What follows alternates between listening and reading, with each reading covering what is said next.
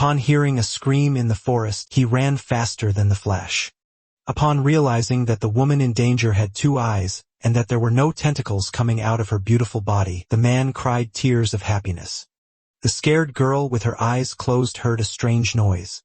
Then when she opened her eyes, all the goblins had already been torn to pieces. In front of her was only the man offering his hand, and when both of them touched, he couldn't stop shaking like an old washing machine until suddenly he opened a grin from ear to ear and said that they should get married. The man is the definition of the word needy.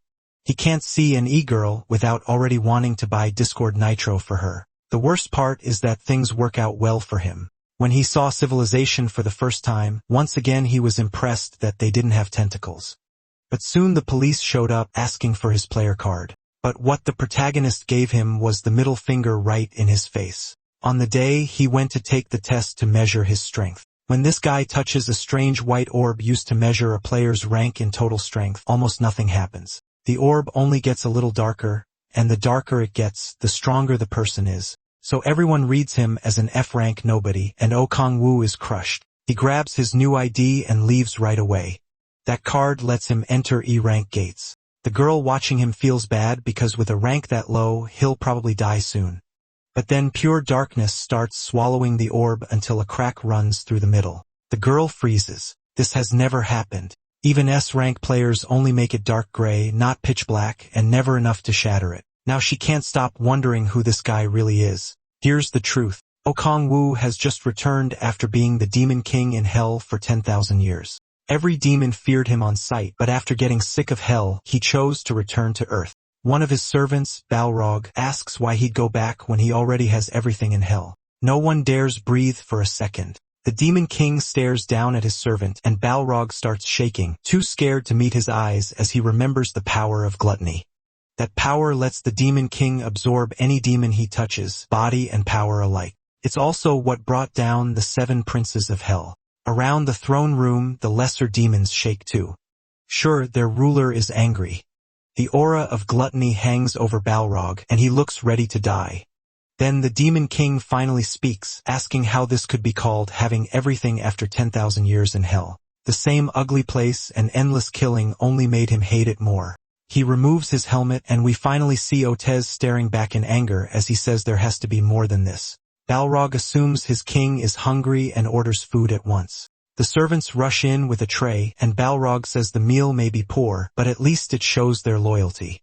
Then he opens it and offers his king a gross octopus head.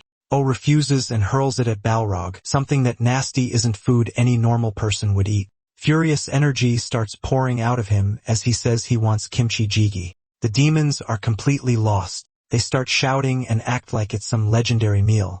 To them, kimchi must be some kind of red raw meat, but he shuts that down fast. Balrog is still ready to tear apart any monster to serve its guts, and he is exhausted by how dumb they all are. Demons don't even understand meals. They just eat whatever they kill.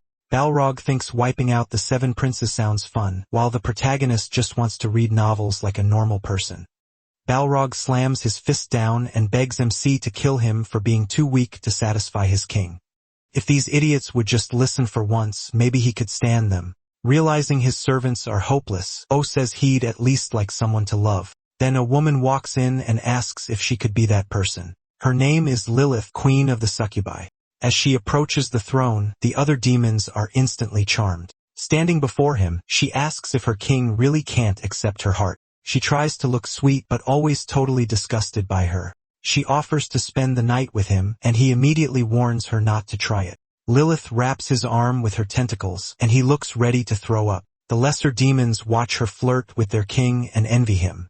Meanwhile, the protagonist does everything he can to pull her off. The succubus famous for draining men is nothing like the lovely image people imagine, and O covers his eyes begging her to leave. To him, even Balrog is easier to look at than Lilith. Looks aren't everything, but Lilith is on another level. MC clenches his fist and decides he has to return to Earth. Lilith and Balrog are stunned by what he says. They call out hoping he isn't serious. But after 10,000 years in that pit, nothing will change O's mind. While they wait for his answer, he thinks to himself that the preparations are finally done. Leaving the throne, he says it's time to claim the reward for surviving 10,000 years in hell. Then he orders Balrog to prepare it. Balrog looks heartbroken, still hoping his king will stay. Instead, O threatens him to do it now. Balrog squeals and quickly apologizes. He tells the lesser demons to summon Eamon and bring the armor of the 7 princes of hell. Soon, Eamon, the eerie shaman, arrives and begins chanting. Cold air spreads through the room, bright light flares from the statues. The light gathers at the center of the platform. Balrog tells O everything is ready. Lilith tears up as her king walks away, and Balrog joins in while the protagonist drops his armor. Both of them look crushed, still hoping he won't really leave. Even so, MC steps onto the platform without hesitation. As he nears Eamon, the shaman explains that pouring huge mana into the armor of the 7 princes can bend space and time and rip open a crack between dimensions. Will listens and gets ready. Purple energy pours from his body as he thinks about going home. He focuses. Mana surges around him, and the myriad demon gate takes shape. The gate splits open, and a massive wave of mana bursts through the room. Amana throws up a shield against the power pouring from him. Even then, the magic overwhelms him, and he can only marvel at it. The statues begin to shake under the pressure until one eye lights up. Soon, the rest react the same way as Oha's power keeps rising. Seeing that, Eamon tells the protagonist the gate is about to open, that it cracks wider and fully opens before him. He knows no family, lover, or friends are waiting on Earth, but just escaping hell is enough. As he reaches the gate, Lilith cries out to him. Her non-stop sobbing makes him pause for a moment. Balrog tries to calm her while she asks if he's really leaving. Avoiding her eyes, O tells her not to cry. He really doesn't want to see that face again, but Lilith instantly blushes, taking his words the wrong way and acting thrilled. Then bubbles start coming out of the holes in her body before liquid starts spraying out. That awful sight leaves O completely horrified while Lilith goes on about wanting to follow him. He dives through the gate at once before things get even worse. Lilith runs to the gate and shouts that she'll follow him no matter what. MC gives a small smirk and flips her off, hoping he never sees that lunatic again. He slowly descends into a control room, thinking only about getting back to Earth. Then he lands beside an orb, excited to finally be home. Suddenly, the orb fires off electricity, and a window appears warning that a nuclear crack has been detected. Defensive barriers activate around the room, and another alert says the Gaia defense system is now running. O has no idea what's happening. More warnings start flashing everywhere. They all say the core's power is beyond capacity. He reads them, confused, until another message says the Gaia system is nearing overload. The defenses kick in harder, the electricity spikes, and he gets hit so badly it nearly fries his brain. Then another warning appears saying exclusion of the core crack is impossible. Angry at the attacks, O forces himself to endure until the system starts sealing him. Just when he tries to fight back, the protagonist blacks out. Sometime later, he wakes with sunlight on his face. Looking around, he finds himself in a forest and wonders if he really made it to Earth. He's still in terrible pain as he tries to stand and check his body. A status window pops up and he has no clue what he's looking at.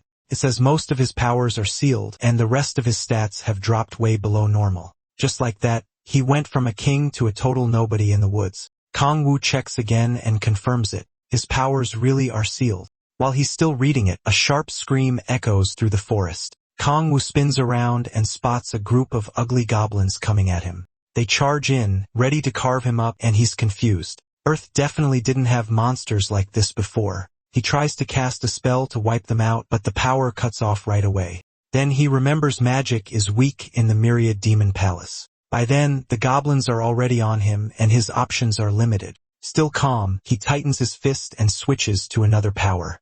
In an instant, Kong Wu cuts through the goblins before any of them can strike. A demonic blade shoots out from his arm and drops them fast. The shadow of one last goblin falls over him, and he locks onto it. A system message says he killed an E-class normal monster. After finishing the last goblin, he gets more experience and reaches level 4. With goblin corpses all around him, he tries to figure out what kind of monsters they were.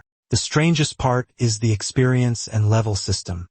It sounds ridiculous, but he can feel himself getting stronger. He stares at the pile of bodies on the ground, completely speechless. Then he decides to gather information about this place first. Thankfully, he still has the power of gluttony, so he uses it on the goblin corpses. He learns a little about their bodies but nothing about the world around him. Still, using this skill raises his magic stat by 1.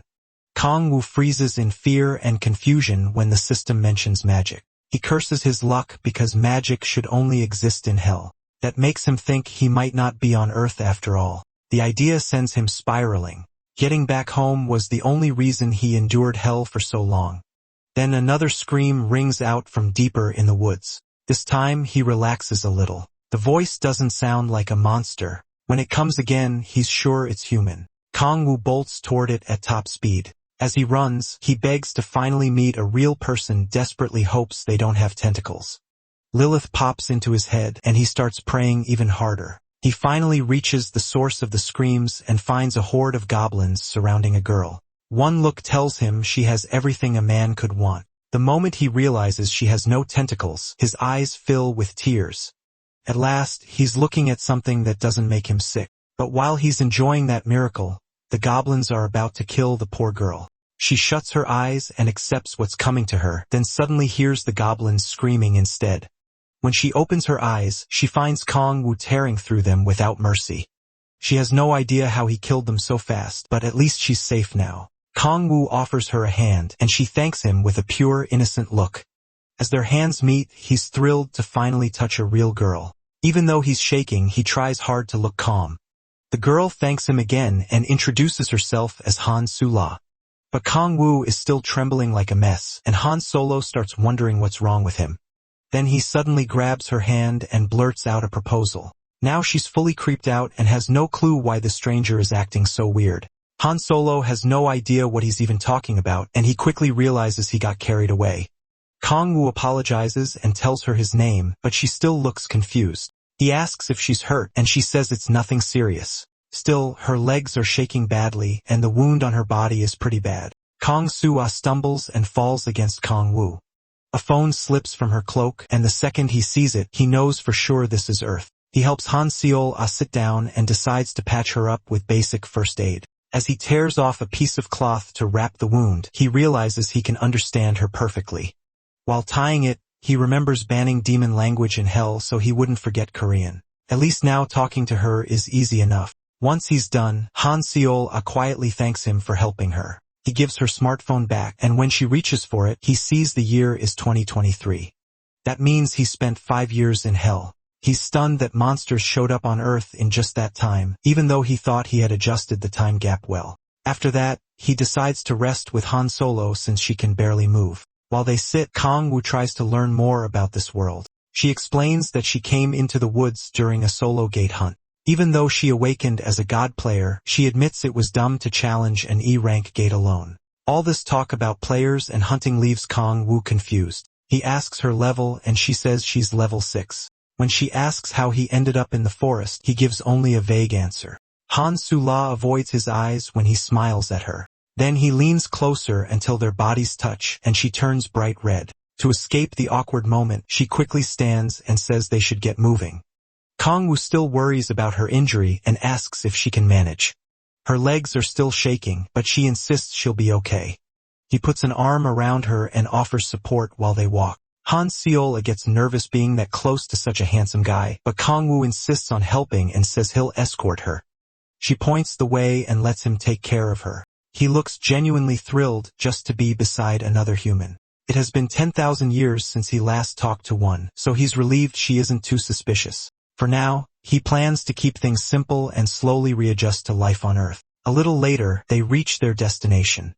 There, a huge portal stands. Kong-woo still doesn't know where it leads, and he's sure a space rift like this shouldn't exist on Earth since he can't see any device creating it. He wonders how such a giant gate is being kept open. Han Sula lets go of his hand and tells him to hurry so they can get out. They step through the portal, and Kong-woo shields his eyes as they pass through the rift. When he opens them again, he can't believe it. The first thing he notices is a guy recruiting people for a goblin hunt. But that wasn't all. People are everywhere, doing all kinds of things, even using futuristic terminals. One person is even trying desperately to talk a thief into joining a party. As Kong-woo takes it in, one thing stands out most. These are normal humans, and not one of them has tentacles.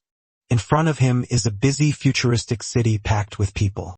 Han Solo glances over as the sight of the city makes him tremble. Tears of joy run down his face. He's finally home.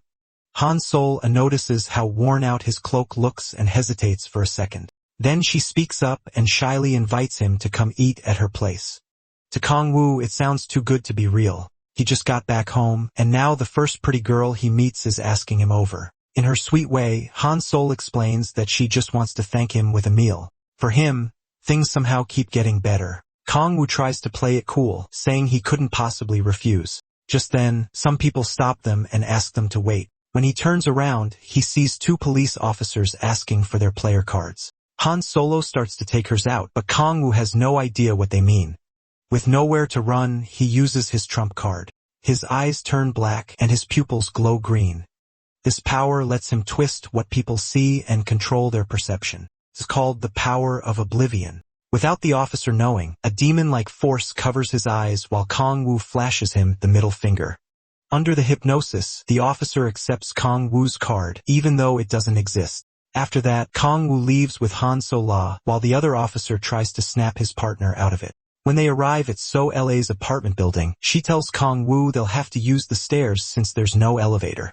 He follows her, taking in all the small things he missed about Earth. The smell of an old apartment, the narrow stairs, the cold railing, even the dusty window, it's all starting to feel real to him. On top of that, he's heading to So-la's place and maybe hoping for more. At that moment, Kong-woo is sure his future is finally going to be happy. As he starts imagining a life with Han Solo's mother welcomes her home, and Kong-woo's fantasy dies the second he hears So-la call her mom. Her mom rushes over, worried she got hurt, but Han Solo quickly says she's fine. Meanwhile, Kong-woo starts wondering if this really was just a dinner invite. Then Han Solo introduces him and explains that he saved her earlier. Her mother grabs his hands and thanks him from the heart for protecting her daughter. She says she doesn't know how to repay him, but Kong-woo tells her not to worry about it. She invites him in and promises to cook something good. Kong-woo thanks her politely. He had hoped to be alone with Han Solo, but this is still way better than life in hell. Solo's mom goes to the kitchen and asks her to help with dinner.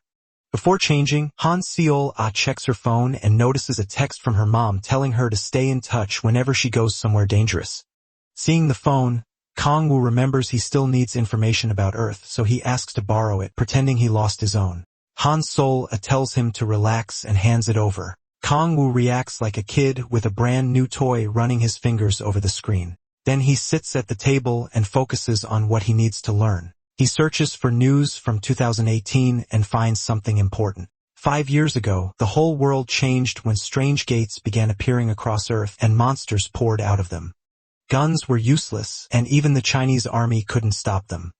Under America's lead, a global emergency group was formed, and Korea became the 9th nation to join. The first player appeared in America, though nobody knew who she was. After that, players started showing up all over the world, and people began to see them as humanity's hope. While reading, Kong-woo realizes it all began the same day he fell into hell. That makes him think one of those gates is what dragged him down there. Still, he treats the article as guesswork for now and decides to learn more later. A little later, dinner is served. As he thanks them, his eyes lock onto the food in front of him. It almost doesn't feel real, but there's no doubt about it. It's kimchi stew, the dish he's wanted for so long. They tell him to dig in, but Kong-woo is too shocked to answer. Slowly, he lifts his spoon and scoops up some stew. Han Solo and her mother sit down to eat too. Han Solo can tell something is off with Kong-woo.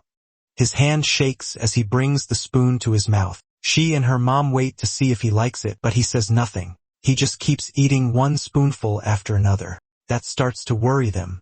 As he eats, Kong-woo remembers falling into hell 10,000 years ago. To stay alive, he took in demonic power and became something close to a demon. But because he was still human, nothing he tasted down there ever felt right. He survived by eating demons, but they tasted absolutely awful. Bit by bit, he almost lost his mind. The only thing keeping him together was his wish to come home. Now he's finally back, tasting real food again, and tears run down his face in pure relief. Han Solo stands to get him another bowl, and her mom smiles, happy he loves it so much.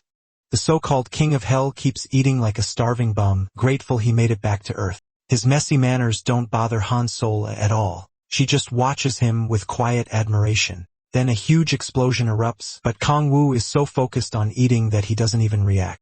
A stranger appears through the wreckage, cursing whoever made him bust through the door. Han Sol and her mother rush out to see who broke into their home. The thug steps forward and yells for Sol to come out right now. He demands to know who gave her permission to enter the gate. His nerve makes Sola furious. Even though she's trembling, she still stands her ground and tells him to get out of her house. The order clearly offends him, and he can hardly believe she said it. Sola says it again and calls him Han Tae-hyun, asking who he thinks he is for barging in like this. She warns him not to come closer, saying she's a real player now, but Tae-hyun looks at her like she's joking. He bursts out laughing and mocks her for trying to sound tough. Then he suddenly slams a fist into the wall beside her. He's furious that someone as low-level as her would dare call herself a real player. Sola shields her mother and warns him again not to come any closer. Tae-hwan glares down at their mother with open disgust. He rants that their father died early and their mom barely earns anything. That sets Sola off, and she shouts that he's the reason their lives are so miserable. He ignores her and grabs her, trying to drag her to the Andress Guild. Sola struggles and says she'll never join such a worthless guild. Tae-hyun gets mad at that, insisting he's helping her get into a good party.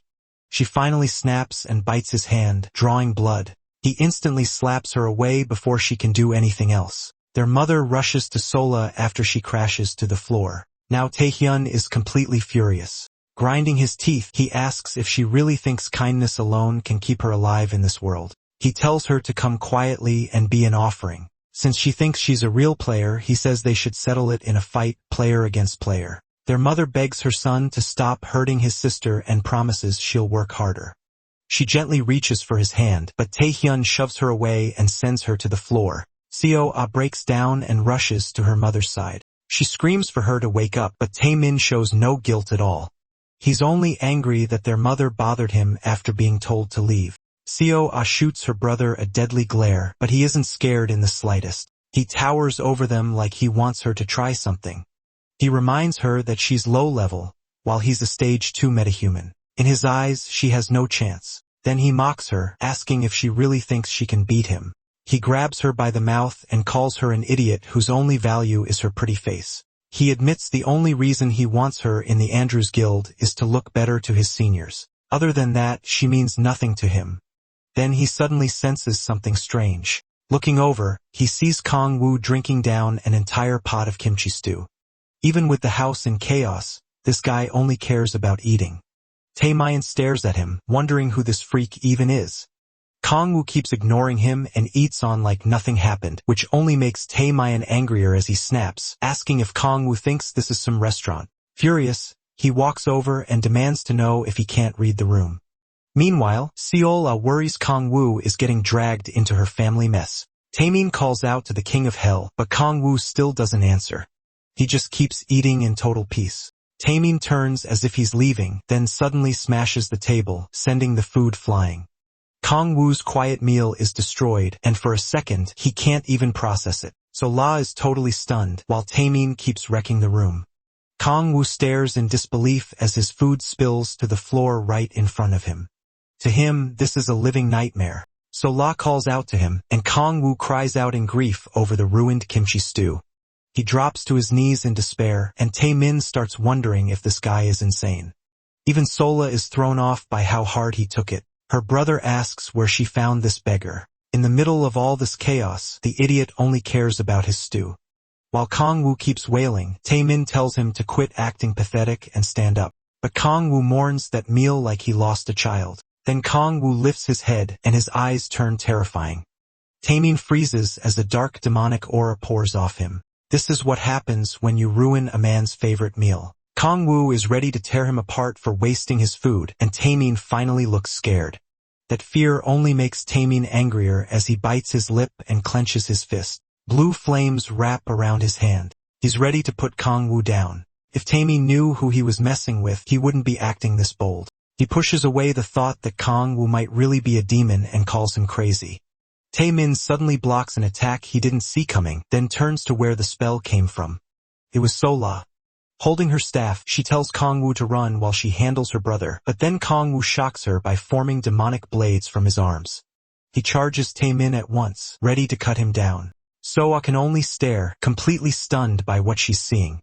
Kong Wu slips past Taemin's next attack like it's nothing. Taemin thinks he just wasn't quick enough, but then Kong Wu comes in from the left with what looks like a punch, fakes it, and drives a knee into his stomach. The hit knocks the air out of Taemin. Even so, he recovers fast and swings again. Kong Wu avoids it, and Taemin starts flailing wildly. His moves are easy to read, so Kong Wu nails him in the side again.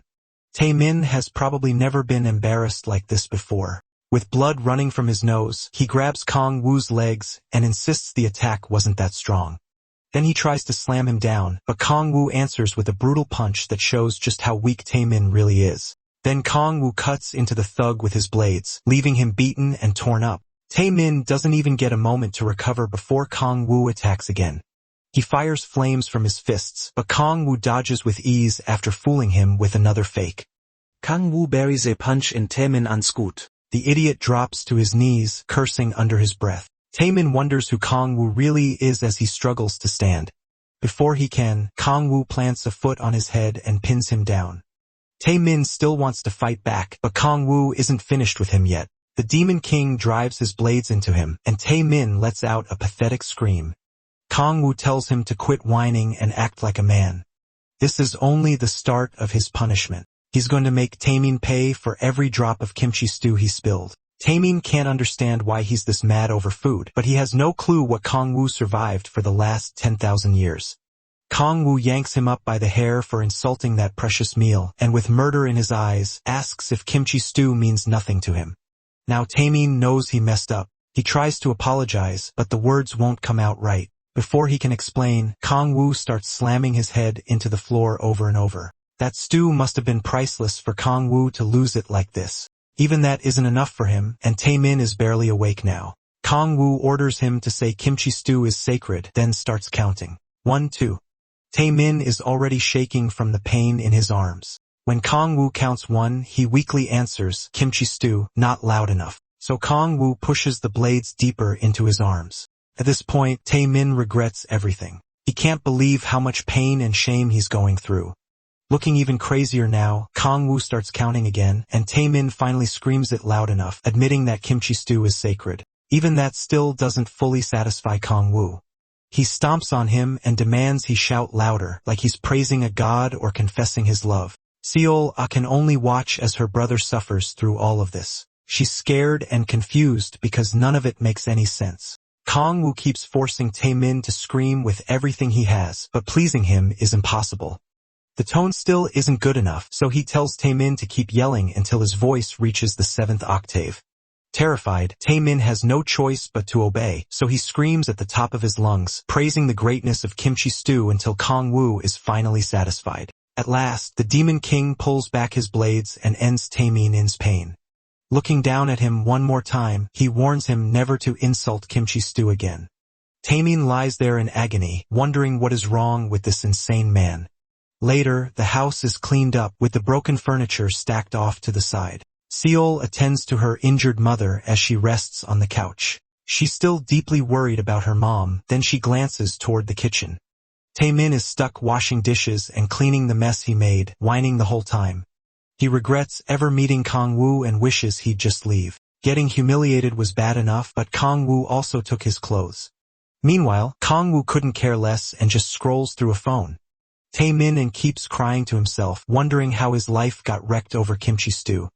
He glares at Kong Wu, clearly bitter after all the pain he went through.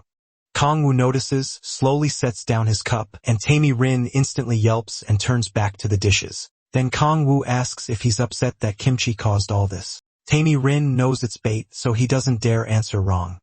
Thinking back to his time in hell, Kong Wu says Taemin has no idea how lucky he is to have clothes, food, sleep, and peace. He tells the boy to value life on Earth while he still can. Taemin answers obediently, but inside, he's plotting revenge. He's waiting to report everything to Andres and get help paying Kong Wu back. While he's lost in that thought, Kong Wu barks at him to come to the table after he finishes the dishes. Taemin stands in front of him like a scared animal, and Kong Wu says there's barely any reason to keep someone like him alive. Holding in his rage, Tammy Rin agrees that he's worthless, but Kong Wu grabs him and says he won't kill him. One look in his eyes makes it clear Tammy Rin may wish he did. Kong Wu fixes him with a cold, threatening stare, and Tamir is crushed by the evil aura pouring off him. Then he sees a demon in front of him as Kong Wu uses Oriax's power of dread. Oriax wraps around Tamir and fills him with pure terror. He cries and begs the demon to stay away, while that third eye glares down at him. Then he starts screaming as shadowy hands crawl over his body. In reality, Kong Wu is only standing over him, while Tammy Rin sobs, begs, and wets himself. Kong Wu gives one final warning. Tammy Rin better never speak about what happened in this house. Oriax doesn't just scar its targets with fear forever, it can also turn them into the Demon King's slave.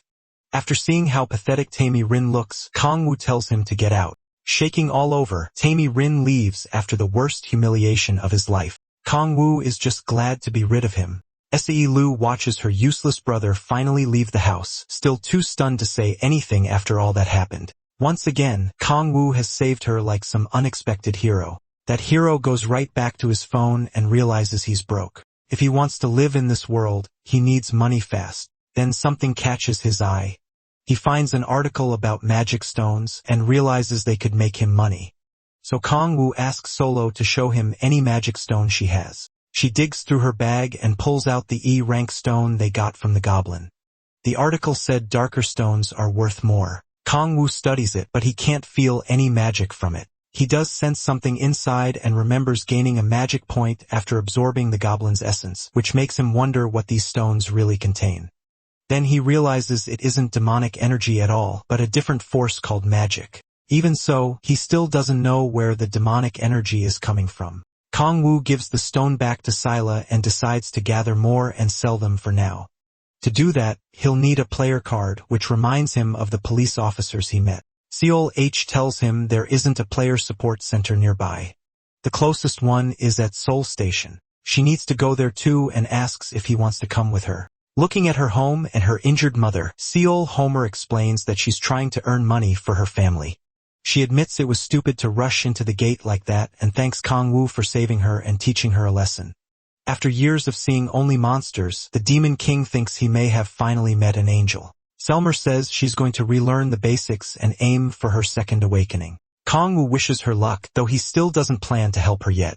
After that, Selmer goes to get ready so they can leave. Once she heads to her room, Kong Wu thinks traveling with her will only slow down his hunting. As harsh as it is, he knows it's true.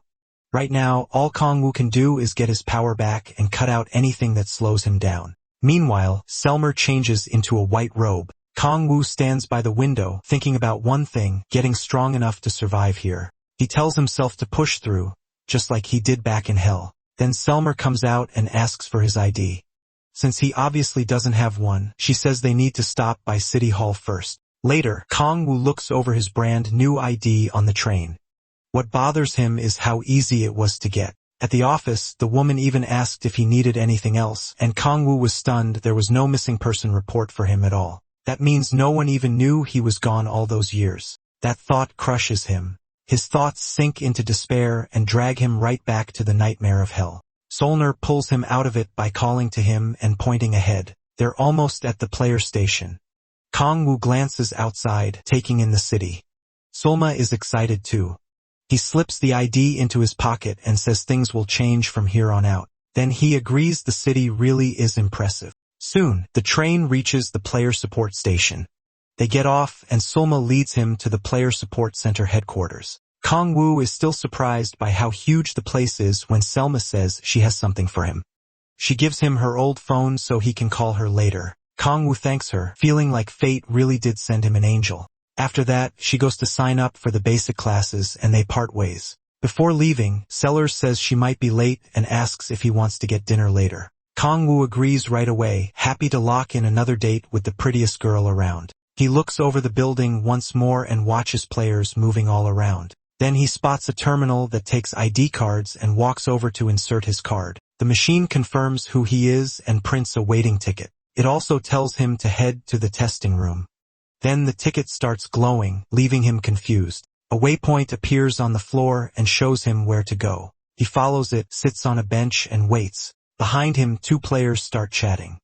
One says he got a D rank on his test. His friend says he could probably pull a B, but he just laughs. He says that's still nothing next to people like Beck or Chaff. While they keep talking, Kong-woo scrolls through his phone. He catches them talking about the big 5 guild leaders, all S ranks from their first awakening. They say an S rank could get picked up by one of those guilds, though they know they're nowhere near that level. Kong-woo starts thinking about those 5 guilds and the people leading them. From Mayor Pierre's Kim Jae-hyun to Red Rose's Cha Yun-ju, Hanul's Bae Kong-hyun, Sonari's Jong Hyun-ju, and owner's Cha Min-hyuk. Those are the leaders of Korea's top 5 guilds, and Kong-woo figures he'll run into them once his strength comes back. That thought sticks with him as he checks his own stats. They're so pathetic that all he can think about is getting his power back fast. Still, he believes player abilities might let him grow even stronger than he was before. At last, his number is called and he's brought into the testing room. After all that waiting, Kong goes in, only to be told to sit again. Once he reaches a desk, a staff member starts handling his test. The woman checks his identity and hands him a marble, used to measure rank. The darker it turns, the stronger the person. Kong-woo worries his power might still come out too high. He puts his hands on the marble and it shines a bright white. He immediately thinks he messed up and the worker is shocked by how bright it is. But when the test ends, she tells him he's F rank and asks him to remove his hands. Kong-woo can't believe it. The king of hell, stuck with an F rank, the attendant starts explaining what comes next, but he's too stunned to react. He knew his power was sealed, but this is way below what he expected. She says he'll receive an E rank player card and can enter gates of that level. To enter higher rank gates, he'd need a guardian. Kong-woo keeps wondering if his strange abilities affected the result. He figures if Balrog heard this, he'd tear the woman apart. As old trauma from hell creeps back in, Kong-woo asks how he can raise his rank. She says one way is to complete the basic course, which would raise him to D rank. It's the same class Sol Ah is taking. The other way is to increase the amount of magic stones he's turned in. Kong-woo picks that option right away since it's faster. As he gets ready to leave, the woman tells him to wait for his player card. She offers to sign him up for the course too, but he turns her down. She feels sorry for him, thinking the low rank hit him hard. Once the door opens and Kong-woo walks out, the attendant thinks he'll die fast if he enters a gate. In her eyes, an F rank like him should just give up on being a player. Then she notices the marble slowly changing back. It turns completely black and begins to crack, making her wonder if it broke. When she reaches for it, the marble shatters. She can't understand it. She was sure Kong-woo tested his F rank. Staring at the broken marble, she's left shaken and confused. Even Bae Kong-hyun only made it turn dark gray. She calls the front desk for a replacement and forces herself to dismiss the idea that anyone could make it go pure black. Outside, players gather near a gate trying to form parties. Like any RPG team, they want tanks, healers, and mages, but nobody wants a thief. Kong-woo notices a young thief getting turned down again and again. He briefly wonders why thieves get rejected so hard, but he doesn't dwell on it. He hands his player card to an officer who checks his rank and lets him enter the gate. On the other side, Kong-woo arrives in a forest. He pauses to recover since teleporting always makes him sick. After stretching, he starts looking for monsters. Then someone calls out from behind him. He turns around and sees a huge man towering over him. So big he almost looks like a bear. The stranger asks if Kong-woo was hunting alone and whether he's had a second awakening. A girl with him says their prep is done, and that's when Kong-woo learns the big guy is Tae-soo. After that, he says he hasn't gone through a second awakening. Hearing that, Tae-soo lights up, which makes his teammates nervous. Acting way too proud, he says an E rank like Kong-woo should join a party, especially without the basic course. Kong-woo is already tired of the guy, but Tae-soo keeps pushing him to join their team. His party members clearly don't like that he invited a stranger without asking them first. Tae-soo tries to convince them in a pretty threatening way. To make it easier, he says they won't need to share magic stones with him if Kong-woo joins. That finally gets them to agree. Even so, Kong-woo says he plans to hunt solo. He has no interest in deadweight slowing him down. Tae-soo ignores that completely and moves right into introductions. He asks for Kong-woo's name, and Kong-woo tells him while making it clear again that he won't join any party. Tae-soo just laughs and tells him to speak casually. He claims he's only 24, even though he looks old enough to be the father of a nation. Then Tae-soo shows his player card, which confirms his birth year. Kong Wu finally agrees to talk casually, though he can't help wondering what happened in the 5 years he was gone. He thanks Taimi Su again for the offer and says he already has his own plan. By now, even Taimi Su's teammates look nervous. Since Kong Wu keeps insisting on going solo, Tae Su finally backs off, but not before warning him about a powerful goblin called the Hobgoblin. The Hobgoblin is a boss monster, way above normal goblins and much harder to beat. Kong Wu thanks Tae Su for the warning and admits the guy is actually pretty decent. Tae Su leaves with his party, and they part ways. Kong Wu thinks that if he were really some clueless F-rank rookie, he probably would have gone with them. But this hunt is better done solo. With that decided, he heads into the forest to start hunting.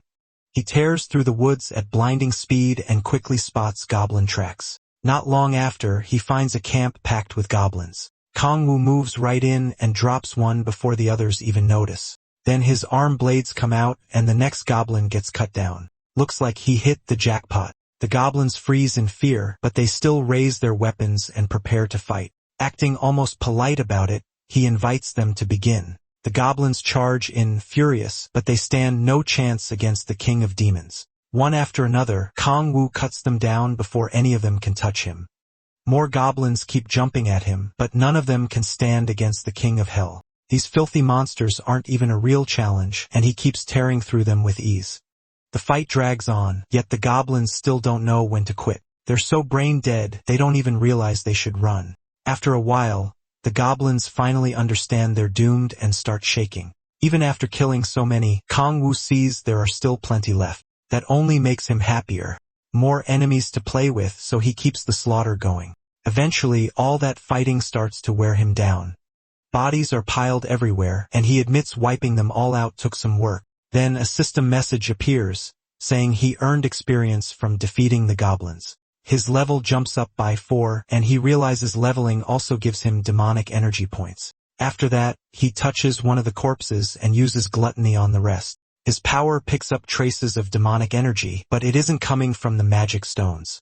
He also notices the amount left in each body changes depending on how long ago it died. So if he consumes monsters right after they die, he can gather demonic energy faster. He starts absorbing it, pleased that he can sell the stones and build up demonic energy at the same time.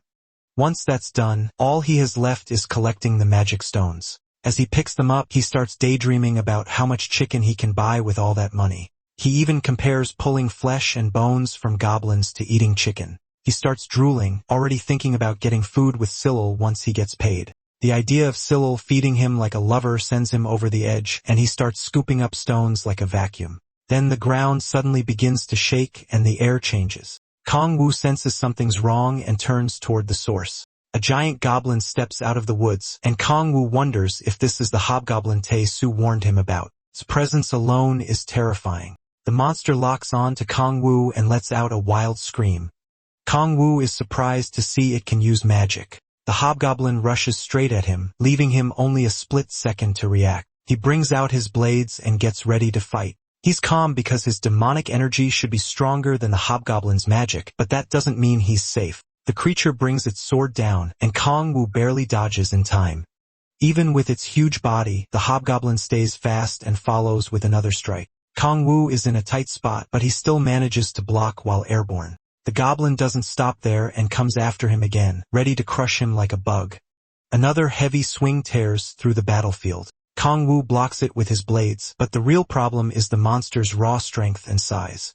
He knocks the weapon aside and tries to counter, only for the hobgoblin to stop him with its shoulder guard. His stats are still too low, so the blow bounces off and throws him back. He knows he needs a real opening, fast. The goblin keeps swinging at him, and Kong Wu dodges every strike. No matter how big it is, the monster keeps up non-stop attacks without exposing a gap. He keeps evading, still waiting for one clean chance. Every swing comes close to taking his head off, and he admits this hobgoblin is on a whole different level from the weak goblins before. That's what you'd expect from a boss monster. He leaps aside from another attack, and the hobgoblin ends up cutting a tree in half. It's wrecking its own territory now, and with no underlings around, Kong Wu sees it as prey already heading for death. He grabs a dead goblin's skull and tosses it past the monster's shoulder.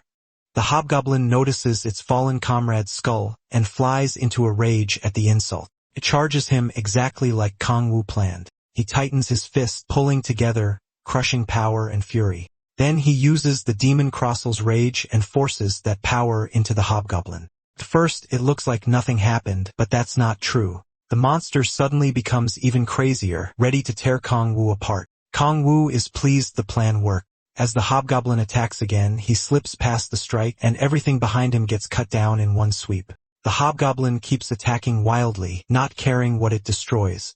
Kong Wu explains that this skill boosts the target's power several times over, but it also turns them into a complete maniac. With its senses gone, the monster swings everywhere without thinking, smashing anything in sight. The rampage continues, but Kong Wu avoids every hit. That actually makes dodging easier. Then he dives in to attack since his enemy has left itself wide open. One quick slash cuts the monster's leg and drops it to its knees, but it still refuses to quit. Even angrier now, it brings its weapon down at Kong Wu too late. He's already won. Kong Wu drives his blade through its head, killing it. The first monster ever taken down by a buff. Glad the brutal fight is over, he admits it was annoying, especially since his old powers would have made it easy. Then the system pops up again. For clearing a monster hideout alone, he gets 150 bonus experience, gains 3 more levels, and unlocks his second awakening at level 11. Kong Wu celebrates the huge win and sees the new skill is called Insatiable Hunger. It lets him absorb more demonic power from defeated enemies through gluttony. Combined with his player abilities, he's sure this will help him grow much faster. Without wasting a second, he looks at the dead hobgoblin and decides to test the new power on it. He activates Gluttony, and a dark shroud covers the corpse. The smoke looks darker than before, and he wonders if that's from his new ability. Then it kicks in, and he starts drawing in even more demonic energy. His demonic energy stack goes up by 3. That confirms it. Stronger monsters will make him stronger faster. After absorbing the energy, he decides to check how much the boost changed his power. Kong Wu focuses inward and is shocked by what he finds. He's not just twice as strong. The increase is 3 times greater than he expected. That fast growth worries him too, since sudden jumps in power can be dangerous. While meditating, he enters the Myriad Demon Gate. In the shallow water there, Kong Wu notices the seal on the gate has weakened. He can't figure out why. Because aside from the awakening, nothing else seems different. Then an idea hits him, and he realizes each new awakening might weaken the seal on the Myriad Demon Gate. A small smile spreads across his face, then turns wild. If he keeps leveling like this, he might really recover his original power. That pushes him to aim for higher ranked gates and level up as fast as possible. He spots the hobgoblin's magic stone and picks it up. Still grinning like a madman, he sets his next target, the third awakening at level 20. Later, the story moves to a busy restaurant full of people eating, drinking, and having a good time. Kong Wu and Seola are sitting together at a table, and Kong Wu is eating like a total glutton. He tears through the chicken and washes it down with a cold drink. Like any normal guy, good food makes him insanely happy, and he can't hide it. Sila looks a little put off by the way he eats, but she goes with it. She asks if the food is really that good, and he calls it the best. That's when she springs the trap, asking if it's better than the kimchi stew she makes. Kong Wu is suddenly stuck in a no-win situation because insulting a woman's cooking is the last thing he wants to do. Luckily, he picks the right answer and says he likes her kimchi stew more. Seol Ho laughs and says she was kidding, but we all know he barely survived that one. Kong Wu lets out an awkward laugh too, relieved he didn't say the wrong thing. Then she gives him some of her chicken, grateful for everything he's done. With his mouth still full, she asks about his family and friends. He takes a sip of beer before answering, then he slams the glass down and says he has neither. The impact knocks a fork off the table. He adds that he doesn't even have a home. If only Balrog heard that. Sila, clearly worried, asks where he sleeps, and Kong Wu admits he has nowhere to go. As he picks up the fork, Se-la looks shaken, then she offers him a place to stay. Caught off guard, Kong Wu asks if she really means it. As she grabs another fork, she tells him not to worry. He's helped her more than he knows, so he accepts and quietly wishes them both luck. At least he won't be sleeping on the street tonight. Still, Se-la can tell he's carrying a lot inside and hasn't let it out yet. After that, Kong Wu remembers he has something for her. He slides over a stack of cash and says it's about 3 million won. Se-la is stunned and asks why he's giving her so much. Kong Wu says it's payment for letting him stay, but she turns it down. To her, taking it after all he's done would feel wrong. But Kong-woo keeps insisting, especially since her family is struggling too. She tries to refuse again, so he tells her to think of it as grocery money, that way it helps both of them. After a moment, Sela accepts and thanks him. Kong-woo gets lost in her cute eyes and tells her it's nothing. She promises to use the best meat for his kimchi stew, and Kong-woo gets way too excited at the thought of eating his favorite food every day. He calls her an angel and swears he'll earn more by selling magic stones. They seriously sound like a married couple already. Once he calms down, he asks if there are any D-rank gates nearby. Sela says there's one close, but she stayed away because it's full of lizard men. The second he hears that, he decides to go there tomorrow. He wants stronger monsters so he can unlock awakenings faster and make more money too. While grabbing another piece of chicken, he wonders if lizard meat tastes good and asks Sela. Later that night, a room in Sela's apartment is opened for him. She says he can use it since it used to be her brother's room. Sitting on the soft bed, he thanks her for letting him finally sleep in comfort. As Sela leaves, she switches off the lights and they say goodnight. Kong-woo gives her a shy smile before the door closes. Then he stretches out on the bed and thinks about how he hasn't felt comfort like this in 10,000 years. The peace and quiet make it even better. As he drifts off, Kong-woo admits coming back to Earth was the right choice. The next day, he heads to a gate and finds the usual crowd of players recruiting. Now that he's D-rank, he notices bus parties looking for people chasing their third awakening. On the way in, Kong-woo spots that same thief from before begging to join a team. Nobody wants him, and even Kong-woo starts to feel a little bad. Still, he gets his ID checked by the officers and enters the gate. Inside, he takes a moment to loosen up and prepare for the hunt. Then he uses the power of silence to make his steps nearly soundless. After that, he runs into the forest. He remembers Sihala saying lizard men hear well but don't see very well. So the key is getting close without a sound before they can swarm him. It works. Kong-woo quickly finds 3 lizard men and they never notice him. He's already decided to kill them. He also remembers Solo mentioning their weakness to fire. So Kong-woo instantly uses the Devil Andress's Hellfire and launches it at the unsuspecting monsters. Before they can react, the flames hit. Their bodies instantly respond to the fire, and in seconds, Kong-woo is roasting all 3. The creatures can only scream as the flames overwhelm them, so they leap into the river to try putting them out. Too bad for them. Kong-woo explains that normal water can't stop this fire. Only demonic energy or magic can force it away, and the lizard men burn to death. He notes that the flames burn a target's life force, not just the body. That's why he uses gluttony on what's left to absorb the energy he needs. After taking in the demonic energy, Kong-woo remembers Tae-moo's guild is called Andress and figures the name came from somewhere. If things go badly, he's ready to destroy everything. Then he notices more lizard men watching from the trees behind him.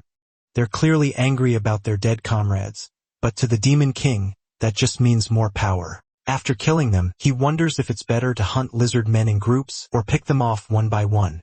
Suddenly, someone calls out to him, and he turns to look. The stranger takes one look at his gear, assumes he's a newbie, and asks if he wants to join their guild hunt.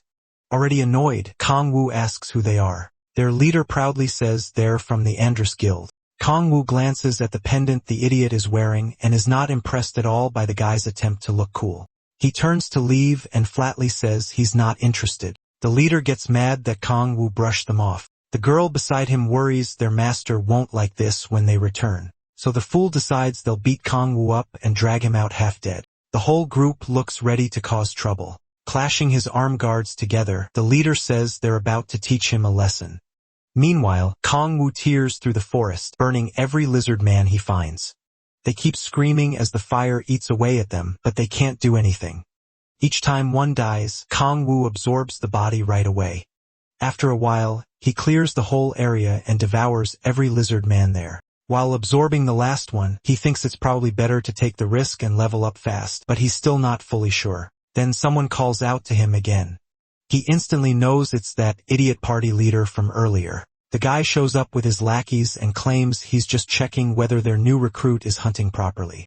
Kong-woo can tell he's the type who bullies weaker people, so he plays along and says there's nothing to worry about. He's doing just fine alone. The leader mocks him saying, that can't be true since his clothes are clean and there aren't any corpses nearby. Kong Wu says he's resting and that only makes the guy madder. He demands to know why Kong Wu is being rude to a senior, and Kong Wu says his whole act is getting annoying. That sets him off and he looks ready to tear Kong Wu apart. Kong Wu doesn't care and even asks if he wants to fight. One of the ugly lackeys gets fired up by that, but the leader stops him. The kid can't understand why, but the leader wants to punish Kong Wu himself. Judging by Kong Wu's face, he'd love to wipe the floor with this moron. The party leader warns that Kong Wu will regret messing with him. Kong Wu, on the other hand, looks almost excited to see what he'll try. The guy pulls out his sword and bangs it against his metal arm guards. The rest of the group watches, waiting for things to explode. The idiot reminds Kong Wu that lizard men are sensitive to sound, but the Demon King still isn't impressed by such a cheap trick. Kong Wu just tilts his head and smiles while they wait for the lizard men to show up. The leader keeps making noise with his sword, and soon the water starts shaking as a horde of lizard men rushes in. The party leader orders the mage to put up a barrier to keep the monsters out. Safe behind the shield, he sneers at Kong Wu and tells him to drop to his knees and beg, sure the lizard men will be too much for him. But Kong Wu is actually excited. He wonders if this pathetic setup is all the idiot can do. The party leader starts to get uneasy. Kong Wu tells him that if he's gonna play dirty, he should commit to it. His eyes glow red and he brings his hands together. A brutal burst of sound explodes out. It's loud enough to pull in even more monsters. The Endress Guild party is caught off guard when the ground suddenly starts shaking under them. Kong Wu keeps stomping, making the noise even worse. Terrified now, the leader begs him to stop before everything spirals out of control. Kong Wu cuts the noise at once and gives the leader a smile. The guy calls him insane for pulling that stunt, and now things really start to heat up. Inside the barrier, the party watches the lizard man closing in. Seconds later, a whole swarm surrounds them. Everyone freezes, and the mage starts shaking. She's never seen this many before. The leader snaps at her to hold it together before the barrier fails. Then he turns on Kong Wu, screaming and asking if he wants them all dead. Kong Wu just scoffs and jumps onto a tree branch. The leader stares up in panic, afraid Kong Wu is about to leave them behind. Kong Wu says he already knows lizard men react to sound. After that, the monsters charge the party and start slamming into the barrier. The mage struggles to keep the shield up, but each hit makes it harder. Knowing they're running out of time, the leader throws all his rage at Kong Wu. He curses him out and asks if he's lost his mind. Kong Wu says the leader has it wrong. He's not dying here. The only ones about to die are them. Then he uses the power of silence to hide his presence from the lizard men. The monsters ignore him completely and stay focused on the Andres Guild party. As they keep tearing at the barrier, the leader finally realizes Kong Wu can control sound. In that same moment, the barrier breaks, and his teammates are instantly overrun. He shouts for the mage to put it back up, but when he turns, a lizard man's tail has already pierced her. Tears fill her eyes as the monster moves in to eat her. The leader drops to the ground and can only watch her get ripped apart. All around him lie his friends' bodies. Shaking with fear, he tries not to make a sound, so he won't be next. One lizard man lifts a dead teammate's body, and he stares at the nightmare in front of him. In moments, his whole team is nothing but torn meat. The boy's limp hand lets the spear fall. He fights back the urge to throw up at what he's seeing. When he looks up again, the monsters have picked him as their next target. He begs Kong Wu to save him, admitting he was wrong to act so arrogant. Kong Wu cheerfully calls him Shaun Bai and tells him good luck. The idiot curses the Demon King with everything he has as the lizard men start devouring him alive. A few seconds later, they finish him off while Kong Wu watches them feed. To him, the best way to answer evil is with something even worse. Once the Andres Guild party is dead, Kong Wu burns the remaining monsters and clears the area. Even so, he looks disappointed by how easy it was. After reducing them to ash, he activates gluttony to absorb the demonic energy he needs. Then the system appears and tells him gluttony can't be used on those protected by the Gaia system. He remembers hearing about the Gaia system on his way to Earth. Looking at the human corpses, he realizes players are under that protection. That means he can't eat their bodies or take their abilities. Still, what matters most to him is how much demonic energy he can use. His demonic energy stat rises to 30.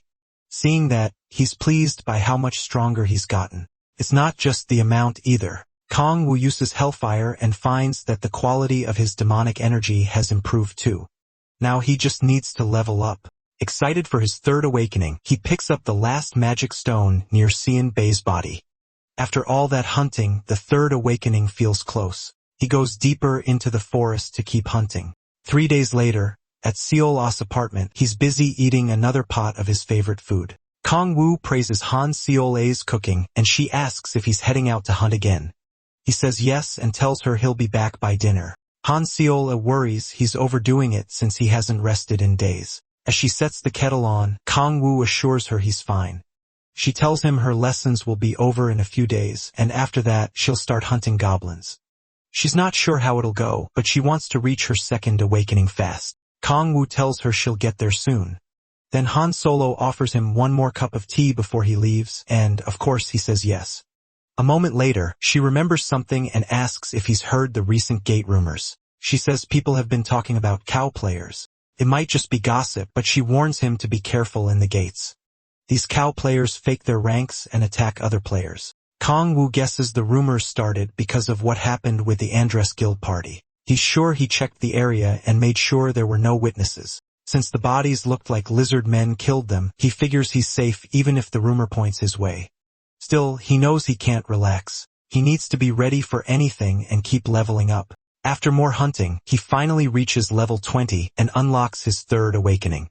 The system announces it, and he can tell his power has jumped to a whole new level. Kong-woo tests it with Hellfire and confirms it right away. Each time he levels up, the seal on his myriad demon gate weakens, letting more demonic energy leak out and boost his powers. He then spots a magic stone and checks it out. Thanks to his third awakening, he can now turn the magic inside magic stones into demonic energy. After absorbing one, he's shocked. It gives him about as much demonic energy as a whole monster. That means he can build power twice as fast, but he'll have to give up selling the stones. He pulls out his phone to check his money and sees he's made plenty these past few days, so he won't need the magic exchange anytime soon. He also realizes that gives him more chances to use this new skill. Kong-woo takes off his shirt and ties it around his waist as he gets ready to hunt again. He pauses in the sunlight for a moment before crouching down and shooting into the air with the power of the sky. That power gives him wings, letting him stay up and move through the air with ease. He remembers he still hasn't found the lizardman's boss, but he can't get a good look over the forest, and without enough demonic energy, he can't use governance yet. Then he hears someone calling out and recognizes Tae-soo's voice. When Kong-woo moves closer, he finds two rough-looking players giving Kong Tae-soo a hard time. He can tell this isn't normal and wonders what happened. Then he notices Kong Tae-soo standing in front of the thief from earlier, the one who had been begging to join a party. Angry Kong Tae-soo demands to know why they're attacking their own teammate. The two bullies get annoyed at how loud he is, worried he'll draw the lizard men. As they argue, Kong-woo realizes the thief was betrayed and figures these two are the cow players Solo mentioned. At least now he knows the rumors aren't about him. On the other hand, the red-haired thug suddenly attacks Kong Tae-soo and tells him to shut up. Kong Tae-soo blocks it with his heavy shield, but the force still pushes him back a little. He's furious, though he also looks worn down. The two bullies are annoyed by how sturdy he is and wonder if he's really only had his second awakening. Kong Tae-soo tightens his grip on the shield and slams it hard into the ground. Then he tells the CO players he's not going down that easily. He triggers a skill, and his shield lights up with a crackling orange glow. Even so, the two players don't look worried. They're sure Kong Tae-soo can't beat them without a third awakening. Tae-soo tries to act tough, but he's clearly exhausted and won't hold out much longer. The pair close in, ready to finish this, but the green-haired one reminds his partner they can't kill the big idiot. Oh catches that line and starts wondering what they meant, so he stays hidden in the bushes and waits to see what happens next. As Kong Tae-soo struggles to keep his skill active, MC thinks back to their last meeting and wonders if he should step in. Right when one of the bullies moves in to finish Kong Tae-soo, Oh notices something odd about the player. He steps out of hiding, and the man freezes in confusion. He has already spotted demonic energy wrapped around their weapons. That immediately makes him curious about who these guys really are. The two players demand to know who he is, asking if he's just passing by or some unlucky fool. Kong Tae-soo is stunned to see the protagonist again and can't figure out why he suddenly showed up. Then the two morons warn Oh that after seeing this, he won't be leaving unharmed. The green-haired one tells his ugly buddy they don't need MC alive, so he can do whatever he wants. That only confuses Kang Tae-soo more, especially when they say they already met their quota by catching him in the useless thief. That puts the red-haired brute in a great mood. He levels his axe at him and charges, ready to chop down the Demon King. Oh doesn't flinch at all. Kang Tae-soo shouts in panic as the attacker closes in. By then, the blade is already inches from the protagonist's head. MC just smacks the idiot across the face. His partner can only stare as the fool crashes to the ground. The red-haired guy scrambles back up and his teammate yells asking what the hell he's doing. He tries to say something feels wrong, but he never notices, oh, getting close. Before he can react, the Demon King hits him fast and keeps beating him down. Kang Tae-soo is shocked to see him handle him so easily and starts wondering if this is really the same. The protagonist, Kang Woo, he knows. The other bully rushes in to help and draws his sword. Just as he goes for Kang Woo's head, Oh fires the power of destruction and drops him in one blow. The hit sends him flying into a tree, knocking the breath out of him. He crumples to the ground, and his partner can only watch helplessly. Mo grabs the red-haired idiot by the hair and starts questioning him. In a cold voice, he asks where the demonic energy came from. The fool talks back and asks how MC even knows about it, so he slams his head into the ground for dodging the question. Then he yanks his head back up and makes it clear he's the one asking questions.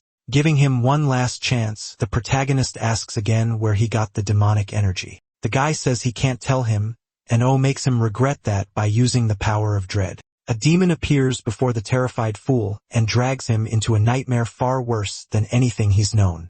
After getting scared like a coward, he blurts out that the demonic energy came from his guildmaster. MC watches the pathetic man break and spill it, but his partner suddenly shouts at him to shut up and calls him Sio Taeho. Too shaken by the nightmare, Taeho keeps trembling. His teammate yells again, asking if he's lost his mind. Oh doesn't like the interruption. He forms a ball of demonic energy and blasts the other guy with it, telling him to stay put for now. Then he turns back to the frightened Taeho and asks about the guildmaster. Terrified for his life, Tae says it was the Andres Guild. He explains that the guildmaster performed a ritual and gave him those powers. Owen asks what the ritual was for, but the man hesitates, so he decides to push him harder until he talks. Tammy shakes badly and tries to explain the ritual, but all at once, he starts writhing and foaming at the mouth. He screams, coughs up blood, and dies on the spot. Now Kang Woo is furious. He says the guild must have planted something in Tammy to stop him from talking about the ritual. After that, Tammy walks up and asks if he really is Kang Woo. At the same time, the thief wakes up and looks around in confusion. Kang Woo confirms who he is, and Tammy Soo is glad it's really him. Then they notice the thief is awake, and Tammy calls him Tammy Hyung. He introduces the kid to Kang Woo and says the Demon King saved both of them. Then the brute asks what Kang Woo's doing here since he thought he was at the E-rank gate. Kang Woo awkwardly brushes it off, saying he just had something to do here. Tammy So starts to realize Kang Woo was never a beginner, and that's probably why he turned down his offer before. He thanks Kang Woo for saving them from those crazy bullies, all while shaking his hand like mad. Tammy tries to thank him too, but he's so timid his voice barely comes out. Tammy So gets even more excited after learning Kang Woo is high level and promises to repay him for the rescue. After the Demon King thanks him, he brings up the Andres Guild and says their name already has a bad reputation. Looking at the two bodies, Tammy So says he never expected the guild to have cow players in its ranks. He takes out his phone and says he'll report everything to the Horang Corps. He explains that the Horang Corps is a government-run player unit, and once they hear Andrews use cow players, they'll investigate right away. Kang Woo thinks it over, then tells him not to report it yet. Both Tammy Soo and Tammy Han stare at him, confused about why. Kang Woo says he'll handle the Andrews Guild himself. Tammy Soo pauses, then agrees, trusting Kang Woo. Kang Woo tells them both to forget what happened here. But out of nowhere, Tammy Soo drops to his knees. Kang Woo just stares, wondering why this brute is acting dramatic again. Tammy Soo offers himself to Kang Woo and says they should work together to make the Andres Guild pay. The Demon King is completely thrown off by this and can't make sense of what this blockhead is saying. Tammy So is fired up because he thinks Kang Woo wants to punish the guild with his own hands. Even the dead bodies would be creeped out by this guy's energy. He says Kang Woo's sense of justice is just like the heroes in movies, then starts rambling about how much he loves films. Somehow that only makes him look creepier. Then Tammy Sue slams both hands to the ground and says he's fallen for Kong Woo's sense of justice. To repay his debt, he begs once again to join him and promises to pay him back along the way. At this point, Kong Woo is completely freaked out, seeing Tammy Sue as another bell rock. As if that wasn't enough, the thief cuts in and says he wants to repay him too. He calls himself a Dudak Bung and promises to pay Kong Woo back somehow. Kong Woo is more stuck on that weird title and asks what it means. Taehyun explains it's a word for bandits since they're bad at damage and bad at tanking. Kong Woo realizes it ties into why thieves are looked down on. With tears in his eyes, Taehyun says that's just the sad fate of players like him. Then Tammy Sue opens his mouth again and suggests Taehyun should join Kong Woo's team if he really wants to repay him. Kong Woo knows that helps him in no way at all, but Taehyun starts getting emotional and tearing up, deeply touched by the idea. Still, he admits he was only a useless burden to Tammy Sue and did nothing but get beaten up. Taehyun says he wants to grow strong enough to help both Kong Woo and Taehyo.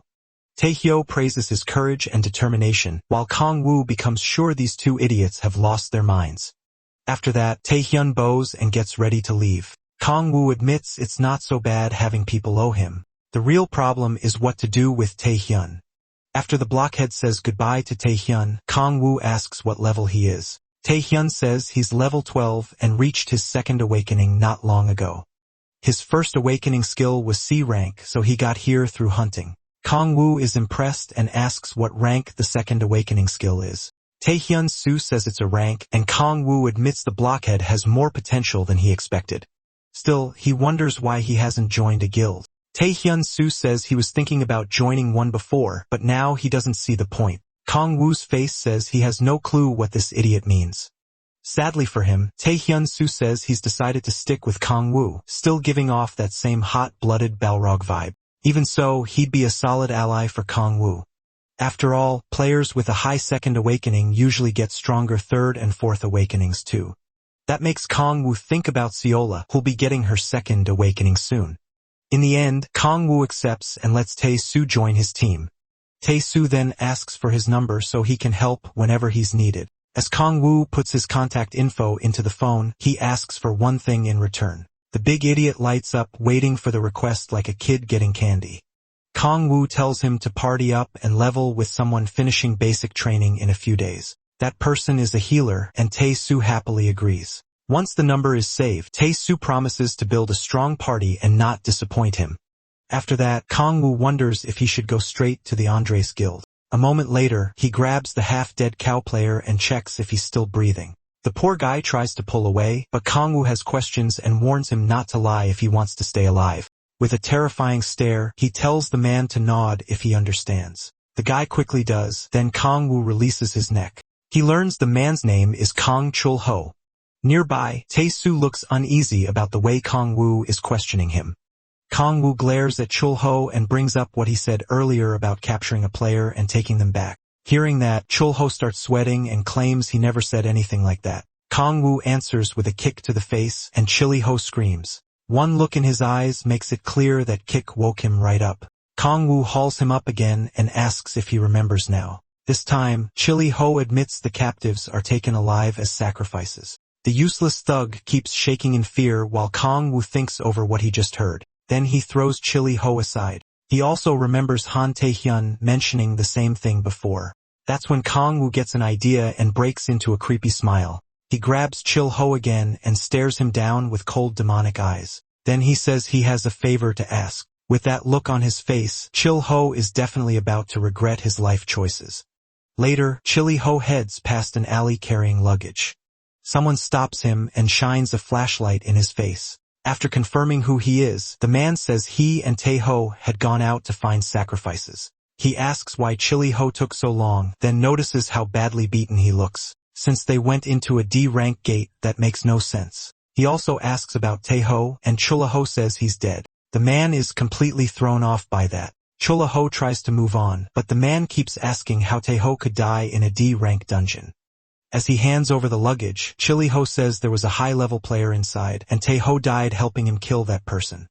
The man opens the suitcase and finds a body inside. The body looks fine, and the sacrifice is still alive. Still, he says Chili-ho is acting strange, and Chili-ho blames it on Tae-ho's death. The man tells him not to dwell on it and says fewer people might even be better. With this sacrifice they can still get baptized. And since Taemo is dead, all the demonic energy can go to Chili Ho. Even then, Chili Ho still looks uneasy. He gets even more tense when the man asks if he can spare a little power this time. Then the guy jokes that maybe Chula Ho killed Tae Ho to keep it all. Angry now, Chula Ho snaps at him to just handle the sacrifice and storms off. While he runs off, the man wonders where he's going. Chula Ho ignores him and keeps sprinting desperate to get away.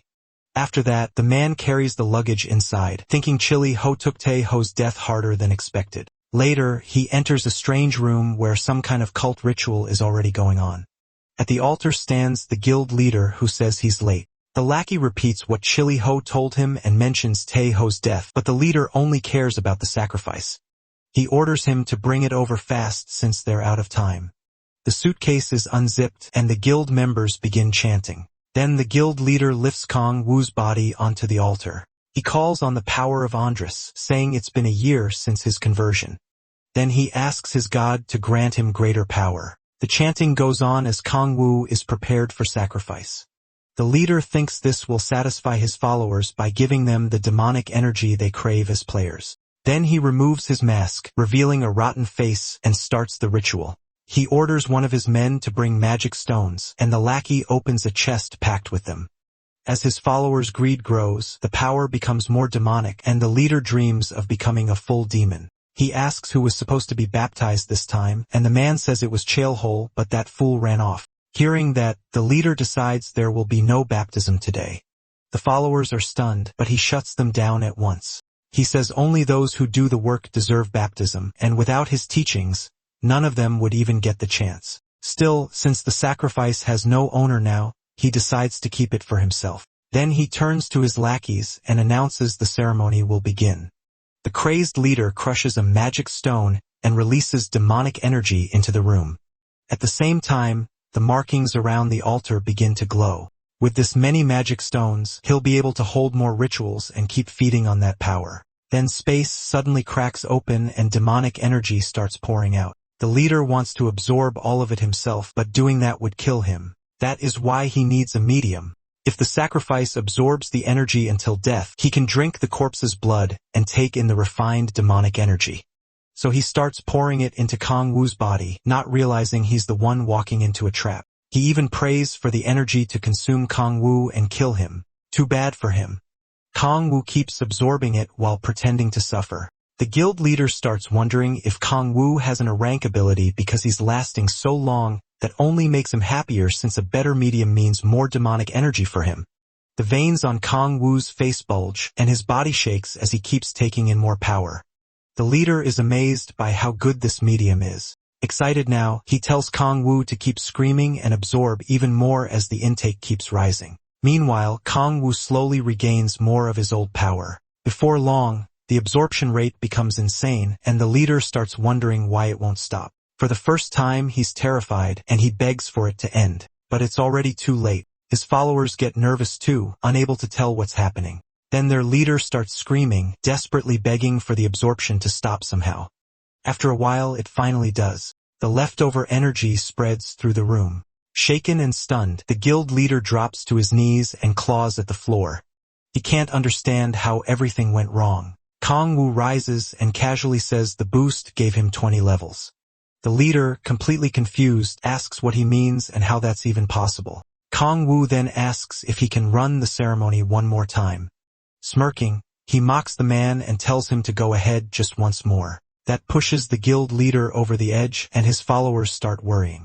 He curses Kong Wu and attacks right away, but Kong Wu easily dodges the fireball, and it blows apart the wall behind him. Kong Wu sarcastically praises the weak shot, and that makes the leader start firing spells wildly. He keeps launching fireballs non-stop, raging like Kong Wu personally ruined his life. After the flood of attacks, the barrage finally ends. He looks up to check if Kong Wu is dead. Too bad for him. Kong Wu is completely unharmed thanks to all the demonic energy he absorbed. The deranged leader is furious. He orders his followers to stop standing around and attack Kong Wu. They all rush in at once, while their leader hangs back like a coward. Kong Wu brings out his arm blades as one of them closes in on him, then charges before the fool can even strike. After cutting that one down, he quickly tears through the rest of the lackeys. One of the lackeys stares at his boss and calls him Chode Ok Hun. The crazy guild leader bursts into sinister laughter. Then he summons another fire spell, his so-called Hellfire. The second Kong Wu notices that cheap move, he just starts laughing. Dio Kong gets furious at being mocked, and he still can't figure out how Kong Wu can handle demonic energy. Even so, he believes Kong Wu still isn't stronger than him. Kong Wu immediately shows him what real Hellfire looks like. Dio Kong is stunned and can't understand how Kong Wu casts something that powerful. He starts shaking, unable to accept that anyone could hold more power than him. Then he looks at Kong Wu and sees a real demon staring back. He quickly understands he can't win, so he snuffs out his weak little flame. Then to everyone's surprise, he drops to his knees. Kong Wu asks what exactly he's doing. Out of nowhere, Dae Okon calls him the great incarnation of Andrus. Kong Wu can't believe this clown is trying that now. It was clearly his last shot at not getting burned alive. Dae Okon keeps bowing and praising Kong Wu as their god king and messiah. His followers are stunned by what their leader is doing. He even screams at them to worship too, convinced Kong Wu will lead them to eternal life. Kong Wu instantly sees through it. This idiot is trying the oldest, dumbest trick possible. The others kneel as well, while Dae Okon keeps laying it on thick, hoping the act will save him. Kong Wu cancels the spell and walks over to the trembling fool. Dio Kuin says he's so overwhelmed he might burst, and Kong Wu admits he's not completely brainless. Then he plays along and releases the power of the sky, spreading his demonic wings. Dio Kuin looks up at him like a pathetic believer. Kong Wu lets out a wild laugh, then declares that he is Andrus, the king of Hellfire and ruler of all demons. After that, he orders Dae Okon to send everyone else away so they can talk alone. Once the followers leave, Kong Wu starts questioning him. First, he tells him to drop the fake worship act. Dae Okon still looks scared to death, but manages to ask who Kong Wu really is. Kong Wu shuts him down right away. Only he gets to ask questions, and Dae Okon only needs to answer.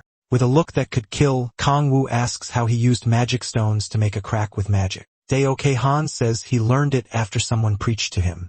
He explains that a man in a demon mask came to him one day and promised eternal life if he followed the demonic religion. Kong Wu slams him to the ground, calling him an idiot for trusting something he knew nothing about. Dae Ok Han hurriedly explains that the masked man crushed their guild in an instant and gave them a choice: die or obey.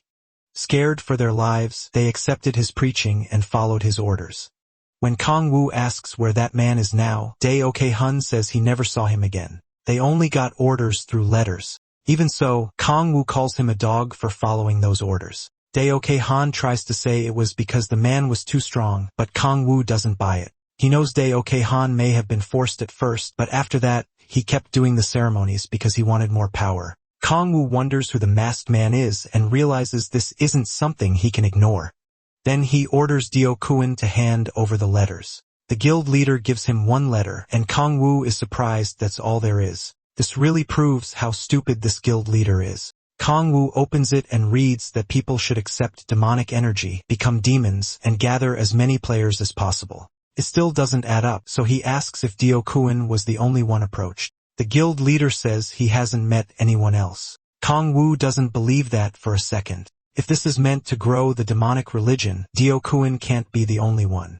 Angered by the idea of the demonic religion turning Earth into hell, he grabs Dio Kuin and gives him 3 orders. Investigate the demonic religion, stop the ceremonies, and tell no one about what happened here. Dio Kuin tearfully agrees to every demand. Kong Wu tells him to get out, and the man runs off at once. Even then, Kong Wu feels he still has to clean up the Andrus Guild's mess. Once Dio Kuin starts digging into this, the government will probably catch him.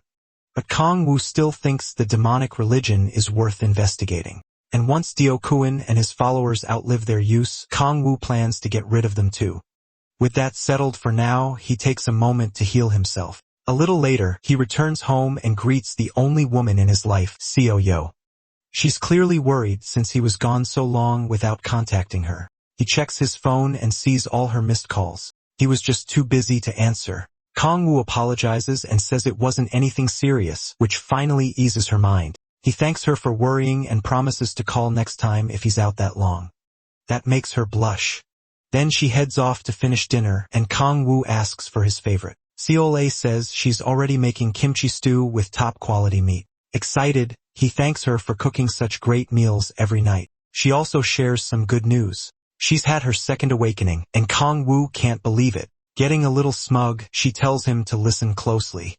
Her special ability is B rank called Blessing of Light. Kong-woo doesn't really know what that means, but he's happy because with Tae-soo, the three of them could make a great party and outclass most others. He asks if any guilds have tried to recruit her and which one she wants to join. Seola nervously says she doesn't really want to join a guild. Instead, she wants to help Kong-woo however she can.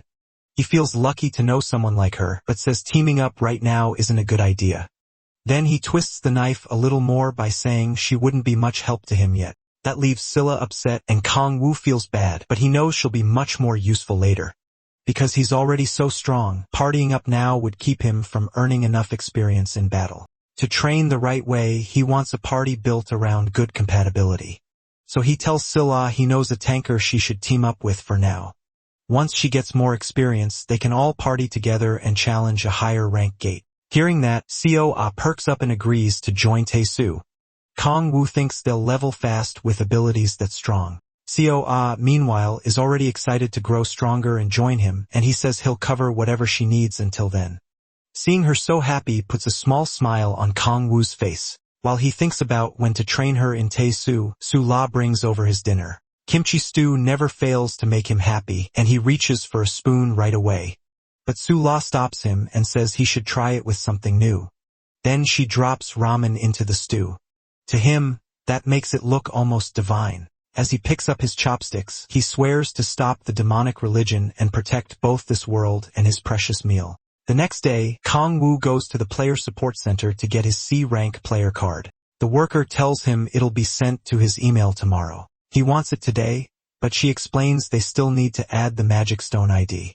So he leaves disappointed he can't get it right away. Then it hits him. Since returning to Earth, he hasn't really had a proper break. Since he can't act on the demonic religion yet, he decides to finally rest. He starts wandering through the city, thinking about how to spend that break. Then he pulls out his phone and scrolls through webtoons. He remembers how much he used to read them before getting dragged into hell. Still, he decides not to fall right back into old habits and instead enjoy whatever he can. A nearby PC store catches his eye, so he goes in. He's never seen one before and is amazed by it. Once he sits at a gaming computer, he even notices he can order food from the menu there. He orders a bowl of ramen since people say PC room ramen hits different. While he waits, he loads up one of the most popular games there. It's a team-based tactical RPG where each player fills a different role. Naturally, he picks the wild, chaos-causing class. Once the match begins, he's blown away by how good the game looks. He learns fast that killing monsters gives him gold. Before long, his teammates figure out he's brand new, and the chat turns toxic. The worker brings over his ramen and sets it down for him.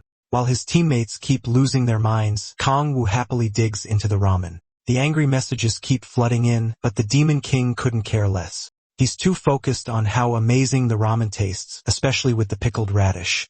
He washes it down with a soda and honestly wonders if this is heaven. Only then does Kong-woo glance back at the screen and see that his character is dead.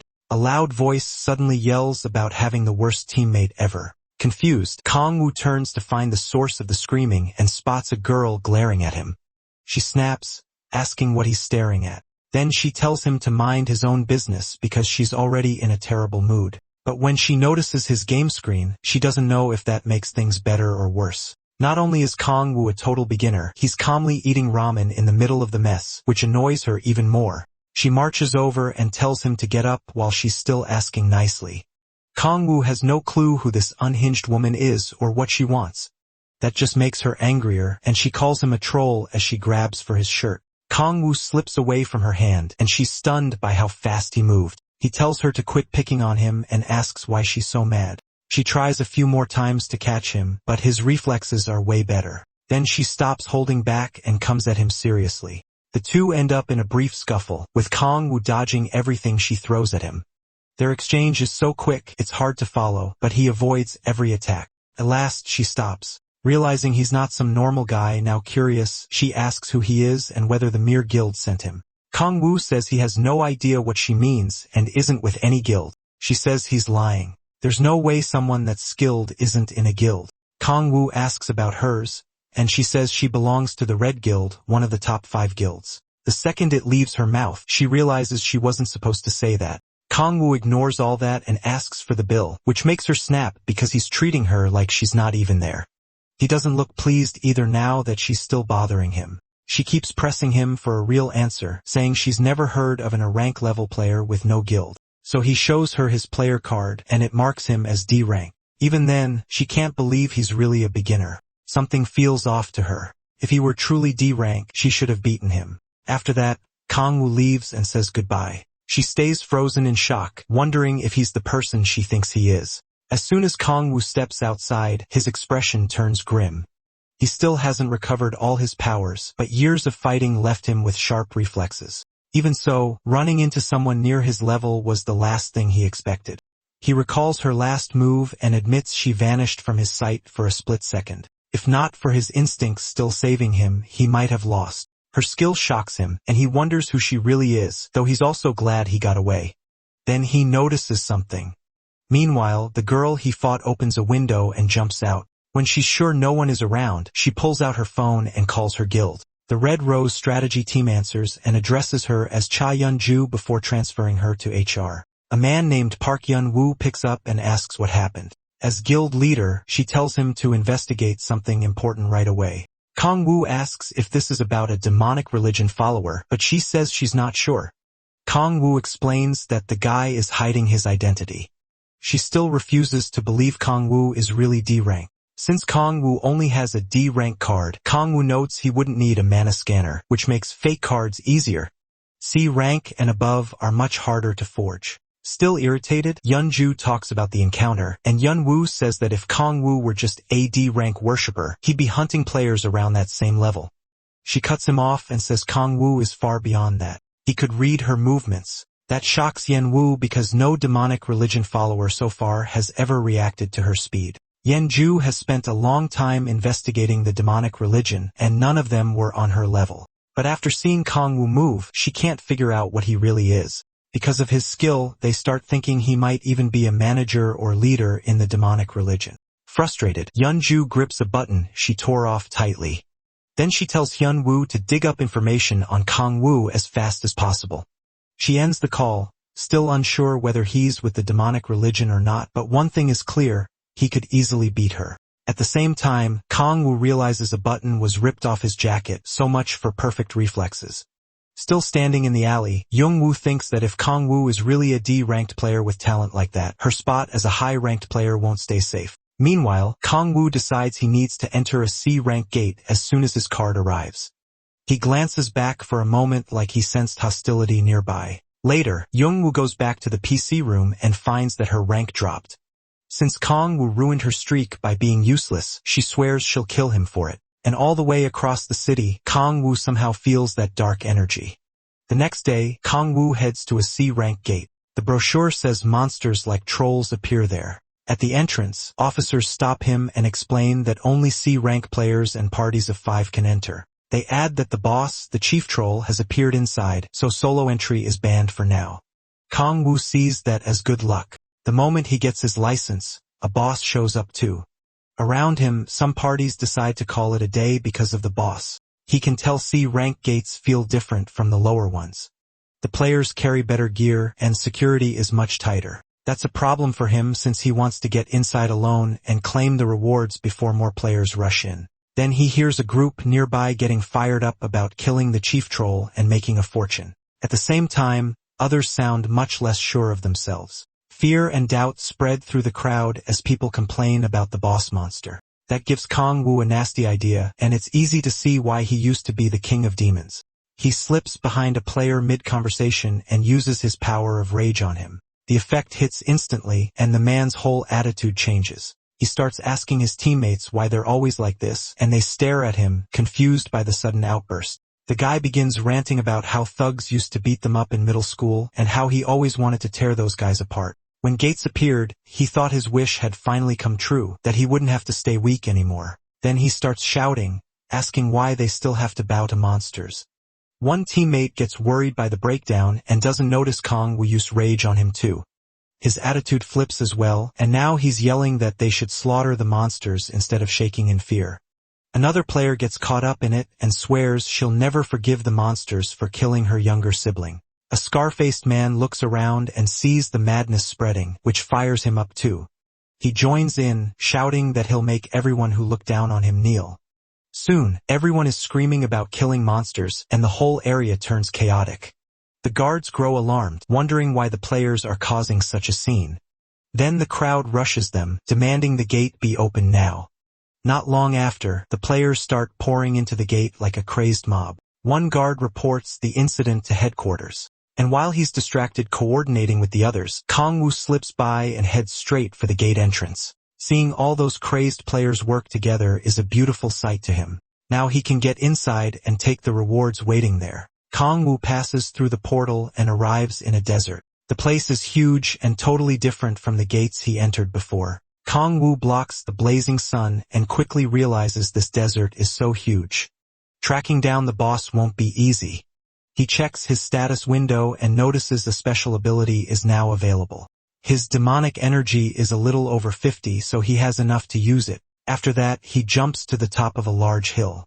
From there, he activates Astaroth's power of observation. The skill lets him take in the whole area at once. Even with all that information coming in, he searches through it and spots a massive pack of trolls. Among them, he finds the chief troll. Then he shuts the skill off since it's clearly draining him. As he thinks about how to get close to that crowd, a group of players charges into the desert. Kong-woo decides to use them for his plan again.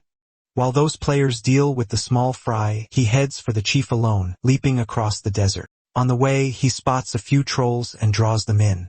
Kong-woo lands and triggers his special ability to start the attack. Using his power, he summons a long demonic staff and puts on a flashy act. Like some cheap martial arts extra, he spins the staff around, then locks onto his target. Next, he hurls it at the chief troll and kills the boss instantly. The system gives him bonus experience for beating the boss and doing the most damage. He gains 4 levels. It ends so fast that even Kong-woo is stunned by how easy it was. How does a boss die in one hit? He starts wondering if the chief troll was really a boss at all, so he checks the status window. Even then, he can't figure out why a C-rank gate boss was so weak. After thinking it over, he realizes the truth. He's just gotten way stronger. Seeing that safe hunting isn't really possible anymore, he gets ready to go all in. He jumps down the hill, extends his arm blades, and prepares to tear through the remaining trolls. So he changes plans and decides to enjoy the massacre like the maniac he is. The trolls rush him right away, but Kong-woo doesn't move, waiting for them. Excitement that makes him grin. With that demonic look in his eyes, he says he'll wipe them all out at once. In a flash, he cuts through the horde without a sound. The trolls turn around, confused about what happened. Then the marks on their bodies start to glow, and they all explode from the inside. Tang-woo stands there as blood pours over the sand. He loves the sight, explaining that he used blade power to trigger explosions inside the trolls. The system tells him he gained 2 more levels and unlocked a skill called Terrorblade. It also says registered skills can now be used more precisely. More trolls show up while he's still reading the system message. He decides to test his new skill on them. His fingernails split open, and he drops a purple substance onto the ground. Marks spread across the sand, and the trolls have no idea what's coming. They charge at Kong-woo. But the moment they step on the marks, blades shoot up and stab through their feet. They try to run for their lives, but there's no escaping this slaughter. Every step across the marked ground brings up more blades, piercing them again and again. Once it's over, Kong-woo sees that his blades work much better now that they've become a proper skill. With the monsters dead, it's time to collect his reward. Kong-woo starts absorbing the bodies and gains 2 points of demonic energy. He's disappointed it was only 2 points and realizes leveling gets much harder at higher levels. Even so, the pace is still decent. He only needs 4 more levels to unlock his 4th awakening. After devouring the bodies, he decides to hunt a little more before leaving. Later, the other players finally arrive and get annoyed when they can't find the boss. They wonder if the government got it wrong since they can't even find a single minion. Then they remember seeing some trolls running away. They also find traces of the chief troll's corpse, but the body itself is gone. That kills their motivation, and they decide it's better to head back. One of them says they should keep searching, but even he gives up while the group keeps complaining. Nearby, Kangwoo watches them in secret and is glad they still haven't found him. He decides to blend in with the crowd and slip out during the confusion. When the players leave the gate, they crowd the guards and demand compensation for wasting their time. During all that chaos, Kangwoo looks for a chance to get away. Then someone shouts for everyone to shut up and he turns to look. A squad of soldiers arrives, and people recognize them as the Hwarang Corps. Everyone gets tense right away because their appearance usually means trouble. The soldiers step aside to let a white-haired woman pass. The players recognize her as Bae Kwa-yong, commander of the Hwarang Corps' 3rd unit. She looks like someone nobody wants to cross. She slams her sword down and orders everyone to be quiet. Her gaze sweeps over the crowd, and she says there have been reports of cow players appearing in D-ranked gates. As the Corps members move toward each player, Bae announces they'll inspect everyone who has reached their 3rd awakening. Kangwoo immediately gets nervous. This is bad for him. Annoyed by the whole situation, he tries to figure out how to get past Beck and her soldiers, all while hoping she hasn't noticed him. Beck keeps a close watch on the crowd in case anyone tries something. The soldiers try to calm people down, saying the inspection is simple. They're only looking for players on a watch list. Even so, Kangwoo knows he's done plenty of shady things, and he prays he's not on that list. With eyes everywhere, it's hard for him to even think about escaping, and sneaking past Byok won't be easy either. As he searches for a way out, rage starts building inside him. Then Beck walks up and asks for his player card. Trying to stay calm, he hands it over. While she checks the card, Kangwoo thinks about how careful he'll need to be now that the cow players are already making moves.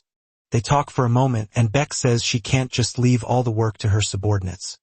Kangwoo tries to charm her a little, telling her she looks really cool. Becca keeps searching for anything wrong with his card, but he keeps her busy with more questions. She confirms that cow players have been showing up a lot lately, which is why they're doing random checks. After verifying him, she gives the card back. As Kangwoo takes the card, he notices her hands are shaking slightly. He talks about cow players killing people for money, and she agrees, but he knows she's lying. He also knows the government is hunting the demonic order too. Beck quickly says goodbye and moves to the next player. As she turns to go, Kangwoo asks for the suspect's name, so he can report them if he sees them. She thanks him but tells him to leave that to the professionals. He agrees so he won't seem suspicious. Noticing he just reached C rank level, she advises him to keep leveling in D rank gates, and he thanks her. Beck calls Kangwoo a good person and says she hopes there will be more people like him. He accepts the praise, though he knows if there were more people like him, the whole world would be a mess. Then he watches Beck move on to inspect the next player. After that, he calls Soon and asks to meet up. A few days later, he meets Sue and Su-la at a cafe. Sue finally meets Su-la and asks if she's the healer Kangwoo mentioned. She greets him, but hesitates to shake his massive hand because she doesn't want it crushed. Sue stares at them like a creep and says she and Kangwoo look good together. Once they sit down, Kangwoo tells Sue he wants to take COO with them into D-rank gates. The big guy agrees right away since having a healer helps him too. Things get awkward when he calls COO Kangwoo's sister-in-law, and she starts blushing hard. Sue tells her not to worry about that and asks her to explain her ability in detail. Besides healing, she can also boost her teammates' strength, stamina, and dexterity. Sue is impressed and asks if she can heal and buff at the same time. Solo says yes, but her attacks are weak. Even so, Sue is still amazed. A healer who can buff and protect herself is rare, so Su-la thanks him for the compliment. She also says she isn't planning to join a guild right now. Meanwhile, Kangwoo is practically melting because she didn't deny being called his sister-in-law. Anyway, Sue gulps down his drink like a brute and says the three of them are going to make history. So-ah and Kangwoo can only stare at how crazy he sounds. Then Kangwoo asks if Tae-soo has anyone in mind for the dealer spot. Tae-soo says he has 2 candidates. Both just had their 2nd awakening, and he swears Kangwoo will like them. Kangwoo remembers last time and doubts that confidence. Tae-soo admits he can be wrong sometimes, then offers to introduce them before tomorrow's hunt. They agree. Tae-soo tells Kangwoo she wants to level up fast so she can stay by his side. He tells her not to rush. Meanwhile, Tae-soo keeps acting like the perfect third wheel, grinning at them like a happy creep watching young love. Then Tae-soo says they'll meet in East Incheon tomorrow. Kangwoo asks why so far, and Tae-soo explains he wants to clear the troll gate there because something happened at the closer one. Kong-woo is surprised when he hears it's a beginner D-rank troll gate. Trolls are tougher than lizard men, so the hunt should help Tae-soo and Sola grow fast. Kong-woo likes the plan and is glad Tae-soo isn't all muscle and no brain. After that, Kong-woo gets ready to leave since he still has something else to do. When Tae-soo asks what it is, Kong-woo simply says he's going to level up. He's level 29 now, just one step from his fourth awakening. He enters the C-rank gate and uses observation to find some trolls. He spots 8 and cuts them down in an instant. They die before they even know what hit them. Kong-woo flicks the blood off his arm blades and thinks about how many more he needs to kill. When a strange smell hits him, it's human blood, not monster blood. He jumps toward the source right away. While moving through the air, he figures the smell is from at least 6 people. Maybe a C-rank party got wiped out in seconds, unless some cow players are nearby. Soon, Kong-woo reaches the bodies and lands at the slaughter site. Every player is dead. The killing was brutal. The demonic order usually wants victims alive, so this doesn't fit them at all. The blood is still fresh, which means the killer can't be far. Then Kong-woo spots something that even makes him tense up. A giant set of blood-covered fangs is still chewing on the corpses. The creature lets out a roar, and Kong-woo is stunned to see a hellhound here. Its cry shakes the area, then it lunges straight at him, trying to swallow him whole. With no time to spare, Kong-woo brings out his arm blades and slashes at the beast. But the hellhound's hide is too tough, making the fight even more irritating. Before he can settle in, the beast catches him off guard again and builds up a blast before firing it at him. It explodes the moment it hits, tearing through everything in the way. The hellhound watches the dust, waiting to see if Kong-woo died, but killing the Demon King won't be that easy. Kong-woo jumps into the air and decides to switch weapons. He summons a dark spear and releases its power. As the hellhound looks up, Kong-woo whips up a vortex and drives the spear down. Pierces the beast cleanly, making it scream in pain. Kong-woo lands as the monster staggers from the hit. For a moment, he's glad he managed to pin it down, but that thought backfires. The beast gets back up and charges again. Kong-woo dodges and finds an opening. He kicks the monster and uses the recoil to jump back. Seeing another chance, he uses earth power just before the beast can bite him. The ground breaks apart under them, and the monster loses balance. Using that moment, he forms his dark spear again and drives it straight into the hellhound's body. The monster thrashes to get free, but Kong-woo puts all his strength into holding it down. They slam into the ground, then the beast bursts out of the crater and sends Kong-woo flying. He recovers fast, but this thing is way more stubborn than he likes. The hellhound is still standing despite its wounds and glares at him with rage. Kong-woo, on the other hand, is getting worn down, and he knows he's still far from his old power. He steadies himself again while the beast readies another charge. The hellhound digs in and wraps itself in a fierce red aura. Boosted by that power, it rushes him again. By now, Kong-woo is furious that a stupid mutt is giving him this much trouble. He draws on Baphomet's power of 1,000, sharply raising his physical strength. Even so, the beast keeps coming. With that boost, Kong stops thinking clearly and focuses only on tearing the monster apart. He lands a solid uppercut and launches the beast into the air. The mutt flips through the air and crashes back down, kicking up dust and sand. Kong-woo lets out a breath, and it almost feels like the fight is over, but the stubborn beast still won't stay down. Right then, Kong-woo wishes he could use 2 powers at once. Still, he used to hunt these monsters in hell, so he's sure he can beat this hellhound even at his current level. He gets ready to attack again as the beast rises from the sand, but suddenly it starts sinking into the ground. At least it's finally over. A system message appears. He defeated a C-rank cracks fragment. He reaches level 30, unlocks his 4th awakening, and gains a special skill called Ruler of Demonic Energy. It lets him use demonic energy faster and more naturally and even hide it from others.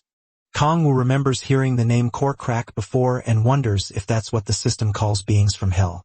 It also makes him question how that hellhound crossed over at all. Questions keep piling up, but he has no answers yet. For now, he puts them aside and checks the rest of the system messages. As he scrolls, one detail stands out. His 4th awakening skill is a rank. With that, he won't need to worry about small problems anymore. Then he devours the hellhound's body and absorbs its demonic energy. The idea of returning to the power he had before the Myriad Demon Palace excites him, because this time, he might grow even stronger than he was in hell. After that, he leaves the gate and heads home. At this point, the only thing that could make his day better is a pot of his favorite food, and he can't stop thinking about it. On the way out, someone calls to him. He turns and sees Yenju leaning against a wall. Kong-woo isn't happy to see her and doesn't think they're close enough for friendly small talk. Then she introduces herself. Kong-woo remembers hearing her name from players at the support center. She confirms it and says she's the guildmaster of Red Rose. That explains her strength, so he asks what she wants. She says she looked into him, then starts listing his past like a stalker. She knows he vanished for 5 years and suddenly came back as a player. Kong-woo feels uneasy but admits she's right. She even knows the exact day he registered. The support center marked his first awakening as F rank, but she clearly doesn't buy that. Kong-woo says nothing and just stares at her blankly. Yong-gu adds that she even suspected he was a criminal because of how fast he leveled. Then she says his fingerprints matched her records. Kong-woo asks how she got that information. She explains that his fingerprints were taken when he got his license, so she knows he isn't using a fake name. After checking her phone, she says Kong-woo is insanely talented and might even surpass her. Not just her. He may even be more talented than Baek Kong-yoon. Kong-woo thanks her for the flattering words, but asks again what she really wants. After a short pause, Yeonju says she wants to sponsor him as the guildmaster of Red Rose. That is not what he expected. She asks what he thought she was going to say. Kong-woo says he figured she'd ask him to join the guild. Instead, she says someone this suspicious can't join right away. She adds that if he really wanted a guild, he wouldn't have hidden his strength. Kong-woo feels like that's not quite the point. Then Yeonju explains that she wants to back him with money and help him level faster. Kong-woo starts teasing her, asking if this is like the game they played before, and she nearly blows up. Luckily, she calms herself by remembering she's a guild master, not some crazy witch. Kong-woo is only messing with her, but she's still mad about how he ruined her leveling in that game. He even brings up her sad bronze rank. She snaps back that it's only because she keeps getting useless teammates. Then, getting serious, he asks why she's so set on sponsoring him. Her answer is simple: because he's going to get stronger. She's impressed by how quickly he's leveled while hunting alone. With her support, he'd get a pass to enter any gate from a rank down without restrictions. And on top of that, he could party with members of her guild. Any stones he sells through them will be tax-free, so he keeps all the money. Kong-woo is impressed, but the offer gets even better. He can borrow rare guild items for free, and if he needs to, they'll even give him a house and a car. Now it almost sounds unreal, and even Kong-woo starts wondering why she's offering so much. Yeonju calls it an investment for the future, but it's still way too generous. She adds that the guild will give him jobs in return, and he'll need to handle them to earn all that support. After thinking it over, Kong-woo asks what kind of requests they'll be. Sadly, she can't tell him that yet, so he decides not to push it.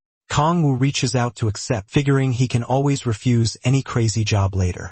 With that, he agrees to the deal and they shake hands. To him, this is too good to pass up, especially with backing from a top guild. Yeonju is happy he accepted. After the handshake, Kong-woo asks again about the commission, but she says she'll explain when the time comes. Right now, she doesn't think he's strong enough to help. That catches her off guard when he says he's not as weak as he seems. With total confidence, he tells her he's stronger than he looks. She doesn't seem convinced. Yeonju laughs and says his level isn't why she's staying quiet. The real issue is that she still lacks proof, so she can't talk about it yet. Kong-woo still doesn't follow, but she hands him her phone and tells him to save his number. While doing that, he asks when he can get the gear and she says anytime, so he decides to pick it up right away and the two head to Yeonju's guild house. She tells him it's near Seoul Station. Later, in the middle of the city, people stop and stare at a flashy sports car parked nearby. One little kid even begs his dad to buy it for him. A lot of them are shocked to see a car like that in Korea.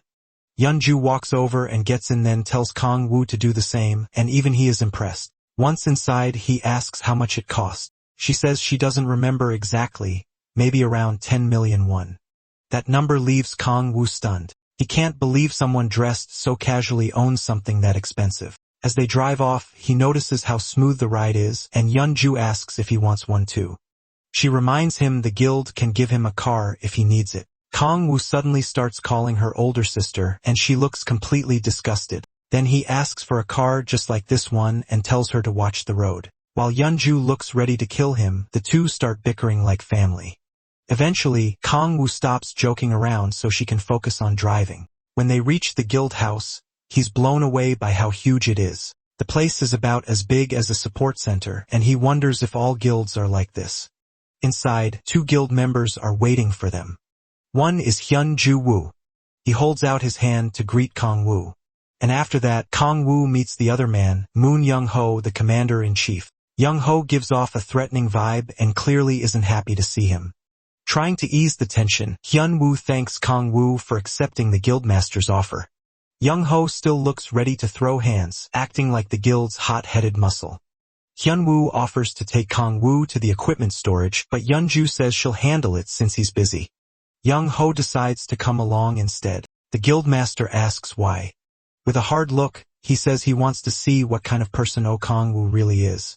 She allows it, figuring they'll be seeing each other often anyway. They ride the elevator to storage where Yeonju tells the protagonist he can borrow anything up to epic rank. She opens the doors, and Kang Woo is stunned by what he sees. Once inside, she explains that he can even borrow unique items if he leaves a deposit. Looking over all the weapons, MC is like a kid in a candy store. He asks about legendary and mythic gear, and Yeonju says the guild members are using those. Then he asks if they have anything above legendary. She says yes, but the deposit to borrow one is 50 million won. He's shocked that's considered the discounted rate, which only reminds him how broke he is. When he asks to inspect the gear, Yeonju suddenly slams his weapon into the floor. Both of them are confused by his anger. He steps forward, giving off a threatening air. Then he tells Kang Woo to use honorifics, and the protagonist has no clue what this idiot is on about. Yang, who says he needs to speak respectfully when talking to their guildmaster. His face twists with even more anger. Kang Woo just smiles and says he doesn't want to. That dumb brute lifts his weapon to attack the Demon King, but freezes when someone shouts his name. MC stays calm, ready for whatever happens, while Yeonju demands to know what Yeon-ho thinks he's doing. She's furious and looks ready to tear him apart. The guildmaster demands an explanation, but he's too scared to answer. Kang Woo quietly watches as she scolds Yeonju and tells him to stay out of it. He's surprised by how fast the brute settles down. After that, Yeonju also warns him to be careful since Yeonju could cripple him. He shrugs it off, but he can tell her guild members are fiercely loyal. Meanwhile, Yeonju sulks nearby, and hearing the protagonist call the guildmaster Nana almost sets him off again. Kang Woo says he doesn't want the foreign car anymore and asks if he can borrow unique rank armor. She says maybe, but only after an internal meeting. Then the muscle head cuts in again. He's mad that MC keeps calling Yeonju his older sister and starts losing it. He swings at him, wrecking part of the room. When the dust clears, Yeonju is stunned to see Yeonju block the attack. She looks ready to kill him. Kang Woo, meanwhile, is enjoying every second of it. Yeonju tries to explain, but she knocks his weapon aside and throws off his balance. The protagonist Kang Woo looks smug as she orders the idiot out. She warns that if he crosses the line again, she'll make him pay. Yeonju apologizes for causing trouble. Once that's over, she apologizes to Kang Woo for her teammates' rude behavior. As Yeonju turns to leave, MC asks Yeonju for unique armor that's easy to move in. While she thinks Yeonju comes back and says he can have his armor if he beats him, Yeonju finally snaps and is ready to put this idiot in the ground because he just won't quit. Kang Woo stops her and says the offer sounds pretty fair. That leaves her confused. She has no idea what he's planning. She remembers his huge potential and that he may one day surpass her, but Yeonju is level 67 and has reached his 6th awakening. She doesn't think the protagonist can beat him right now. She tries to stop the match, but MC says it's fine. The look in his eyes makes it clear he wants to teach this fool a lesson. Yeonju wants the fight too, hoping to make him stop disrespecting his guildmaster.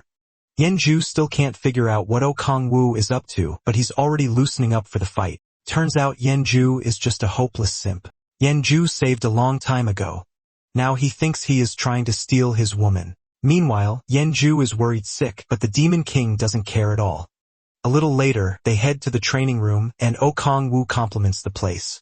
Yeonju again tells him this fight is crazy, but he isn't worried in the slightest. While he warms up, Yeonju tells him to begin whenever he's ready, sounding way too confident. He even says the protagonist can attack however he wants for the first 3 seconds. MC asks if he's serious and tells him to quit acting arrogant and pick up his sword. Yongjin ignores him, so he gives the idiot one more chance to grab it. The commander says he has no reason to use full power against someone like him. Oh Kong-woo laughs and decides to give him exactly what he asked for. Power gathers under his feet, and in the blink of an eye, he rushes forward and drives a straight kick into Yeonju's stomach before the guy can even react. Yeonju goes flying and slams hard into the wall. The hit knocks the wind out of him, and his eyes go empty. He drops to his knees, groaning in pain. Yeonju can only stare in shock. Yeonju forces himself up, but he has no idea what kind of move. Oh Kong-woo just used twisting in pain. He realizes his armor is the only reason he lived through that. With no choice left, he finally draws his sword. Now he squares up to face him. He still can't understand how someone who's only been a player for 3 weeks could be this strong. In a mocking voice, Oh Kong-woo reminds him he was supposed to get the first 3 seconds. Yong-ho demands to know what he did. The protagonist tells him the answer is simple. He's just stronger. Yong-ho still won't accept it. He bites his lip and tries to recover, but he's barely able to stand. Man-si laughs at him for thinking he was some rookie, and he mocks Yong-ho for crying about a fight not going his way. After that, he says playtime is over and starts getting serious. Yong-ho grits his teeth, but anger is all he has left. With Yong-choi watching, he knows he can't afford to embarrass himself. He tightens his grip and pours power into the blade. A bright light erupts from the sword and shoots straight upward. Then he locks eyes with the Demon King, who makes fun of his skill name for sounding lame. Oh Kong-woo keeps pushing his buttons, and Yong-ho keeps taking the bait. Burning with frustration and rage, Yong-ho charges with his sword. Oh Kong-woo knows he's still the commander-in-chief, so he won't go down that easily. He uses his shadow power and lays a trap. Yong-ho never notices when he steps into the shadows. Yong-ho tries to warn him, but he already has him trapped. As Yong-ho swings down, the protagonist Kong-woo laughs at the useless attack. Yong-ho rushes in, and at that same moment, Oh Kong-woo appears from the side of the shadow. That's when Yong-ho realizes his target is gone. But before he can react, Man-si grabs his shoulder and tells him the fight is over. Then he releases a shockwave and blasts Yong-ho into the wall again. It only makes him look worse in front of Yong-ju. Yong-ho loses consciousness again and collapses. Yong-ju is left speechless and looks at Oh Kong-woo with fear in her eyes. The Demon King reminds her that he already said he was far stronger than Yong-ho thought. Once the fight ends, workers come in to clean up and treat Yong-ho's injuries. Yong-ho apologizes for everything and says Yong-ho will be removed from the guild. She'll also warn the others not to pull anything like this again. He says it's fine. He's just glad he got the armor. The armor is called Gargoyle Armor, and it's a unique rank item. The stats are amazing, so Oh Kong-woo is thrilled to have it. Even while Yongo is upset, he notes that her subordinate ignored her orders. That idiot also bet something incredibly valuable and threw it away like trash. The protagonist Kong-woo wonders if this is what love does to people. He warns Yeonju that if this happens again, he'll have to rethink working with her. She promises her guild will treat him properly from now on. Then he brings up the armor size, and she says she'll have it adjusted and sent to him. He leaves it on the display table and lets her handle the rest. After that, Oh Kong-woo heads off, and she reminds him to send his measurements for the armor. Once he's gone, Yeonju lets out a long sigh. She can't help wondering if he's even human. A player who's only been active for 3 weeks just crushed her commander-in-chief. That makes her think Oh Kyung-woo might really be world ranker level. There are only 8 world rankers in the entire world, and Korea doesn't have one. People once thought Baek Kyung-hyun-woo might become one, but it never happened. While she's still thinking, Hyun-woo walks in to speak with her. She tells him the gargoyle armor now belongs to MC, and she's calling a meeting to remove Yong-ho. Hyun-woo is clearly disappointed, but Yeonju says it's necessary to stop this from happening again. Then she asks what news he brought. Woo reports that the government managed to place a spy inside the demonic order. That should help them learn more about the group.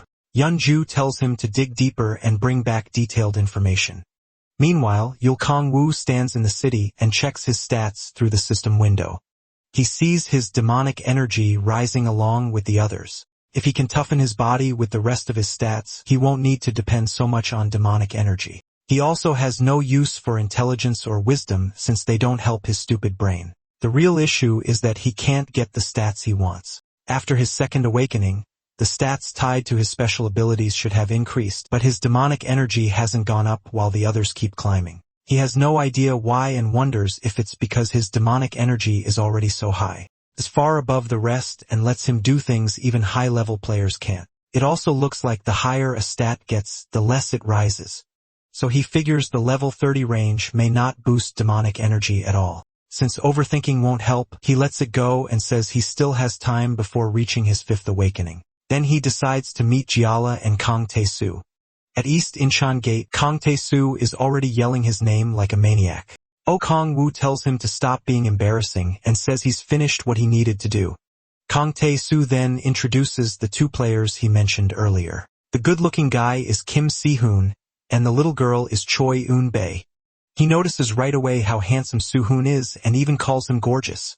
Yeon-ju, meanwhile, throws a fit after Kang Tae-soo calls her a brat, which only proves his point.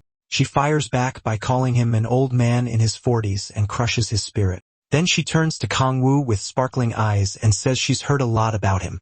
Kang Woo asks about her class and special ability rank. She ignores him the second she sees Yola, starts calling her big sis, and begs to take pictures together. Hyun-woo watches this and wonders if he just found the female version of Kang Tae-soo. Si-hoon steps forward more calmly, introduces himself as a level 12 player, and says he's a warrior with an A-rank special ability. While Yeon-bae keeps taking pictures, Si-won also explains that she's a mage with AB rank ability. Kwon-woo thanks him and notices how calm and collected he is. On top of that, he has an A-rank ability and a 2nd awakening, making Kwon-woo think he looks like the hero of a manhwa. Tae-won asks what he thinks of the recruits. Kang-woo smiles and says they're pretty solid. At the same time, Sik-hee-hun gets dragged into Yeon-ju's chaos and ends up taking a picture of her with Shilla. The big dummy starts bragging, but Kang-woo reminds him his last party almost got him skewered. Tae-yu-chu just says the universe did that so he could meet Kang-woo. The Demon King doesn't even know how to answer that stupidity.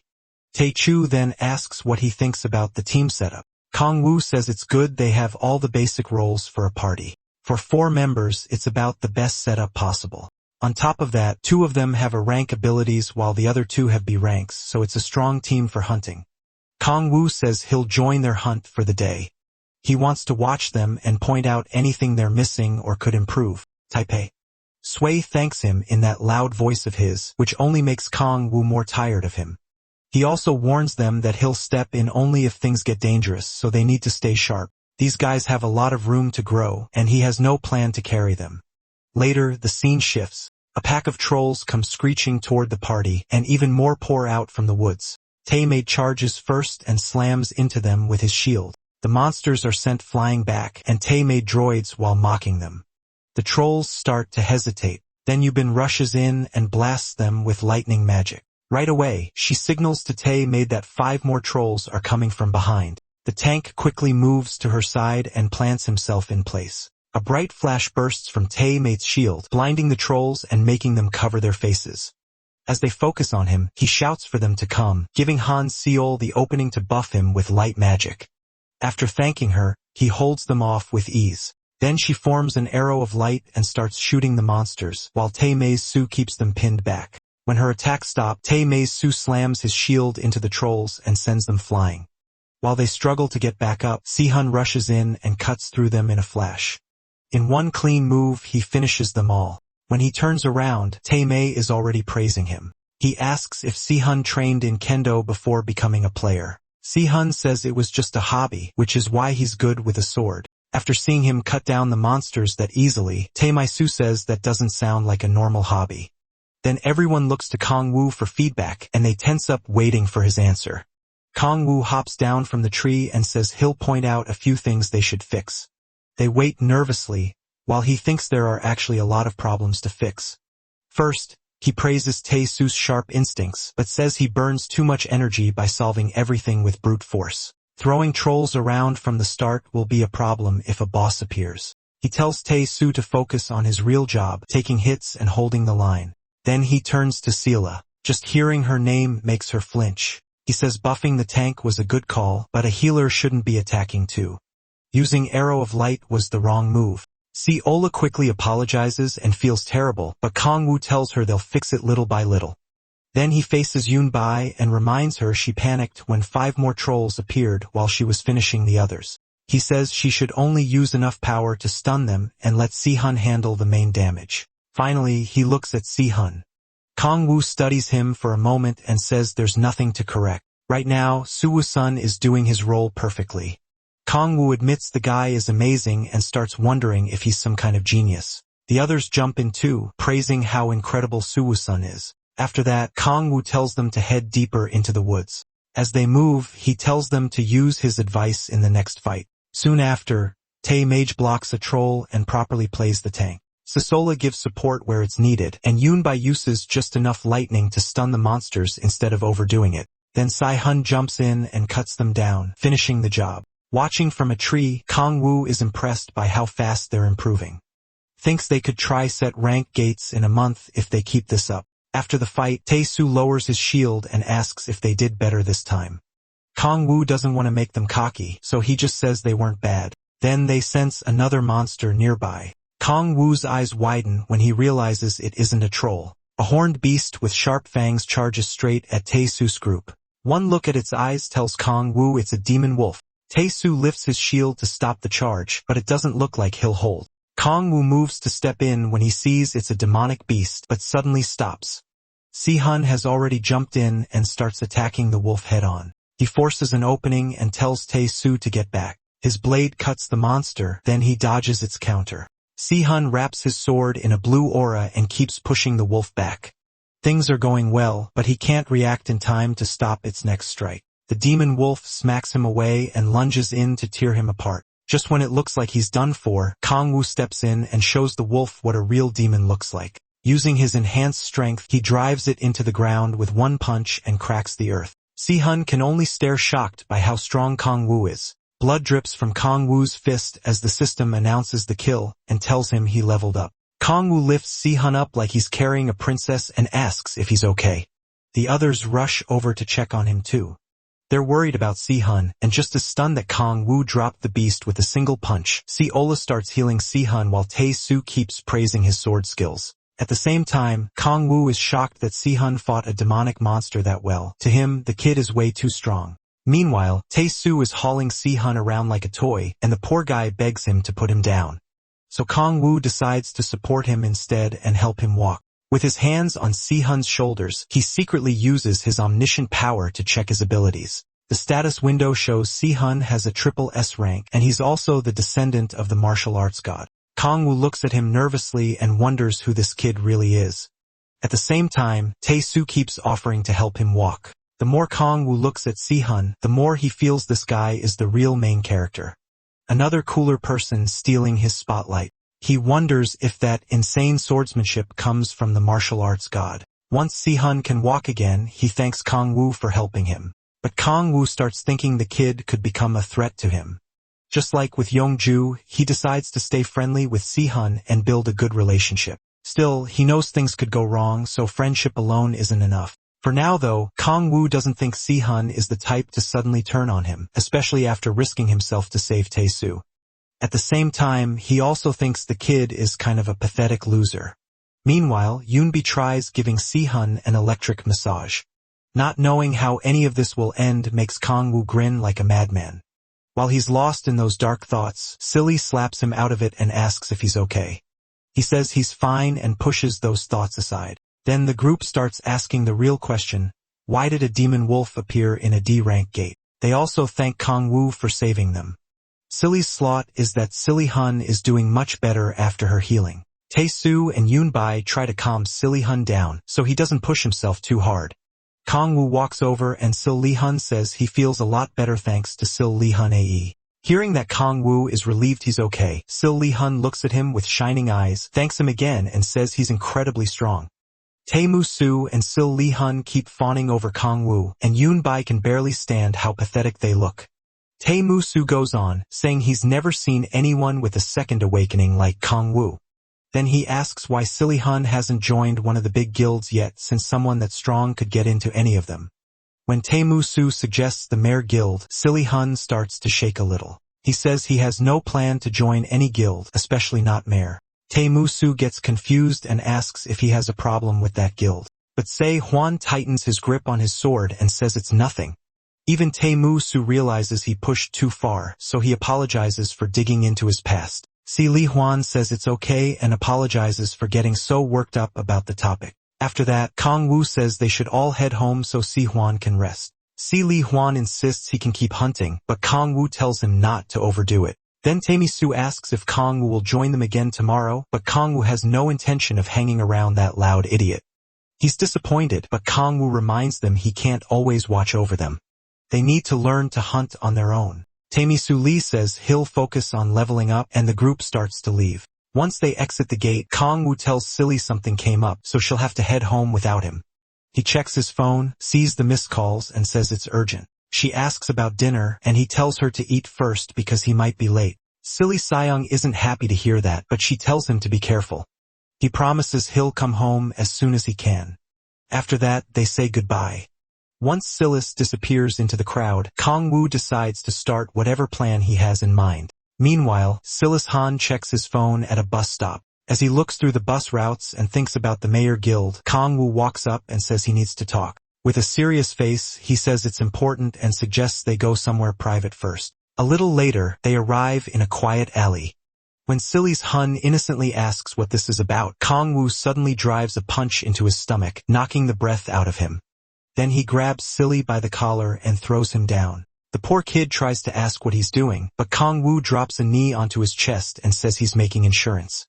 Holding him there, Kong Wu says Silly Hun is going to become very strong, so he wants them on friendly terms. Looking completely insane, Kong Wu says he wants them to become true comrades. Struggling to speak, Si asks why he has to do this just to become friends. Kong Wu then injects demonic energy into him.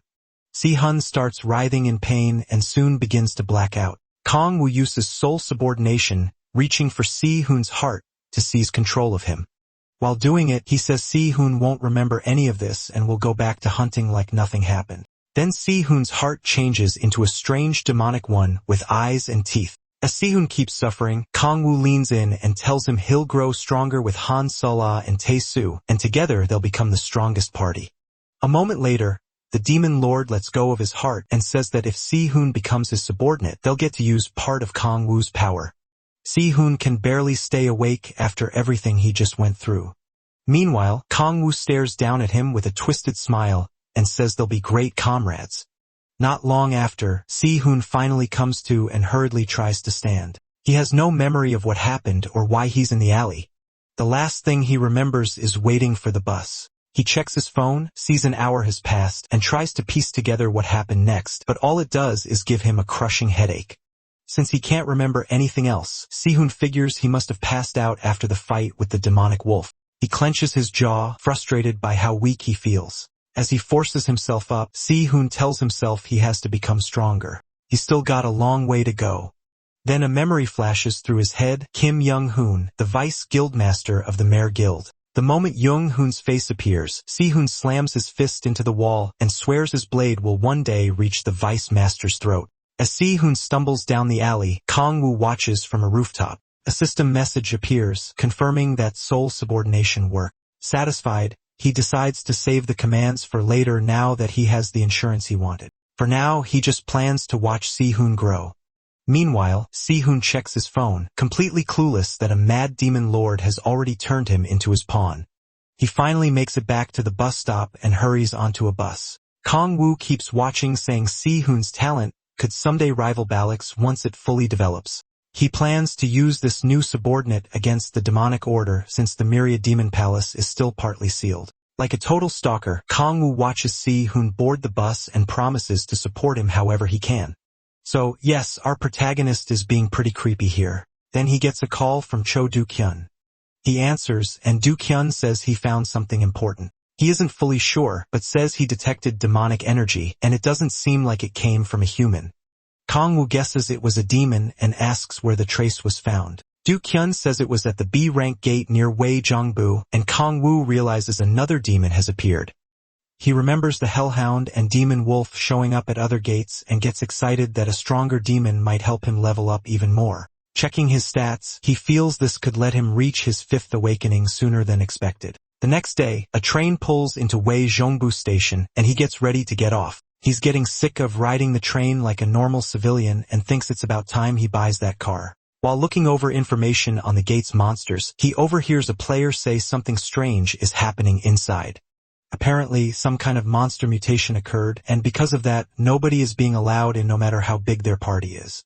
Guards explain that the mutation has made the gate too dangerous, but the players keep arguing. Then an announcement says 10 players have died because of the incident, so access to the gate is now restricted. That number shocks everyone. 10 deaths is a lot, even for a B-rank gate. Kong-woo already knows a demon is rampaging inside, but even he didn't expect the gate to be locked down. Reporters press the guards for details, saying the public needs to know what's inside if the gate is being blocked. The guards finally say the creature looks like a lion. Hearing that, Kong-woo identifies it as a B-war, one of the strongest predators from the second hell. It looks like a lion, has 5 legs, and carries a trait called full stomach. If it eats 5 prey in one day, it becomes full and stops attacking first. Just remembering those creatures from hell makes Kong-woo feel sick. But if there are already 10 dead, that means the Bo War showed up at the gate 2 days ago. So his plan is simple: feed it 5 monsters, then kill it once it's full. After deciding that, he calls Yenju. She clearly isn't happy to hear from him, especially since she's in the middle of training. But he asks her to get him into the BW rank gate despite the restrictions. He says she can pull it off because she has good connections with the higher-ups. Kong-woo hears loud crashing over the phone before she asks if he really needs to enter that gate. Yeonju warns him it'll cost a lot, and he promises to pay her back after it's done. She just hopes he's not planning to get torn apart in there. Then she tells him to hand the phone to a guard. Kong-woo walks over and says Yeonju wants to speak with him. The guard is stunned that someone like her is calling for him. As he takes the phone, the people nearby start wondering who Kong-woo is and how he can contact Yeonju so easily. After a nervous breath to steady himself, the guard tells Kong-woo he's allowed in as an investigator. In return, if he defeats the monster, he has to report what he learned about it. Kong-woo agrees and says he'll do what he can. That only makes the reporters even more eager to find out who he is. As they crowd around him, someone suddenly shouts for him to stop. Kong-woo turns and sees a group from the Merc Guild. Their blue-haired leader is Kong Sung-soo. Since Kong-woo got permission to investigate, Sung-soo thinks his guild deserves the same treatment. He walks over and asks if Kong-woo is the hunter the Red Rose Guild has been backing lately.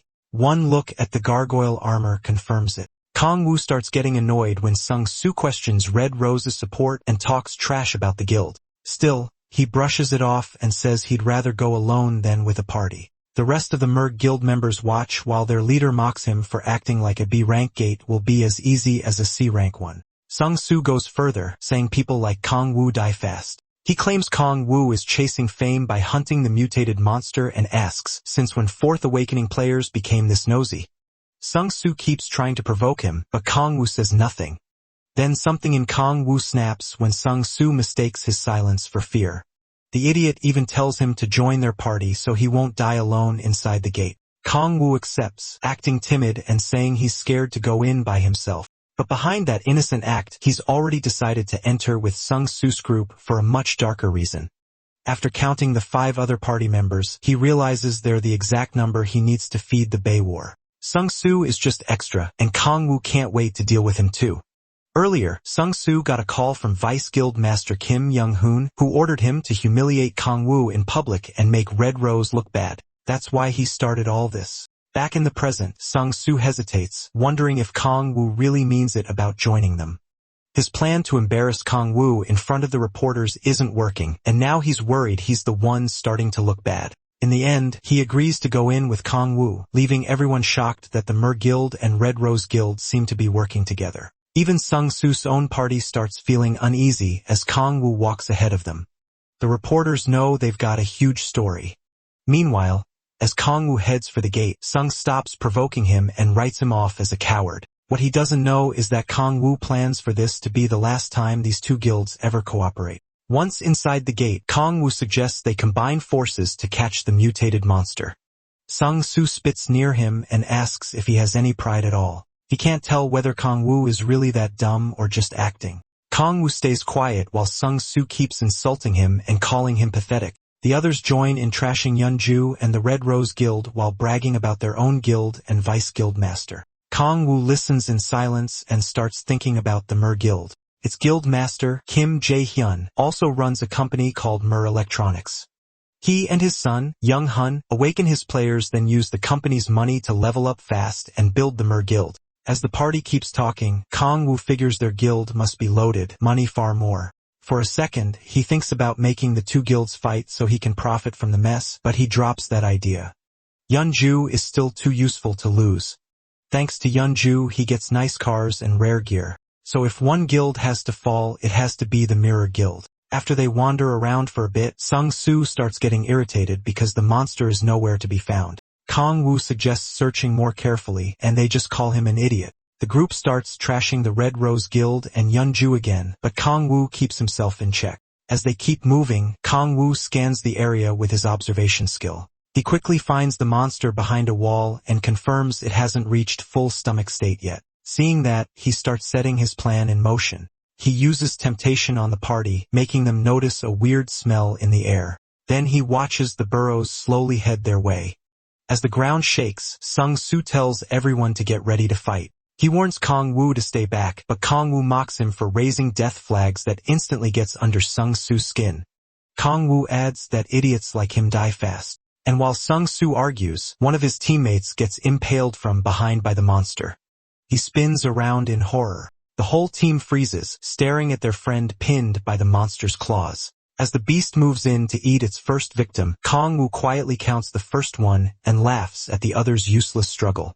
Sung-soo orders his team to gather information, and they launch their attacks. Arrows and spells rush toward the monster, but it vanishes before anything lands. Their attacks slam into the wall, and then they spot the monster after it dodges to the side. Sung-soo tries to keep everyone information, but the beast takes down a second target in the blink of an eye. When Sung-soo turns back, the monster is already devouring that unlucky teammate. Kong Woo keeps counting while the guild's lapdog starts to panic. Sung-soo yells for everyone to attack faster. As the monster closes in, he starts charging up a spell and slams his staff into the ground. Lightning crashes into the burr, giving the rest of the party a chance to finish it. They rush in to kill the beast, but it instantly kills two more people. Now Sung-soo is clearly terrified. He can't understand how his team is dying this easily. Even after taking Sung-soo's strongest hit, the bird keeps moving like nothing happened. The last teammate besides Sung-soo realizes it's hopeless and begs someone to save her. While Kong Woo enjoys the chaos, Sung-soo tries to force his final teammate to hold position. Frustrated, he grits his teeth and decides to use his last attack on the beast. Sung-soo jumps into the air and pours all his power into his spear. He brings it down with everything he has, but the monster swats him to the side like he's nothing. Sung-soo crashes into a wall and blacks out. He opens his eyes again when the beast comes toward him and starts crying. Kong Woo counts the fifth target. By then, the monster has eaten its fifth victim, and Sung-soo is sprawled on the ground. Groaning in pain, Sung-soo watches the burrow swallow his last teammate. Breathing hard, he sees body parts fall from the monster's mouth. With that, the beast reaches full stomach state. He stares in shock when Kong Woo lands on top of it and asks how that's possible. Kong Woo explains that after the beast eats 5 prey in a day, it won't move unless attacked first. Then he draws on both spear power and hellfire at once, aiming to kill it in a single blow. As he combines the two powers, Sung-soo can only watch from where he's collapsed. Kong Woo stays focused, knowing it takes more control to use two powers at the same time.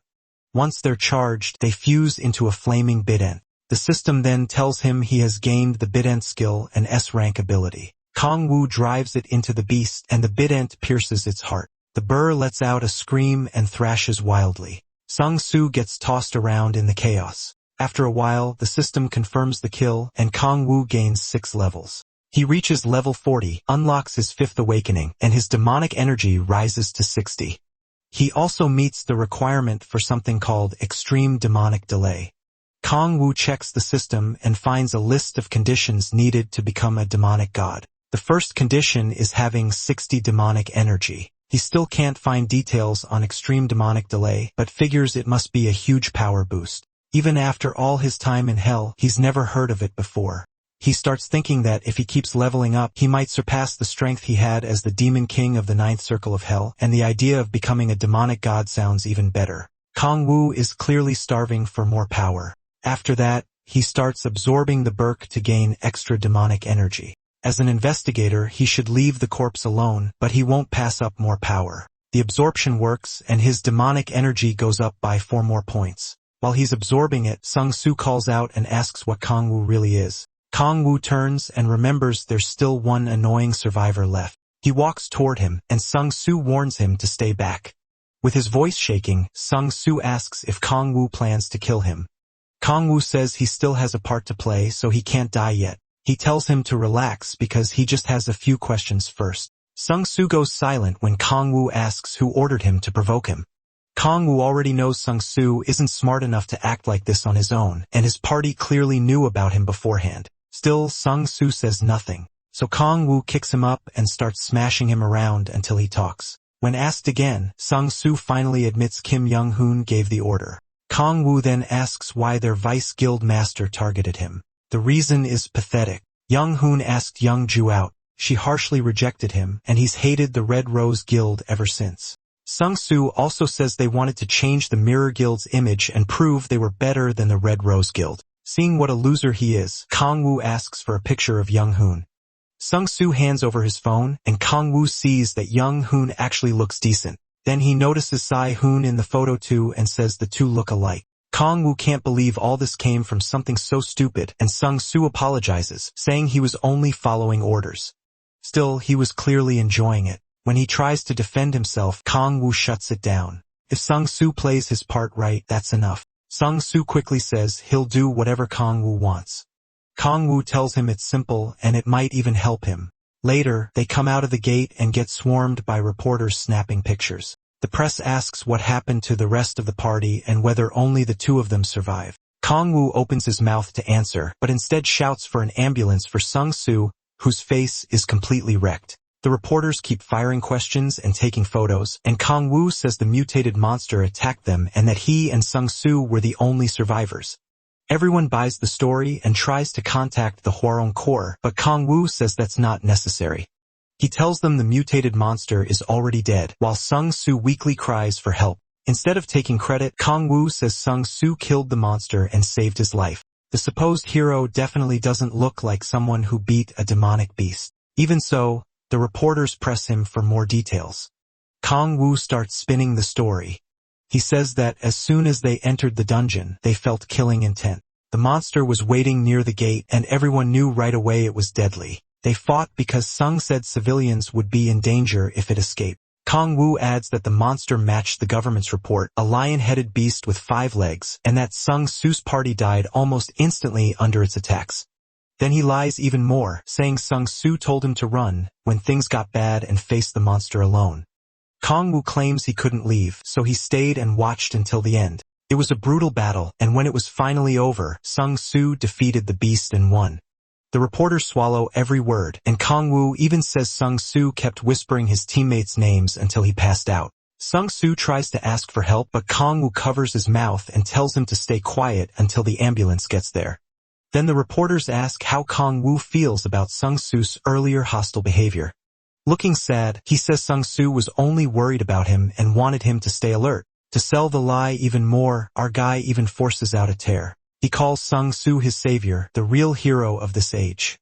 Soon, the papers are full of stories praising Sung-soo while he ends up in a coma, barely alive. The next day, Young reads the article, and she knows right away Sung-soo was beaten by a person, not that mutated monster. It makes her wonder if she's raising a tiger cub. Then the other woman with her says, Young's rookie is pretty cute. That woman is Jang Yong-ju, the guild master of the Samurai Guild. She asks where Young found someone like Kang-woo. Young says he's not some rookie, then asks when the old lady plans to leave. Hang-ju almost snaps at being called old, but lets it go. Then Young suddenly gets serious and asks if the mutated monster is connected to the demonic order. Hang-ju says it's only a matter of time before people outside the big 5 guilds learn about the demonic order. Peace only came after those 5 guilds were formed. If the public learns about the demonic order and the human sacrifices they make, society could fall into chaos again. She asks what the Red Rose Guild thinks about all this. Hang Norn looks ready to send her straight to hell. Right then, Kang-woo walks in. Hyang-ju greets him and says she's a friend of Young's. She starts to leave now that he's here, but Kong Wu offers to come back later so they can finish talking. She says it's fine because she was already done, but Kong Wu still feels bad. Then she gets annoyed when he calls her lady, taking it as proof he thinks she's old. After that, she heads out, but pauses at the door and glances back at Young for a moment. Once she's gone, Young tells Kong Wu that Crazy Woman is just her friend. Then she hands him a card. It's the S-rank gate permit he asked for. Kong Wu says her guild works fast since it came sooner than expected. She tells him to quit flattering her and warns him not to hunt in an S-rank gate. He ignores that part and says he heard what she and Hyung-ju were talking about. Young pours him some tea and says they would have had to tell him eventually, even if it's classified. Hang-woo pretends he knows nothing about the demonic cult and asks if they're behind the monster mutations. Young says the cult is full of crazy fanatics and they've been moving a lot lately. She doesn't know when the group started or how large it is, but the guilds are still trying to track them down. Young quickly answers her mother-in-law saying she won't stop her if she wants to leave, then asks Kong Wu if he'll help with her request. Kong Wu pauses for a second, then lifts his S-rank permit and tells her not to worry. He says she's helped him a lot, so helping her back is only fair. Young looks at him, then starts blushing like a little girl and thanks him. She doesn't know he's really in it for the demonic energy he can get. Young says she may call him again if there's an emergency, then warns him one more time not to hunt in S-rank gates. Later, a sleek car speeds out of the guild building. Kong Wu is driving, happy to be traveling by car again. On the way, he decides to check his fifth awakening skill. This power lets him summon a demon from another dimension. The more demonic energy he spends, the stronger the demon can be. The problem is he can only use it once every 3 months, so he has to make it count. He figures gates work like bridges to other worlds. The stronger the gate, the stronger the monsters that cross through. Crack fragments should work the same way, which means higher rank gates should let him summon stronger demons too. Kong Wu reaches his destination and gets out. Because he's stubborn, he heads straight to an S-rank gate to test the new skill. The guards scan his card and let him in. Security is incredibly strict. Without the Red Rose Guild, he wouldn't even get near an S-rank gate. The gate opens and he walks through. On the other side is an open field by the sea. He picks a spot and sits down, hoping he can summon something high-ranked like Cerberus. Then Kong Wu starts meditating and begins the summon. The skill activates. He rises into the air as demonic energy pours from his body. Puts a heavy strain on him, but he pushes through. The system starts forming a crack to finish the summon. Sweating hard, Kong Wu keeps his eyes on it and manages to open it. A green light shines out from inside, and the system says a deeper crack has formed because of the Myriad Demon Palace. Kong Wu notices the color right away. Every other crack he's seen was bluish, not green. Then another message says a dimensional gate to the continent of Eleanor has opened. He has no idea where that is and hopes this doesn't somehow send him back to hell. Shielding his eyes from the bright light, he looks for the demon he summoned. The crack closes, but he doesn't realize he's standing in the demon's palm. Then he finally sees it, a dragon named Echidna, daughter of the demon dragon, Kargath. Kong Wu is stunned. A dragon? A moment later, the beast crashes to the ground after coming through the crack. He hears people speaking in a strange language and looks up to see several unfamiliar faces jumping out after it. They keep talking, but he can't understand a word. A blonde man turns to say something to the others, but Kong Wu still has no clue what's happening. As they move toward the dragon to inspect it, Kong Wu activates a skill that lets him understand other languages. Now he hears the blonde man warning everyone to stay back, and an elf woman calls him Reynold. Reynold points out that the dragon is still breathing, but barely. It looks close to death. The elf says it won't be able to hurt anyone now, and Reynold relaxes. Then Kong Wu walks up and asks who they are. Reynold introduces himself as Reynold von Iris von Arnon, the third prince of the Iris von Arnon Empire. Kong Wu has never heard of that empire. Looking closer, he notices there's also an elf and a dwarf with them, which makes him uneasy. He starts wondering if they really did come from another world. Then Kong Wu looks at the dying dragon and decides to heal her. The others watch closely as he steps forward. Using resurrection, he places a hand on Echidna, and her wounds start healing fast. Reynold rushes in to stop him, but freezes when Kong Wu begins talking with the dragon. Echidna thanks him for saving her, while Reynold can only stare in confusion. She apologizes for appearing in such a miserable state, and Kong Wu tells her it's fine. Suddenly, Reynold presses a sword to Kong Wu's neck while the elf aims her bow at him. Furious, Reynold demands to know if he's the dragon's master. Kong Wu just asks why they're trying to kill Aitidna. That makes Reynold explode, shouting that Aitidna is an evil demon dragon. He says she brought a deadly plague and countless people in his empire died because of it. Kong Wu answers that Etna denies doing any of that, and if she really had that kind of power, she wouldn't be this badly hurt and nobody there could have beaten her. Reynold stops for a second, probably wondering if Kong Wu has lost it. Then he starts raging again, insisting Etna caused the disaster. According to him, she has to die if they want to save the empire's suffering people. Kong Wu gets tired of the prince's attitude and decides to teach him a lesson. He hits Reynold with explosion, sending him and his group flying. They recover fast and get ready to attack again. Kong Wu tells them that even if Echidna really caused all that, she's as familiar now, and that alone is enough reason for him to kill them. Echidna starts crying as her master stands up for her and makes it clear he won't abandon her. Reynold calls him a wicked demon, and Kong Wu says he actually is one. Hearing that, Reynold starts shouting like a madman, saying he knew Kong Wu was a demon. Then he swears in his own name that he'll defeat Kong Wu for the sake of his empire's people. Meanwhile, the Demon King can't believe how absurd this prince and his little group are. Reynold charges in and swings at him, and the clash triggers an explosion. Kong Wu survives but admits that Reynold's attack isn't something he can block easily. As Reynold comes in again for another strike, Kong Wu slams the ground and blasts the whole group into the air. Then he follows up with another skill, dropping molten rocks on them while they're still airborne. The burly one uses Iron Wall to shield the others from the falling rocks, but even he can't hold out for long. While he's busy protecting the people in front of him, the big guy misses the rocks coming from behind, and by the time he notices, they slam into him one after another. Reynold yells, "Hans," as blasts rip through the smoke. Then Old bursts out of it, blades ready to carve him up. At that point, Reynold realizes this fight won't be easy. The mage throws up a shield with her orb. The protagonist tears through the defenses and rushes straight at Reynold. As he gets close, the prince attacks too, using a skill that sends out a storm of slashes. O blocks it with Iron Wall, then drives a kick into Reynold and sends him crashing into the dirt. He even mocks him for yelling his skill name first, saying that's the dumbest thing he's seen.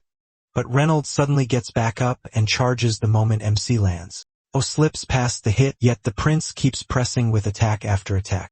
Reynolds keeps swinging wildly, trying to end it fast, but his reflexes are too sharp. The assault keeps going for a while, and the protagonist admits Reynolds is strong. Without his fifth awakening, this could have gone badly. Proud of himself, Reynolds starts bragging, though he's still way too easy to read. So O copies him and loudly calls out a skill name. Hearing that, Reynolds raises his sword to block, but MC tricks him and kicks his knee instead. Pain shoots through the prince, and he flinches. He can't understand why.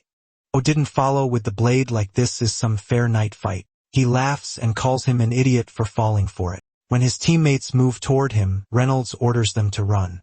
He says the protagonist is too strong for them, and the protagonist smirks knowing the battle is done now that Reynolds' leg is hurt. The mage protests that they can't just leave him behind. Reynolds shouts back that he's fine and leaves the Arnon Empire in their hands. Bull kicks him aside like trash and calls him pathetic, cursing his broken leg. Reynolds watches MC move in for the kill. This is always how the Demon Lord fights, with no pity for enemies. He kills to survive. In hell, feelings are a luxury. Then the female mage jumps in front of the prince. Bull stares down at her as she begs for mercy and asks him to kill her instead. Reynolds calls out to stop her from being crazy. Tears pour down her face as she confesses that she loves him. Reynolds is stunned. She apologizes for saying it now, then turns to him and says she'll do anything if he spares Reynolds. He refuses, and Reynolds is shocked that O has none of the mercy he expected. The protagonist says their problems mean nothing to him. If they raised weapons to kill, they should have been ready to die too, and Reynolds can't believe how cold he is. MC tells them to save the drama for a soap opera. Reynolds calls him cruel, but he can't even bother explaining himself anymore. Just as O gets ready to finish them, the system alerts him that other beings have crossed the gate. Then the Gaia system starts rejecting the intruders. Their bodies glow, and they panic, not knowing what's happening. Seeing that, the protagonist tries to kill them before they disappear. He especially wants their rare gear as trophies, so he rushes in, but the system purges them first. Just like that, his chance to grab their equipment is gone. All curses is bad luck, full of regret. Then panic hits, and he quickly checks on Echidna. Thankfully, she's still there and wasn't kicked out with the others. While wondering what the Gaia system is for, he jumps down to her. He remembers seeing something about Gaia while crossing over to Earth and starts thinking it may be tied to the monsters coming from hell these last 2 weeks. Then a terrible thought hits him. Cold sweat runs down his body as he remembers his own crossing and starts thinking this might all be his fault. While his thoughts spiral, Echidna calls to him. She asks where Reynold and his team went, and Ulz tells her they're gone. When she thanks him for saving her, he shyly brushes it off. Then he tells her to stay still so he can heal the rest of her wounds. Looking at her huge body, MC asks if she can change size, and she says yes. Then he asks about the continent of Eleanor. Echidna explains it's a world centered around the Arnon Empire, where people use swords and magic and live with creatures like dragons. Later, O drives with Echidna in a smaller form and wonders if every monster besides demons comes from Eleanor. When she asks where they're going, he says they're heading to his residence. She doesn't know the words, so she assumes it's his nest. He just goes with it and starts imagining being in a nest with Sola. Echidna thanks him and says it's been a long time since she's been in someone else's nest. She's been alone for ages. She used to live with her father, but one day he vanished, leaving her by herself. After that, all she did was read books in her lair, and it was painfully lonely. Then one day, someone suddenly entered her home. It was Reynold. Echidna starts trembling and insists she never caused the drought or did anything wrong. No matter how much she said she was innocent, they never believed her. O notices how badly she's shaking as she looks at him with teary eyes. It reminds him of his own past. He grew up in an orphanage, where even meeting his parents felt impossible. He didn't care who they were as long as they loved him. Laughing at himself for getting emotional, Old tells Echidna that, even if the whole world blames her, he'll still believe her. He pats her soft fur and wipes away her tears. The protagonist looks down at her warmly, and they keep driving. Echidna promises she'll never forget his name. When they get home, Sozai instantly smothers Echidna and gushes over how cute she is. Echidna almost gets crushed, but O was too busy eating to care. He didn't expect Sigala to accept her so fast, but she says Echidna is too adorable not to love. Sigala keeps hugging the poor dragon while Echidna struggles to survive. Eventually, Echidna breaks free and runs back to her master, leaving Sigala a little sad. MC asks how Sigala's hunting is going, and she says her party is doing great and leveling fast. Soon, they'll reach their third awakening. She thanks him for everything, saying none of this would have happened without him. She never would have found such a good party or this kind of life. Then Seliga thanks him again, blushing hard. Bose says he should be thanking her instead, because now he finally knows what it feels like to be loved. After that, Silica asks if she can sleep with Echidna, and he can't help wishing that were him. The next morning, the protagonist is still in bed, struggling to wake up. He feels drained and off. When he finally reaches the kitchen, Silica points out that he slept in. O says he feels strangely tired, and she wonders if he's getting sick. He says he's fine and tells her not to worry. Then a strange little girl beside him greets him over breakfast. Something immediately feels wrong. A second later, he realizes the girl is Echidna and completely loses it, while Sayla acts like this is normal. Echidna smiles at him, and he asks if she could always change like this. She says she felt something strange while sleeping that night, and when she woke up, her body had changed. As Na keeps eating, Bill figures her new form may be tied to why he's so exhausted. He just hopes she can still turn back into a dragon. So he asks her to change back. Echidna stands and starts transforming. Her fangs appear, and green light pours off her body. Watching this, O realizes he may have made a huge mistake. Her wings burst out, flipping the table and shaking the house. Echidna lets out a roar, and they beg her to stop before the whole place is wrecked. The transformation blasts out the windows and wrecks the house. A moment later, they manage to stop her, and she apologizes. MC learns that changing forms itself isn't hard for her. Sala comforts the little girl and tells her not to transform indoors again, while he says she needs to get used to living as a human. He should not offers to bring a boulder to patch the hole in the house, but Sala tells her not to worry. The little girl feels awful about what she did and really regrets it. Then Sala says they should buy some clothes for Echidna. She would offer her old ones, but they're too worn out now. There's a shop nearby, so Sala plans to take Echidna there. The little dragon has no idea what they mean. Both girls ask Opa to come too, but he says that won't be easy. Seola asks if he's going hunting again, but he says that's not it. Clearly uneasy, he says he has somewhere to be, but doesn't explain where. Later, he arrives at the Red Rose Guild. There, Young asks if his story about the familiar and the people from Eleanor is true. Oh confirms everything. She says back to him, and she asks if that's why he wants an ID for his familiar. Still, she looks like she doesn't buy a word of it. The protagonist is surprised she caught on so fast, and that little reaction annoys her. Then he asks if she knows anything about the Gaia system, but she says she's never heard of it. At the same time, MC is busy admiring a cute picture of Ichin Na in a dragon outfit. Yang is stunned that he can summon a dragon as a familiar and starts wondering who he really is. He ignores that and keeps staring at the picture like a proud dad. Then he tells her it's a bit late for questions like that, making her wonder if helping him was a mistake. Young tells him to send Li Chi-Nei's photo so she can make the ID. Right after that, he asks for one more favor, which only makes her more fed up. Before he can continue, someone knocks, and he recognizes the voice. He turns and sees Wa walk in. She tells Young she needs to discuss something. Wa apologizes for interrupting, but Young says she's already finished with O. He gets nervous when Wa asks if he's the player Young is sponsoring. The two introduce themselves, and Young explains that her guild has been working with the protagonist. Remembers his name and realizes he's the one she met at that C-rank gate before. Young is shocked they've already met and even jokes about whether O beat up a guard, but says he seemed polite and righteous if only that were true. Hearing that almost makes Young sick because that is not how she sees MC, so she drops it and asks what he wanted earlier. Both women are caught off guard when he asks for an official pass to enter an S-rank gate. Even then, he stays completely calm. He says bringing his familiar would make hunting much easier, but his wild requests are driving Young crazy. With a sharp look, she asks if he even knows what shows up at the Suan S-rank gate. Olaf starts listing the monsters there: wyverns, mountain giants, giant ogres, and a dangerous creature called El Cuero. Young warns him that if he goes, he should never go near the lake. Olaf says he'll be careful, but Wa cuts in and asks what exactly they're talking about. She points out that just a few weeks ago he was hunting in Su-rank gates, so jumping to S-rank sounds insane.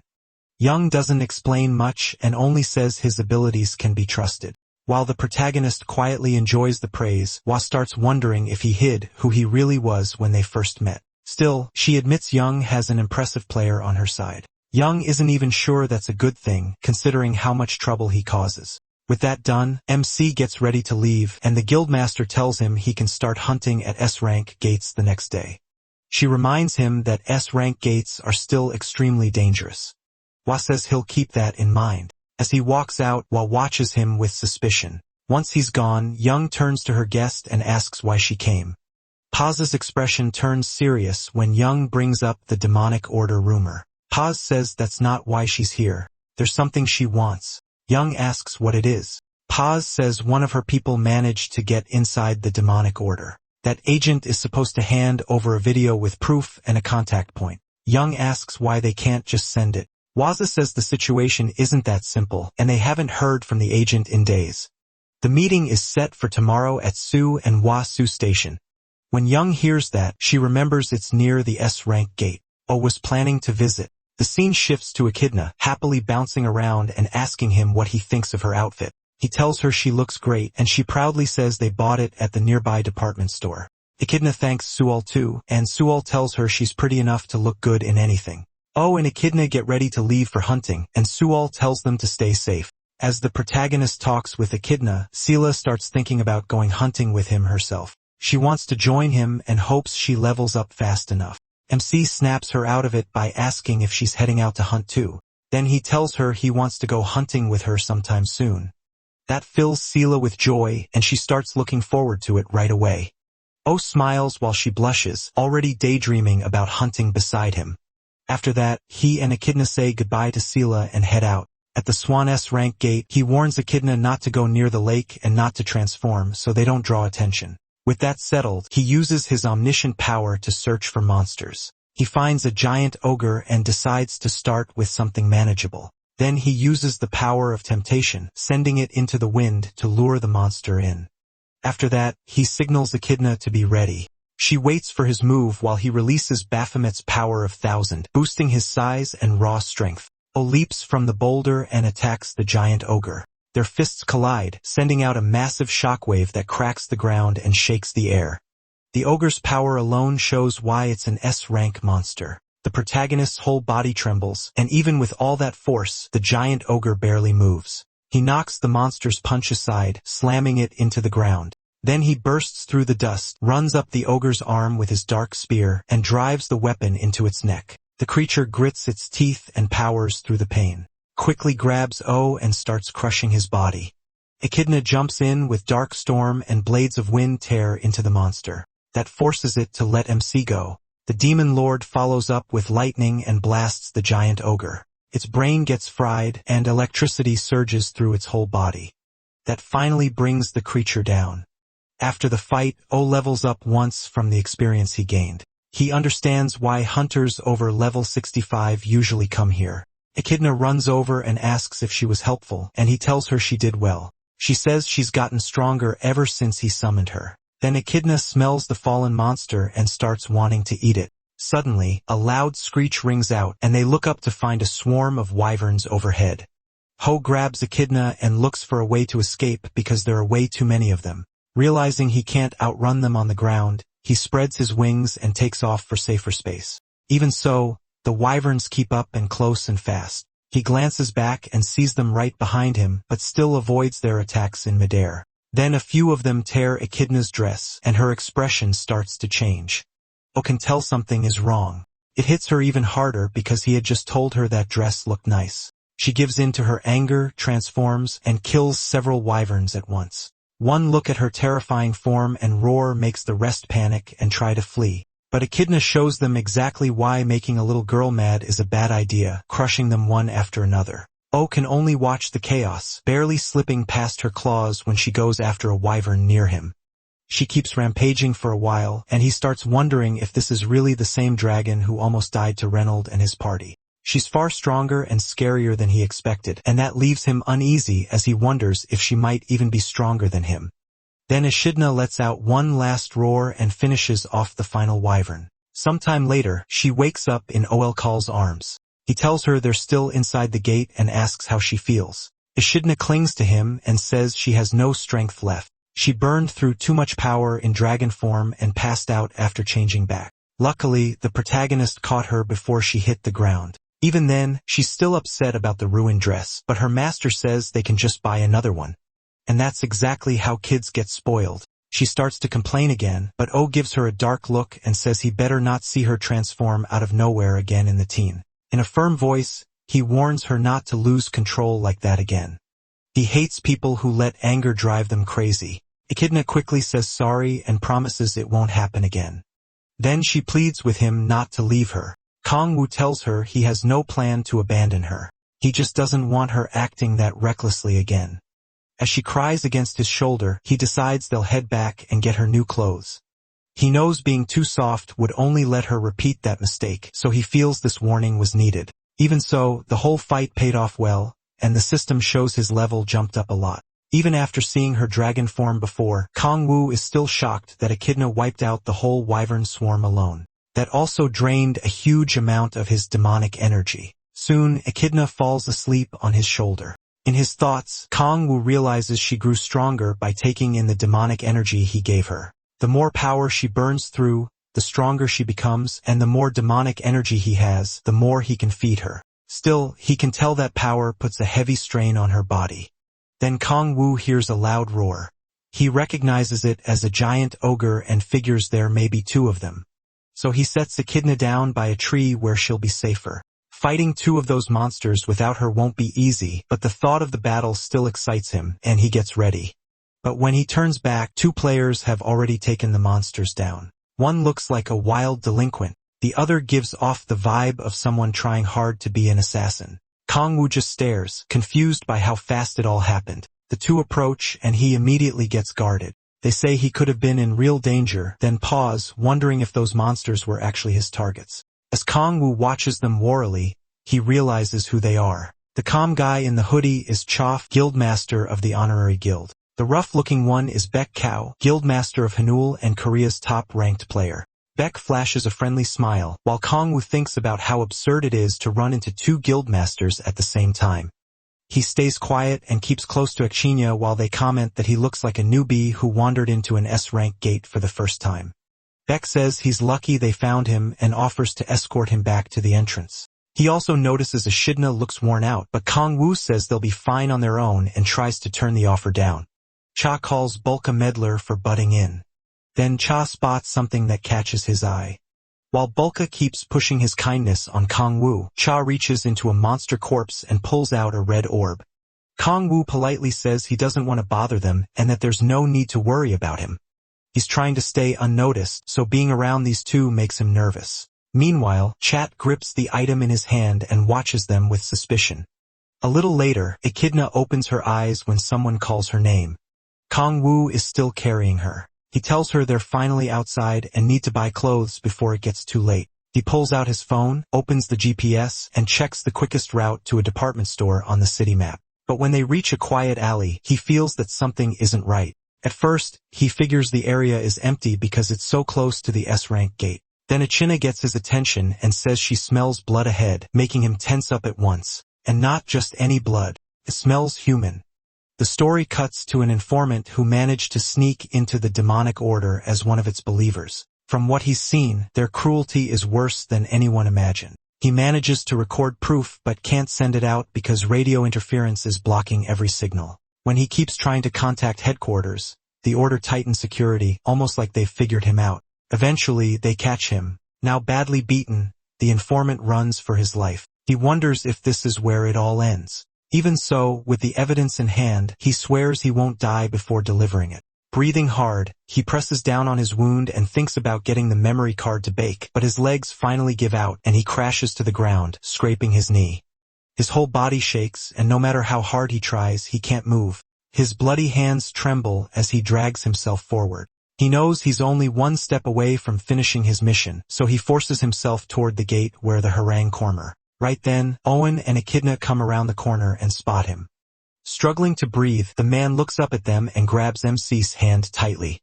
He looks down as the man presses a memory card into his palm and weakly whispers, "Please." Confused, O stares at the card and wonders what it's supposed to mean.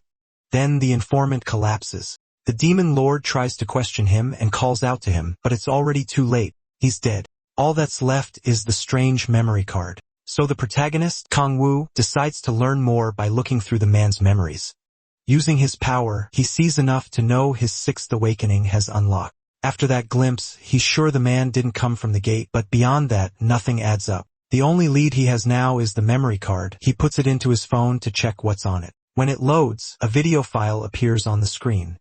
The moment he sees it, Kong-woo freezes in horror. Echidna grows worried when she notices his body shaking. Kong-woo's face turns bright red as the video starts playing, and he realizes it's that kind of content. He tries to act disgusted, but his expression says otherwise. Then he looks closer, thinking maybe he's missed something, but all he sees is a very steamy video feeding his worst urges. In the end, he starts telling himself it's not that bad, especially since it's his first time.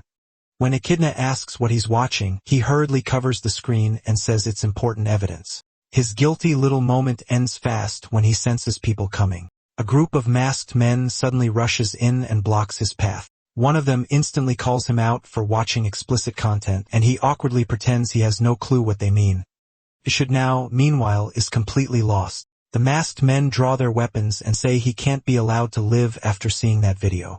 Kong-woo can't help wondering if this really makes him that unforgivable. They clearly don't buy his act, and it's obvious they're after the clip, so MC slips his phone back into his pocket. After a brutal massacre, Kong-woo brushes off his hands and walks back to the informant's body. He checks the video on his phone again, wondering why the demonic order wanted it back so badly. Then, like the fool he is, he gets distracted by the video all over again. Suddenly, he hears Young and Beck as they drop into the area. The second his eyes meet Young's, cold sweat runs down his back and panic hits him. He stuffs the phone into his pocket, praying she didn't see what he was watching.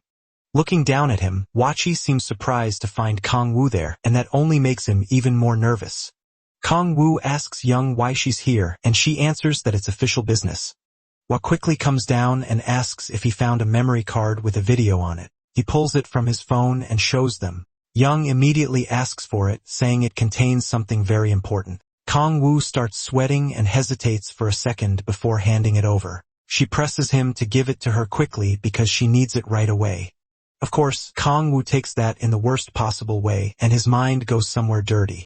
Young gets tired of repeating herself and he finally gives it to her. She wonders why he's acting so weird, while Kong Wu starts thinking there must be more going on.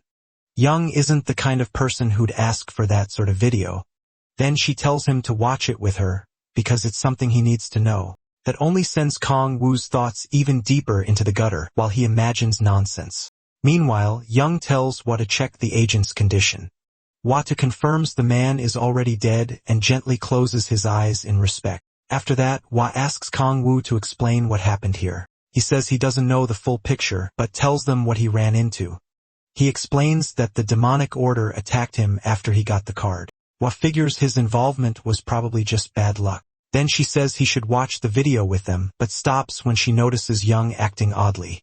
A second later, Young shows them the explicit clip and demands to know what the hell this is.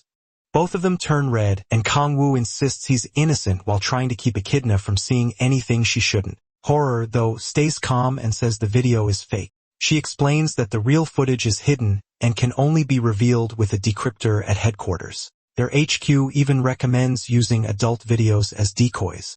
Hearing that, Oh realizes the real file is tied to the demonic order. Then Young starts chewing him out for watching the clip and not warning her about it. Akshana rushes in to defend her master and tells Young to stop being so harsh. Noticing the little girl, Young asks who she is, and he explains that Echidna is his familiar.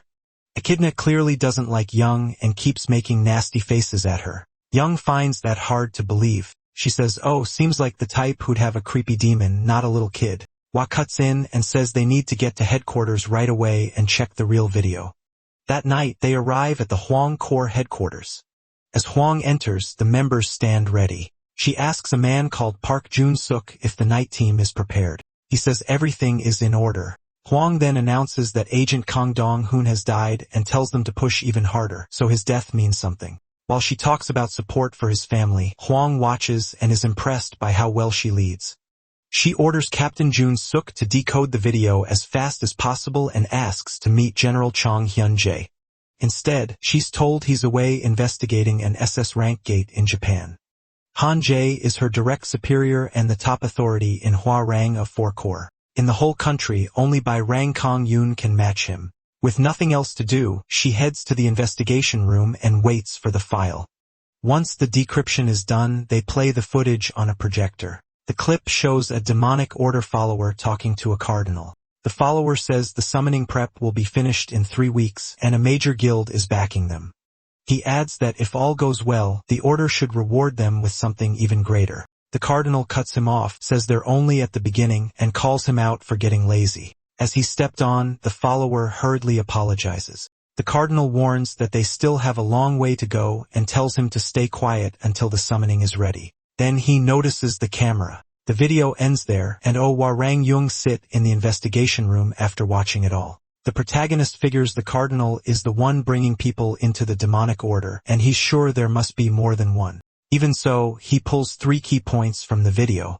First, if the man in the star-covered mask is only a cardinal, then someone even stronger must be above him. Second, the order is trying to summon something into the world. And third, a major guild is funding them.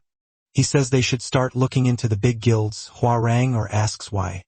Mo explains that now the spy has been exposed. The order will do everything it can to hide the summoning plan. That means finding proof from the main group will be much harder. So the best lead is the guild helping them, though he already rules out the Red Rose Guild. Hwarang impressed by his reasoning and praises him, which sends his ego soaring. Yang says he's always been quick on the uptake, then asks how they plan to investigate major guilds when even the government struggles with that. Pushing too hard could cause trouble. O says there's a way they can use bait. He reminds Yang that the demonic order targets talented high-rank players, which makes her remember the rookies her guild lost. He apologizes for bringing up something painful, but she tells him to keep going. MC says those rookies are the key to the whole plan.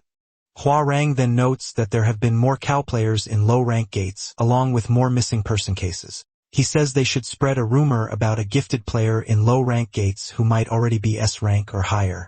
If that isn't enough, they can add that the Red Rose Guild is after that player too. The demonic order should move fast if they think they might lose him. Wei Rang likes the idea, but she wonders if the order would really act so recklessly. Ho says they absolutely will. Young asks how he can be so sure. He answers that the demonic order can't resist power. Shaking with excitement, he thinks there's no way they'll ignore a lure like this after already taking demonic energy into their bodies. In a calmer voice, he adds that they also won't be able to hide their tracks. Hua Rang points out that even with patrols, the number of cow players hasn't dropped. Young agrees the plan could work and asks who they'll use as bait. Most low-rank hunters with high-level talent already belong to major guilds. She also makes it clear that her own guild members are not an option. Unless it's a direct fight, she refuses to risk them. Ulf says he gets it. Then he says he already knows the perfect person to use. That unlucky choice is Sin, walking the streets with a heavy look on his face. When he gets home, he kneels beside an elderly woman who appears to be sick. His face is full of anger and despair, like he's raging against his own life. The next morning, he returns to her side and holds her hand with a grim expression. From outside the house, O watches him in secret from a nearby rooftop, seeing how devoted Sin is to caring for his mother. The protagonist actually gets emotional and jokes to himself that this guy feels more like the real lead. He pulls out his phone and checks the hottest online topics. The bait is working. Sin's blurred photo is already at the center of the rumors. He even hears people nearby talking about Sin as the hottest rookie around, and his thoughts turn to the one person he knows who can spread gossip fast, sitting at a computer. That person turns out to be Park Hyun-woo.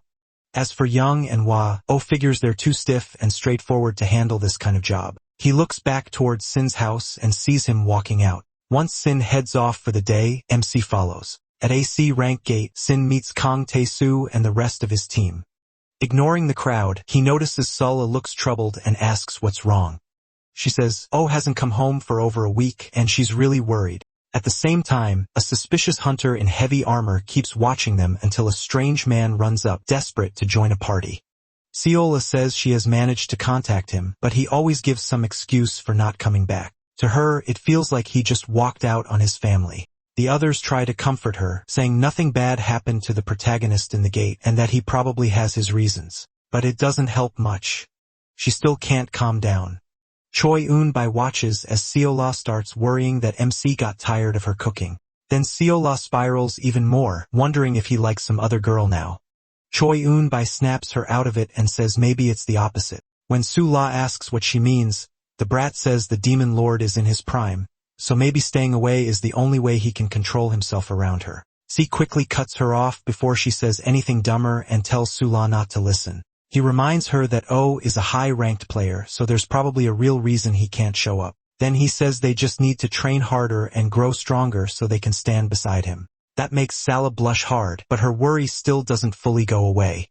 In the end, she forces herself to move on and gets ready to hunt. The party enters the gate. Right after that, the mysterious hunter reports that they've gone inside. The one receiving that report is O, and he's glad the plan is moving smoothly. Still, going a whole week without seeing Sin has been rough on him too. Watching her look that sad is starting to wear him down, and she's not the only one.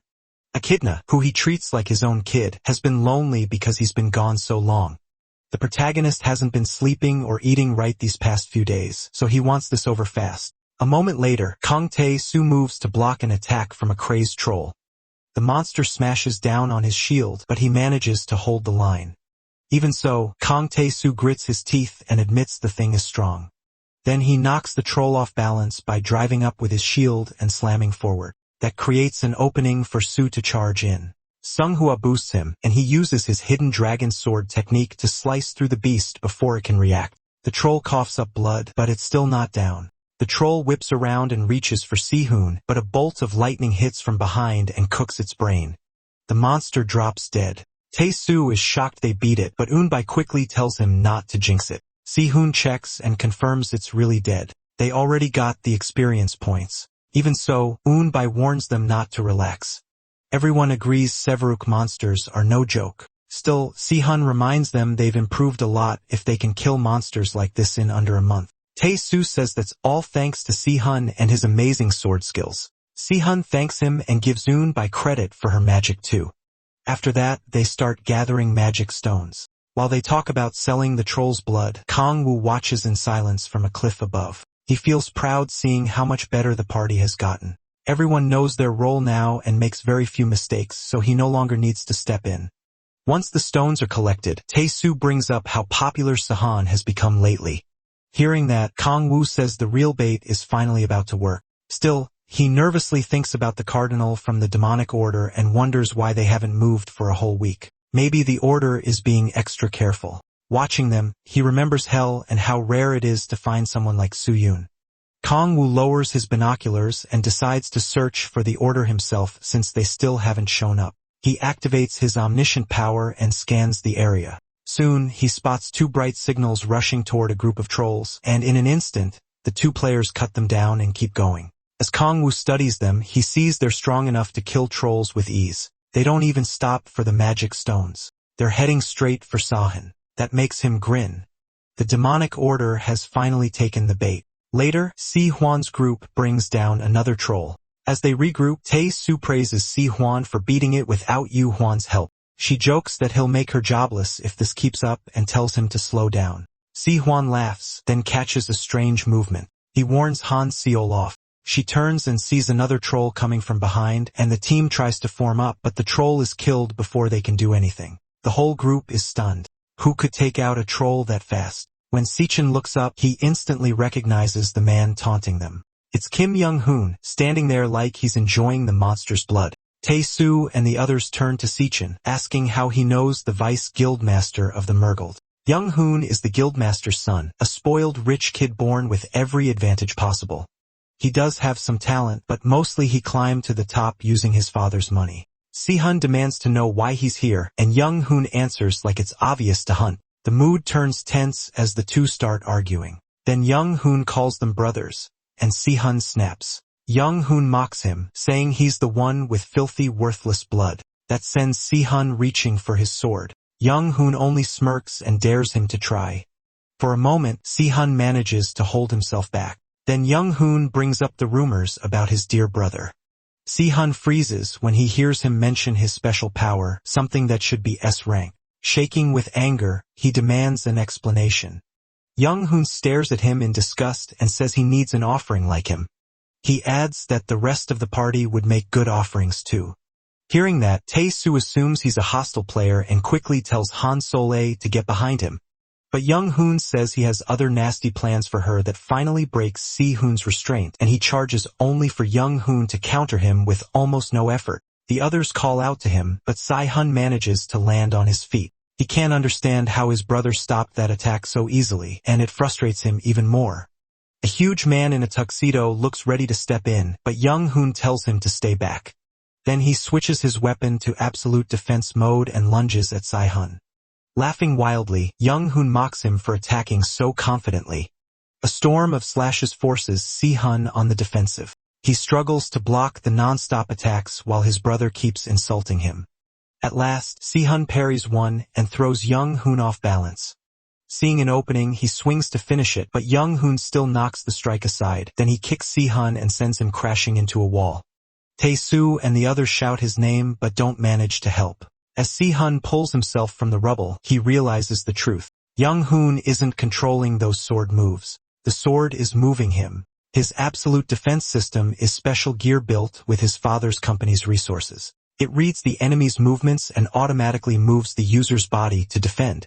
Back in the fight, Young-hoon calls Si-hun a bug and tells him to stay crawling on the ground where he belongs. Then he rushes in for the killing blow, but Tae-mi jumps between them and blocks it with his shield. As Tae-soo strains to hold on, Young-hoon wonders who this guy even is. Tae-soo doesn't care. He puts everything into stopping the blade and swears Young-hoon won't touch Si-hun while he's still alive. With a roar, he pushes back with all his strength. Then he notices something strange. There's no resistance. He peeks over the shield and sees Young-hoon untouched inside a barrier.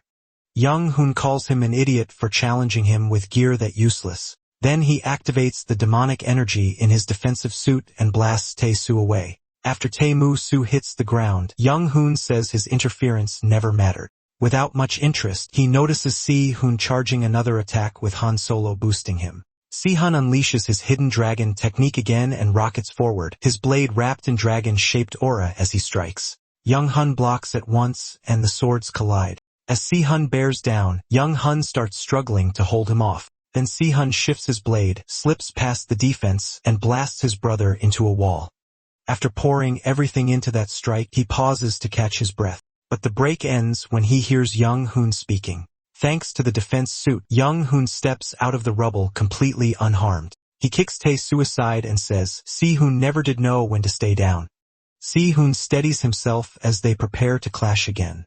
Young-hun remembers that his brother was always better, whether in school, training, or even as a player. Next to Si-hun, he was always the loser. Now he raises his blade and says none of that matters anymore. Si-hun braces himself for whatever trick comes next. What follows is worse than he expected, and it leaves him speechless. Young-hun copies Si-hun's last move with his own sword, bragging that money and power let him crush him whenever he wants. Then he charges, ready to kill his brother with Si-hun's own technique. Si-hun tries to block, but his sword breaks, and he's smashed into a wall. Young-hun laughs, thrilled to stand over him. Han Seol-ag rushes in to heal Si-hun, while Choi steps up to protect them. She fires lightning, but it does nothing against Young-hun's defense. He ignores the attack and keeps mocking Si-hun, saying there are things he'll never be able to surpass. Meanwhile, Han Seol-ag tells Si-hun she can't heal him any more than this. After patching him up, she urges him to stand while she goes to help Choi, Mu-bai. But Si-hun looks broken and says he has no strength left. Young-hun slowly walks toward him, rushing off every attack from Choi Eun-bai and Han Seol-ah. The two girls do everything they can, but his defenses are too much. Tae-soo is still down and can't help either. Seeing all this, Si-hun curses his own weakness for failing to protect his friends. As despair takes over, he hears a strange voice ask if power is what he wants. From the cliff above, Kang-woo watches the whole mess unfold. After seeing everything, he's convinced the Mir Guild is tied to the demonic order. He's also surprised to learn Si-hun is the son of a concubine and has an older brother. After contacting the right people, Kang-woo decides it's time to step in. He's about to step in, but stops when he hears Si-hun shout that he wants power. A huge force floods into the young prodigy as he declares that he wants the strength to crush his enemies. And somehow Kang-woo gets even luckier. Out of nowhere, Si-hun draws out insane power and uses his hidden technique again. A system message tells O that Si-hun has accepted the power of the heavenly god. With just a piece of that power, he gains even more skills. Then another message appears saying, MC has found one clue to metamorphosis. At this point, he almost wishes Si-hun were the main character instead. When the brothers clash again, Si-hun completely takes over. He throws all his new power into one strike. The battle carries them up into the air. Even there, Kim Young-hun can barely keep up. At last, Si-hun cuts through Young-hun's absolute defense, then he falls into a blind killing frenzy. Kim Young-hun tries to answer with the same technique he stole from his brother, but Si-hun slips past it. Fired up like a beast, Si-hun activates a new skill and crushes his brother again. Kim Young-hun can hardly follow him and can't understand how Si-hun got this fast and strong so quickly. Even with the gap in power, that fool still thinks he's stronger. Then Si-hun breaks his defense again and cuts him. Realizing he can't win, Kim Young-hun tries to back away.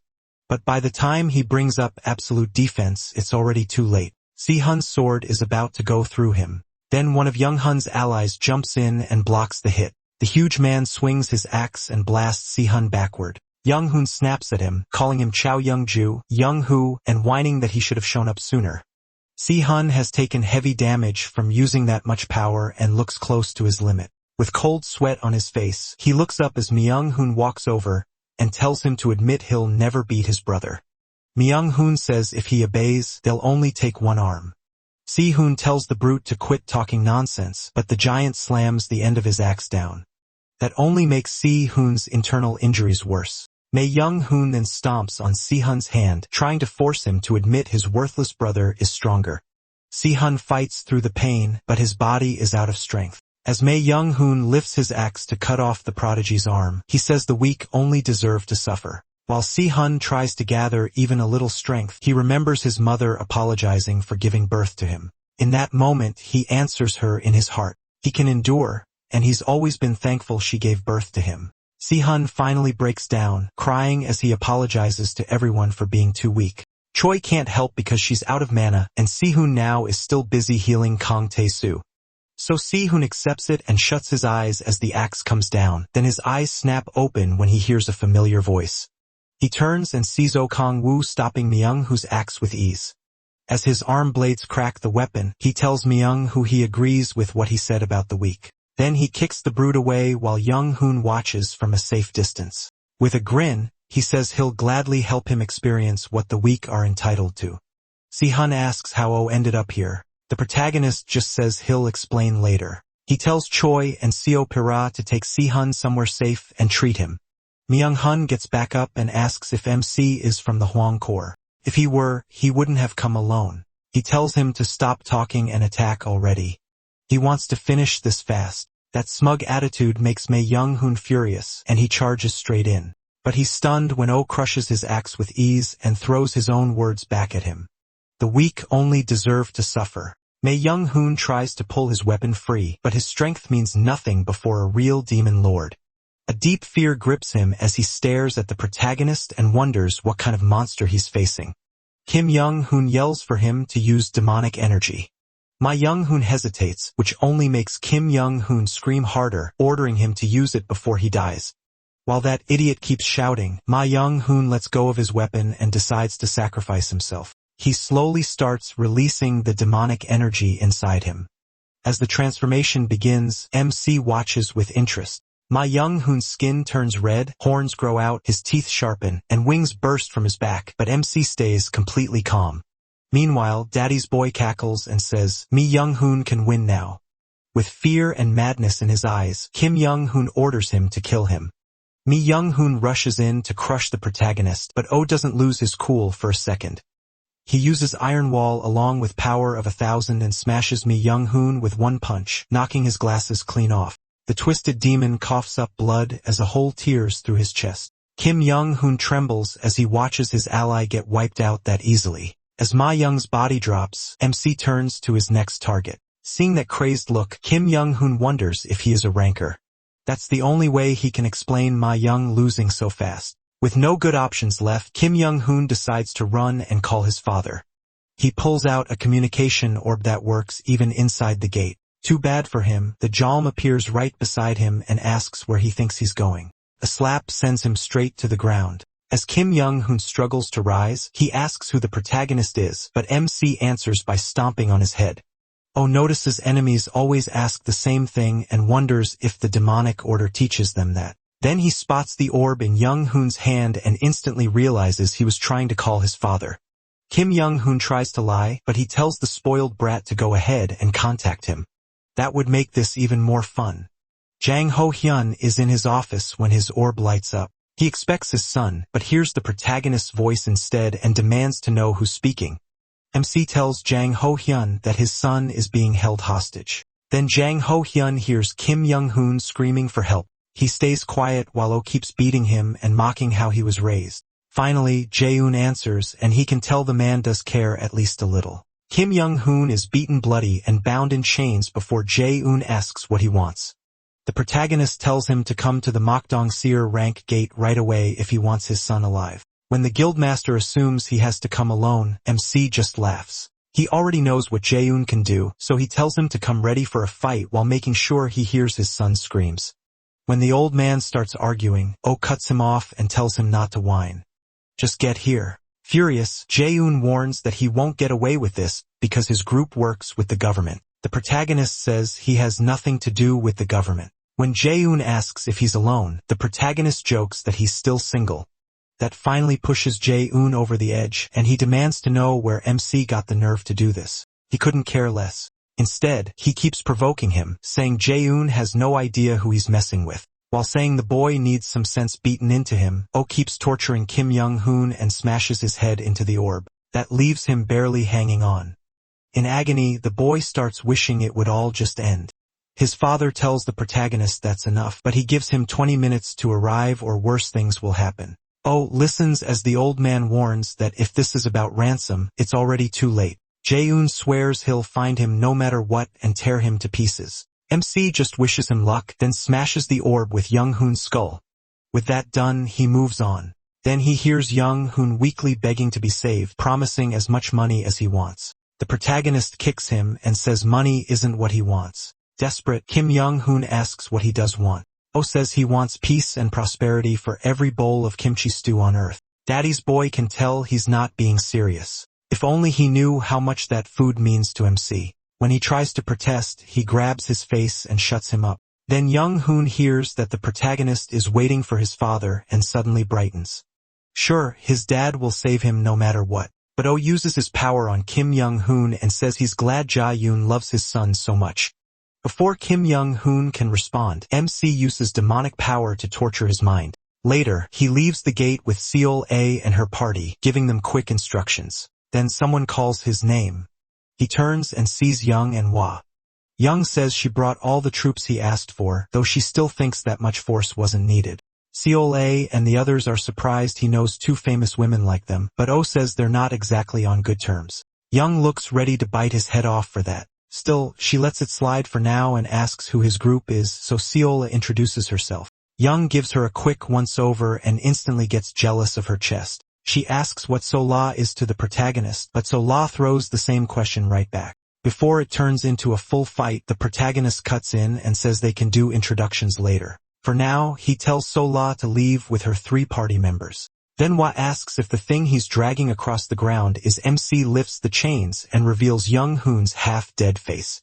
The troops and nearby players get nervous seeing Kim Young Hoon treated like that. They all know how Jae-yu will react, but he already planned for that. Young decides she'll face Jae head-on since the Mir Guild is tied to the demonic order. Wariz warns that this could turn ugly. With their current numbers, they aren't really ready to confront Jae directly. She thinks they're rushing in too fast, but Oh tells her not to worry. According to him, beating someone who's lost their mind is easy. As he kicks Young Hun's head, he says a father's love for his son has no limit. Young doubts Ja-yoon fall apart that easily, not knowing the protagonist already pushed the old man past reason. Oh knows exactly what he set up, and he can't wait to see it play out. A line of black fans suddenly arrives. Jae-yu steps out slowly and says he knew Young and Hwa were behind this. Both women move in front of MC and prepare to face him.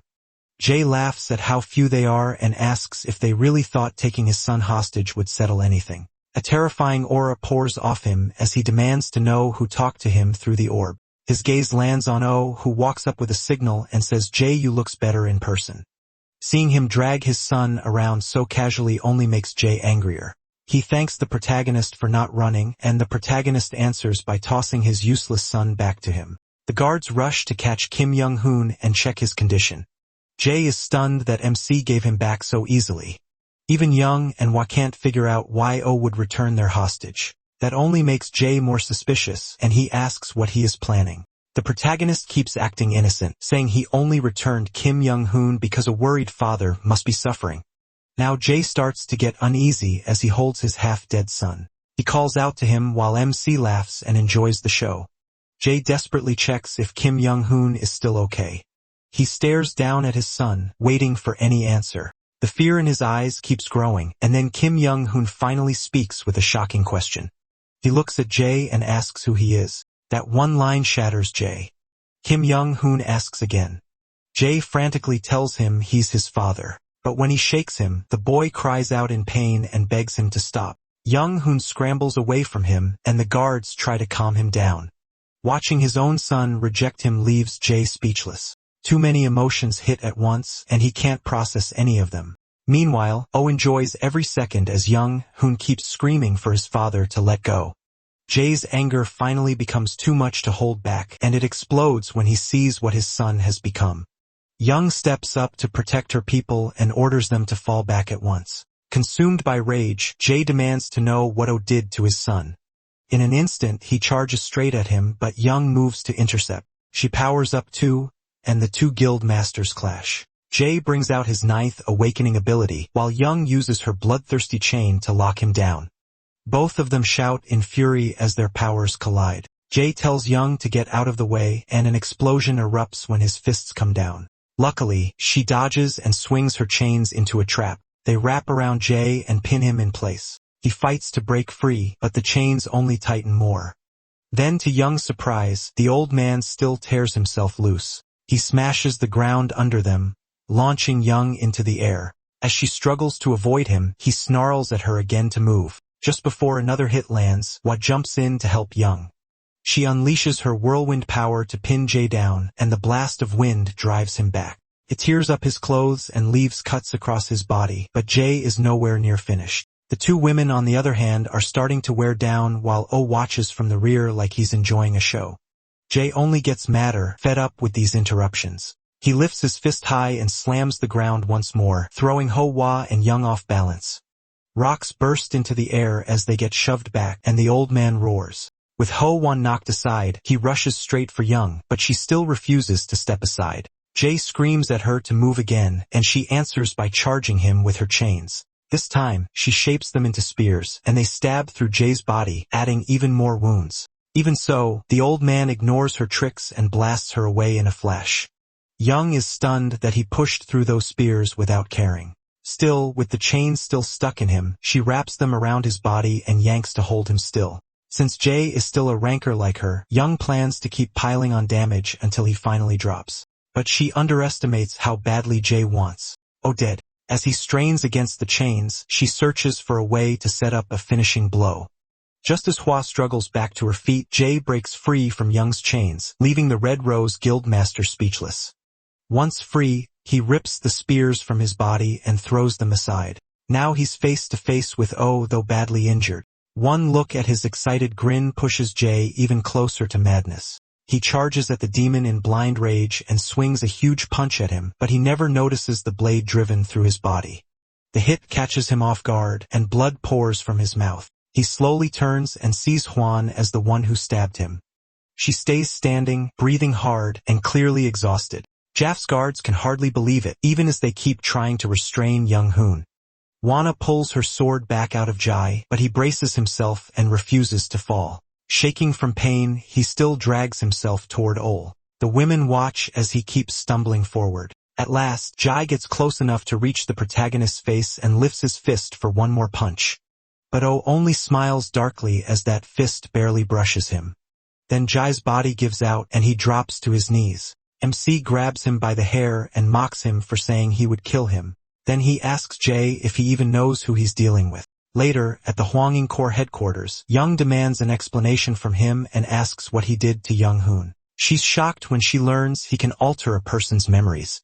Oh smugly brags that he's talented at everything and basically the best there is. Young stares at him and tells him to quit the nonsense. She wants to know what he really is, but the protagonist says she doesn't need to know everything. What matters is that she's helping him and he's helping her. Young clenches her fist in anger when Oh asks if wiping out the demonic order isn't enough for her. Furious, she watches him hold out his hand and suggests they keep working together.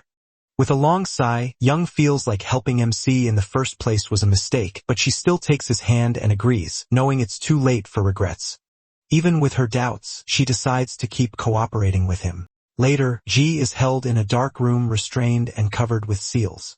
Hwang walks in to question him, starting with when he began working with the demonic order. Young and he are there too, and he asks him what a summon is. Even as the questions keep coming, Jae only smiles and stays silent. That makes Hwa slam the table and demand an answer.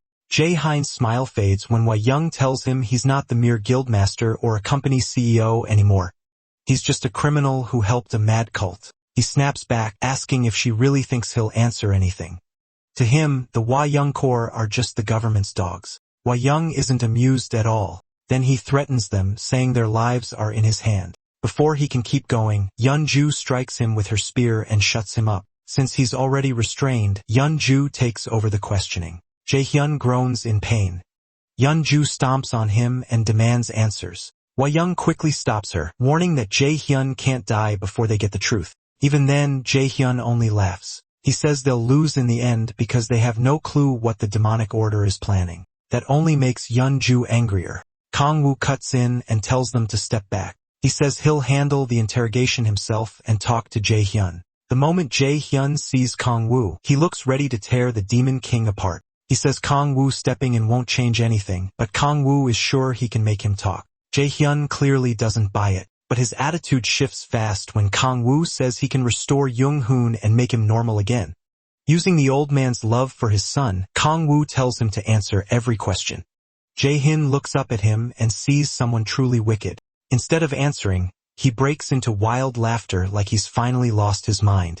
Yeonju and Hwa-yeon can only stare at him in pity, too shaken to speak. Still laughing, Jae-hin swears Kong Wu will fall into the depths of hell. He has no idea he's saying that to the king of hell himself, and Kong Wu doesn't take it seriously. In the end, Jae-hin starts talking. He says he met a man 8 months ago, and they realize it was the cult cardinal in the crimson mask. Even so, he never learned who the masked man really was. Kong Wu tells him to keep going. Jae-hyun explains that the masked man offered to turn him into a devil if he supplied resources for the ceremony. Yeonju thinks he was insane to accept that deal, but Jae-hyun says she knows nothing about devils. He claims devils can live forever as long as their neck stays intact and their heart doesn't burst. Hwa-yeon asks why he believed that, and he says the order has been around for over 1,000 years. That shocks both women, and even Kong Wu is stunned. Jae-hyun adds that the order may be even older than that, and it has been growing in secret all around the world. He says they only became active recently. Kong Wu realizes the demonic order runs far deeper than he thought, which will make them much harder to stop. Jae-hyun admits he kidnapped players to gain eternal life. Yeonju looks at him in disgust and calls him a lunatic for doing something so evil. Jae-hyun just laughs and says she still doesn't understand. He explains that a devil's body keeps the person's mind, but that still doesn't excuse what he did. He says a devil's body lets you stay young and live forever. Yeonju still refuses to believe something that absurd could be real. Jae-hin insists it is, saying he never risk everything on a lie. That only pushes Yeonju closer to losing her temper. But hearing how sure Jae-hyun sounds, Kong Wu starts to understand how the demonic order keeps pulling people in. The idea of endless desire takes him back to his time in hell, when he survived by feeding on demon corpses. He keeps staring at Jae-hyun, who says some guild members accepted demonic energy during the cult's rituals. Ba-yeon asks if demonic energy is like mana, and Jae-hyun says it's similar, but not the same. When they learn he has no demonic energy himself, Yeonju asks why he never took it. He says the masked man told him more prep was needed to make him a full devil. If someone takes demonic energy too soon, they can become a mindless monster. Asked why he let his guild members take it, he coldly says they were useful as disposable pawns. Hwa-yeon then asks what the demonic order is trying to summon. They're shocked to hear it's a demon, and even Kong Wu starts trembling. Jae-hin doesn't know where or how they'll do it, but the order told him the dimensional wall blocking the summon has started to weaken. That makes Kong Wu even more uneasy. Yeonju asks what the dimensional wall is and when it began weakening. The old man says it started about a month ago, and cold sweat runs down Kong Wu's back. In that moment, he realizes this chaos is his fault. The demonic order became more active because he broke the Gaia system when he came back to Earth. Kong Wu tries to stay calm, though Yeonju notices something is off. He hopes the system will fix itself, but that hope dies when Jae-hyun says the dimensional wall is still weakening. At this rate, everyone in hell, even the people from Eleanor, could cross into Earth. Kong Wu's mind is spinning, but he keeps a calm face and decides to focus on the demonic order first. Then he asks where the demonic order's headquarters is. Jae-hyun says the place he knows may not matter anymore. The order could already be done preparing the summon. Yeonju asks why they tried to capture cities, since they assumed he was meant to be an offering, but Jae-hyun says he knows nothing about that. That doesn't add up to Yeonju. If his guild is supplying offerings, how can he not know whether the cult has enough? He answers that his guild works on performance. Hearing that, Kong Wu realizes the situation is even worse. Jae-hyun says the Meir Guild isn't the only group working with the demonic order. Their fight is far from over.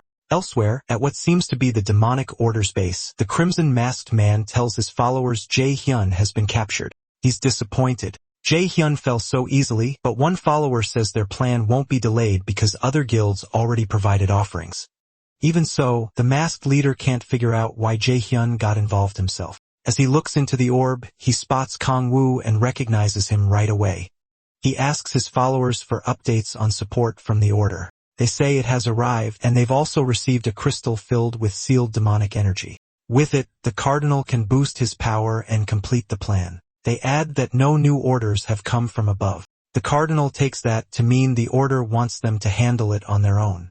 So he says the plan will go ahead as scheduled, starting with El Caro. Later, outside Huarang Corps headquarters, Yenju is upset that they're back at square one, and Hua Yen tries to lift her mood. Then Hua Yen tells Kong Wu the government plans to give him extra rewards. It's their way of thanking him for exposing the Mir Guild's ties and helping capture Ji Hyun so easily. Kong Wu hopes it's something useful, not junk like plaques or trophies. Hua Yen says she'll contact him later about it. The way she builds it up makes Kong Wu think it might be something he'll actually want. After a long while, Kong Wu finally gets home to Solo and Echidna. The second they see him, they shout his name. Echidna tears up at once, crying. She asks where her master has been all this time. He apologizes for being gone and says he had things to handle. Echidna worries he left because she did something wrong, and she begs him not to abandon her. She promises to be better and pleads with him to stay. Kong Wu gently comforts her and tells her none of this was her fault. He tells her not to worry and promises he'll never leave her. Feeling guilty for being gone all week, he holds her close and tells Sola everything is settled. He also says sorry for not explaining things better before. Sola says it's fine. She knows how much he cares and she trusts he'll tell them everything when the time is right. Kong Wu looks at her warmly, then perks up when Sola offers his favorite meal again. He agrees right away, and she heats up kimchi stew. The next day, Kong Wu, Sola, and the rest of her party visit Sai at the hospital. There, Kong Wu explains he had been keeping an eye on the swordsman because of the demonic order, and then rumors about Saya started spreading. When Saya asks where those rumors came from, Kong Wu brushes it off, saying that's bound to happen when a party has talented players. Deep down, he knows the rumors and this whole mess started because of him, but he keeps that to himself. Still, Sula wishes he had told them what was going on sooner. Seola says she gets why he's hiding things to protect them, but every time he does, she feels farther away from him. Kong Wu quickly says sorry for making her worry, and Seola apologizes for speaking too boldly, but Kong Wu tells her she has every right to feel that way. When he calls her family and promises to do better, her face lights up and she starts blushing. That one word leaves her shaking with nerves. Still, she gathers her courage and asks him to speak to her more casually. Since he sees her as family and already talks that way with Young, sure Ola thinks he should do the same with her. Meanwhile, Tae-soo and the others are quietly enjoying the sweet little moment between them. In that tense pause, their fingertips brush. Kong Wu then tells Seol she should speak casually to him too, and that only makes her blush even more. Then Echidna cuts in and ruins the moment. She asks her master to peel an orange for her, ending the mood right there. As Kong Wu handles that, Sim notices something else on his mind. He apologizes for killing the mood, but says there's something he needs to ask. Then Sim asks what happened to Young Hun and his father. Kong Wu answers coldly. They're going to spend the rest of their lives in prison. There's no way out for them, not even with money. Mirror Electronics is also falling apart because of the scandal around its founder. C's face darkens when Kong Wu brings up the debt he was stuck with, but Kong Wu says he'll receive legal compensation and his sick mother will be moved to a better hospital. Sai thanks him as tears run down his face. Even Tae-soo and Yoon-bi get emotional watching him. In that tearful moment, Sai calls Kong Wu his savior and says meeting him was the luckiest thing in his life. If only he knew what Kong Wu had really done. Sai even says he'll call Kong Wu his brother and serve him from now on, which only makes Kong Wu feel more guilty. Even so, he accepts it and starts talking to Sai more casually. Then Kong Wu and Solo grow curious when Sai says he has something serious to share. Dan Balmate Su Lin in 2 after he admits he's been hiding something from everyone. Sai reveals that his ability is SS rank, but his level is still too low to use it fully. Even so, it lets him use the power of the martial arts god, Chai Yun Tae Hwang. Everyone is stunned that his first awakening gave him something that strong, and they start firing off questions. Kong Wu stays calm since he already knew this, but that changes when Sai says he was chosen as a protector because the Gaia system malfunctioned. That shocks Kong Wu. C knows about the Gaia system even though Young doesn't, so Kong Wu asks when C first awakened as a player. When C gives the date, Silu realizes it was the same day she first met Kong Wu. That means C awakened because of the damage Kong Wu caused to the Gaia system. Kong Wu starts thinking C may be the key to fixing it. At the same time, Yoon-bi makes things awkward by calling him the hero of the world. But now Kong Wu suspects C might actually be the real main figure here, someone with a bigger role than his. That makes him even happier he managed to bring C onto his side. When Kong Wu gets ready to leave, he tells C to rest until he's fully healed. C suddenly grabs his shirt and stops him. The way he's looking at Kong Wu feels almost love-struck, and for a second, this stops feeling like a normal action story. Then Kong Wu has a thought. Maybe this is just how subordinates act toward their master. At the same time, Echidna asks if she can come with him. Still, Kong Wu can't help worrying he picked up the wrong kind of admirer, so he immediately jumps out the window to get away as fast as he can. Later, two huge ogres charge at Echidna. The little dragon unleashes her dark storm power and cuts into them, knocking them back. While they're still reeling from the hit, Kong Wu jumps in with a giant axe to finish them. He grips the weapon tight and fills it with frost, unlocking a new skill called Leviathan. Then he slashes through the monsters. The ogres roar for a moment before freezing solid and shattering. After that, Kong Wu levels up. Wiping sweat from his face, he admits the fight wasn't easy. Still, he reaches his sixth awakening and gains a new special ability. Excited, he rushes to check what it is, but the system says the details won't appear until he reaches extreme demonic delay. His mood drops right away because he has no clue what that condition even means. Echidna asks if he's okay, and he tells her not to worry. Then he pulls out a communication orb and hears Xiao Lu calling. She says they're almost done moving, so he needs to come home soon. Her mother is staying behind to finish cleaning, so Xiao Lu will take a taxi first. After that, Kong Wu heads straight to the apartment. Soon, they arrive at their new place, and it's much bigger and nicer than before. Seeing it, Xiao asks if they can really live there. Kong Wu reminds her they're family, and he doesn't want to live alone. So now he'll be staying with her and her mother. Then he ruins the mood by mentioning that Red Rose helped him buy it. Xiao realizes Young was involved, and even though she hides it, that stings. From her view, Young can give Kong Wu expensive things she could never match. The gap between them feels even bigger, but Kong Wu is too clueless to notice why she's upset. Echidna runs over and asks what they're doing tomorrow, but Kong Wu says nothing is planned yet. She shyly asks for a favor, and he agrees to go play with her the next day. The second Sela hears that. She realizes she's not only competing with Young, but with a kid too. So she quickly decides to come along and keep close to her man. The next day, they go to a huge mall where Echidna tries on one cute outfit after another. Gisela snaps pictures of her the whole time. Kong Wu is just happy being with his family. Seeing the woman he loves getting along with his little girl makes him smile.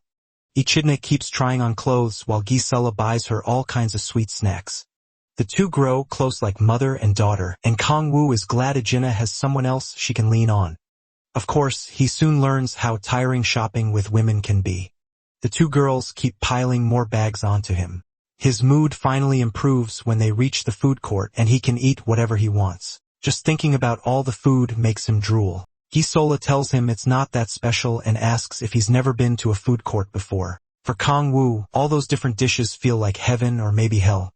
In his case, after suffering through awful meals for so long, he wants to order everything he sees, but Gisela tells him to calm down. A while later, their table is packed with food and they start eating. Kong Wu begins with the kimchi stew and admits it isn't as good as Gisela's. Next, he grabs a slice of pizza and dips it into the stew, making Gisela think he's lost his mind. But he actually likes it, so he starts mixing all kinds of food together. Gisela covers Echidna's eyes to protect her from the mess Kong Wu is making. While Kong Wu happily keeps eating, Gisela tells Echidna never to copy those horrible food combos. After the meal, Kong Wu notices someone approaching. Cold sweat runs down his face the second he recognizes him. It's Kong Yun. The Hanul Guildmaster says it's been a while since they last met. Kong Wu asks what he's doing there, but Kong Yun tells him to drop the formal tone. He says he has good news so they can talk casually. Then he brings up Kong Wu working with Red Rose, and Kong Wu says he's only cooperating with them. Hearing that, Kong Yun grabs his shoulder and tries to recruit him, offering 5 billion won, a car, a house, and more. Gesula is shocked. Someone can offer that much so easily. Kong Yun also promises him an executive spot in Hanul, but Kong Wu says the offer is too small. Kong Yun can hardly believe what he just heard. He calls Kong Wu funny for saying that, but Kong Wu isn't joking. He makes it clear he has no intention of working under anyone right now. So Kong Yun raises the stakes, and Kong Wu pays close attention. The easygoing guildmaster says he'll throw in one legendary item for free if Kong Wu joins. Legendary gear is incredibly rare and can't just be bought with money. It's usually crafted from parts taken from S-rank gates or even higher. Legendary gear also links itself to its wearer, and if the user doesn't meet the right conditions, it can reject them. That definitely gets Kong Woo's attention. Even so, he still turns Kong Yoon down. Kong Yoon accepts the answer and backs off. Before leaving, he hands over his card in case Kong Woo changes his mind. Then he drops something extra into Kong Woo's kimchi stew, saying it'll make it taste better. Lee Jin-min notices, but Se Seol quickly covers her eyes again. After that, Kong Yoon says goodbye and leaves. Kong Woo lifts a spoonful to try it, but now he looks totally put off. Later, he meets Yong-ju. She asks why he refused such a huge offer, and he says he doesn't want to work under anyone right now.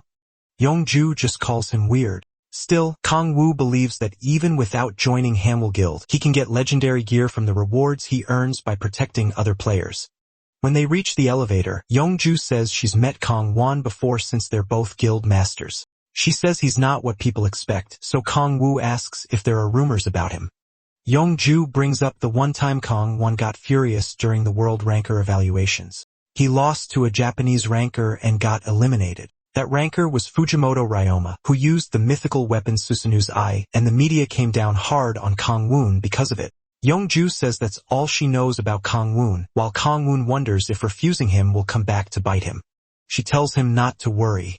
Kong Woon would probably just laugh it off. Soon after, they meet Ba Kwai. The Wei's core commander calls Kong Woo inside and says they've been waiting for him. Inside the lab, she explains they found a special item while investigating the Mir Guild. Yong-ju says that must have been a rough job, and Ba Kwai Yong admits even her superiors were against it. Kong Woo checks out the item and finds a legendary coat. The stats are great, and luckily it hasn't bonded to anyone yet. Yong-ju points out that the coat's effects don't look that amazing, and Ba Kwai Yong agrees. Even so, with its base stats and special effects, it's still incredible, but she doesn't know any player with inherent stats. Then she looks at Kong Woo and catches the creepy, excited look on his face. Yong-ju is shocked to learn he's an inherent stat user.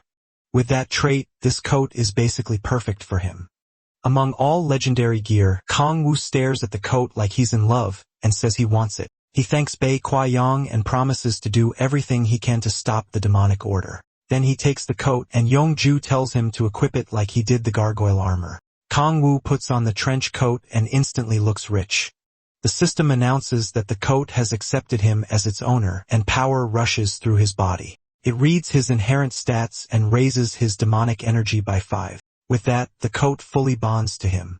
Yong-ju asks how the new gear feels, and Kong Woo immediately asks for 10 more. Ba Kwai Yong tells him 5 is the limit no matter the class. Any gear after the 5th won't work, so Kong Woo says 5 is still more than enough for him.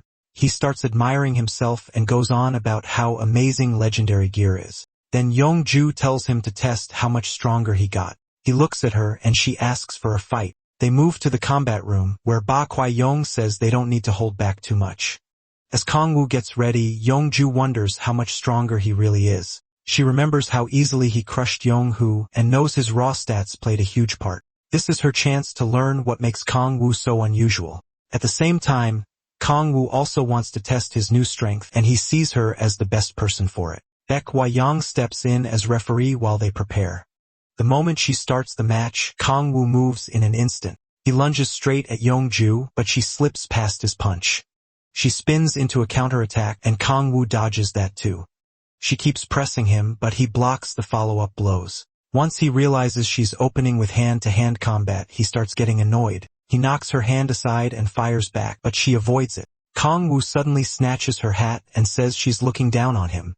Using it to cover her view, he throws a punch, but she tears right through it with her special chains. Glad she's finally getting serious, Kong Woo asks if she's trying to kill him. She keeps attacking and says he's clearly not a normal player. Kong Woo dodges the chains, which smash into the walls behind him. Before he can reset, she rushes in and drops another attack on him. He barely escapes by using his wings, then activates his coat skill, Kraken's Wrath, boosting his stats and adding 5 more demonic energy. Even with his power spiking, Yong-ju doesn't flinch.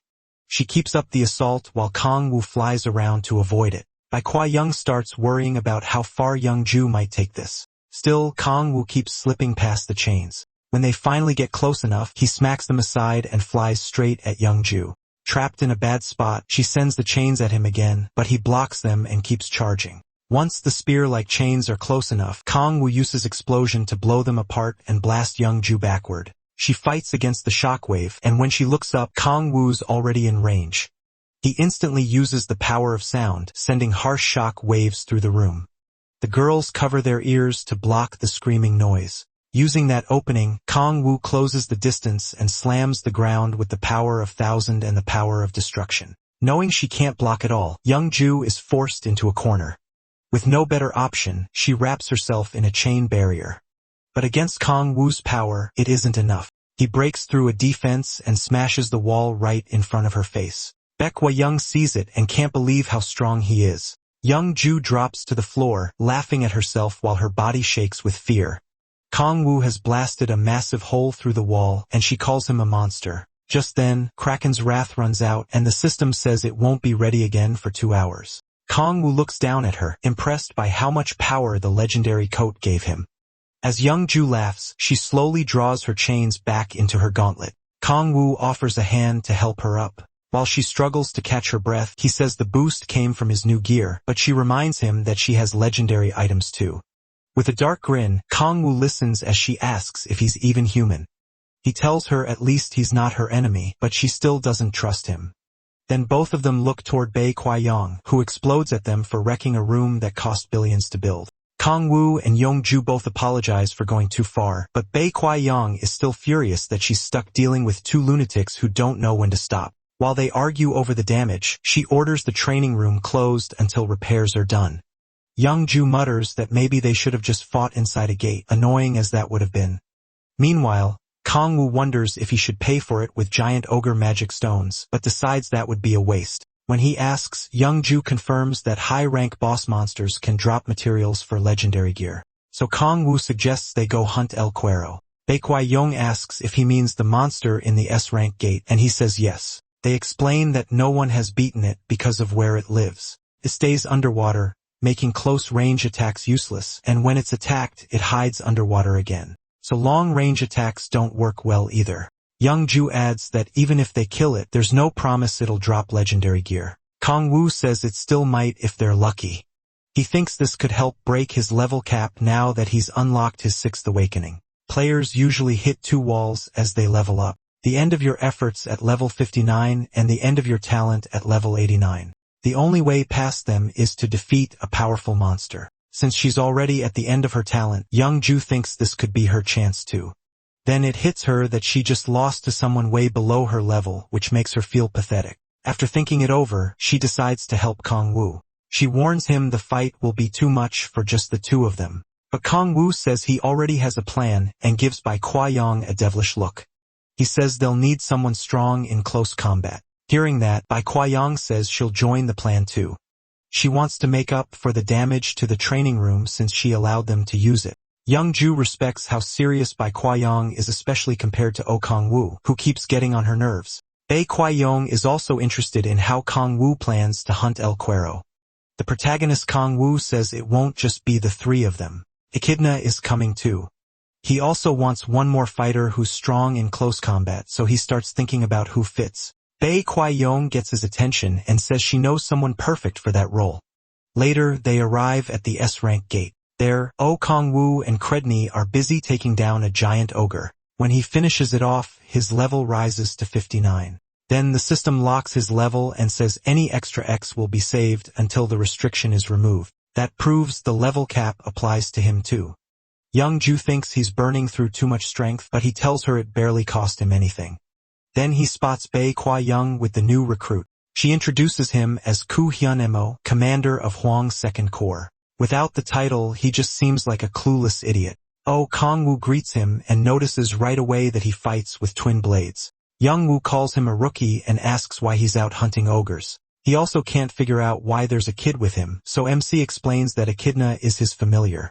That only leaves Young-mo even more confused. Baek-hwa-young cuts in and says he can learn the details later. Young-mo is stunned when she says, Kang-woo is as strong as Young-ju. He can't believe someone who's only been a player for 2 months could match a national ranker. Meanwhile, he tells Baek-hwa-young that Young-mo seems solid, and she's happy to hear that. While they're talking, young Mo quickly pulls the protagonist aside for something private. Then he asks the Demon King what exactly is going on between him and Bei Young. The guy is clearly checking if he has a rival and love. MC tells him there's nothing between him and the Third Corps commander. Bei Young shuts the talk down, saying they don't have time, and both MC and Yunju instantly realize young Mo is crazy about her. After that, Okemu says they'll start right where they are instead of moving somewhere else. Yunju wonders why he chose the stone giant area. He explains that the giants are part of the plan against El Cuero and are the key to bringing it down. After a quick rundown, they get to work. Once they gather several chains, Young Mo says everything is ready. With that, Okongwu steps into the water and starts building up power. He uses the power of sound to send a huge shock deep into the sea. The water goes still for a second, then a massive rumble begins. Realizing the creature is coming, he gets ready. As El Cuero rushes in, he signals the others to move. The sea starts to rise, and El Cuero bursts out with a roar. It spreads its wings and lifts into the air over the ocean. Then poison needles shoot from its fins at Okongwu and the others. Seeing that, he tells Echidna it's her turn. The little girl throws up a demonic barrier, but the attack is hard to handle. The protagonist Kongwu tells her to hang on just a little longer. At the same time, Hyung Mo and Bei Young move in with the chains. Kongwu joins them, tells them to hold tight and opens his wings. Then he shoots into the sky at incredible speed. Once they're over the sea monster, he drops them, and Hyung Mo starts screaming the whole way down. Still, they land safely on El Cuero. Its slick body makes footing hard, so Ol Kongwu gives them more chains and tells them to take opposite sides of the monster. They have to act fast before it dives again. The hooks sink into the monster's body, and it lets out a scream as it thrashes wildly. Even so, they manage to stay on. El Cuero suddenly makes a strange cry, and Okongwu notices it right away. He warns them to hold on because it's about to flee. After twisting its body hard, El Cuero launches upward, and strange electric patterns spread across it. As the monster tries to dive deep again, everyone clings on. Okongwu moves to stop it, and orders the others to attach the last chains. He dives into the water and activates the power of destruction along with the power of thousand. Then he throws a punch through the water as El Cuero closes in, blocking its path downward. The shock wave nearly throws Bei Young and Hyun Mo off, but because he attacked from underwater, the blow loses some force. He sees it only knocked the monster back into the air, so he looks for another way to hurt it. That's when he spots El Cuero's gills. Okongwu spreads his wings and rushes for that weak point. The Demon King slashes into it, and the creature cries out in pain. Then he notices yellow sparks around him. Bei Young sees them too and realizes El Cuero is using its spark. Hei Chugna calls to her master and raises her barrier again. With all the chains attached, Bei Young decides it's time to jump off. She tells Hyang Mo that Okongwu is stronger than they are, so all they need to do is stay out of his way. They leap off just before the monster unleashes its electric burst. As she falls, Bei Young looks back and wonders if MC is still inside it. Then we see him protected by a chitney's barrier inside the beast.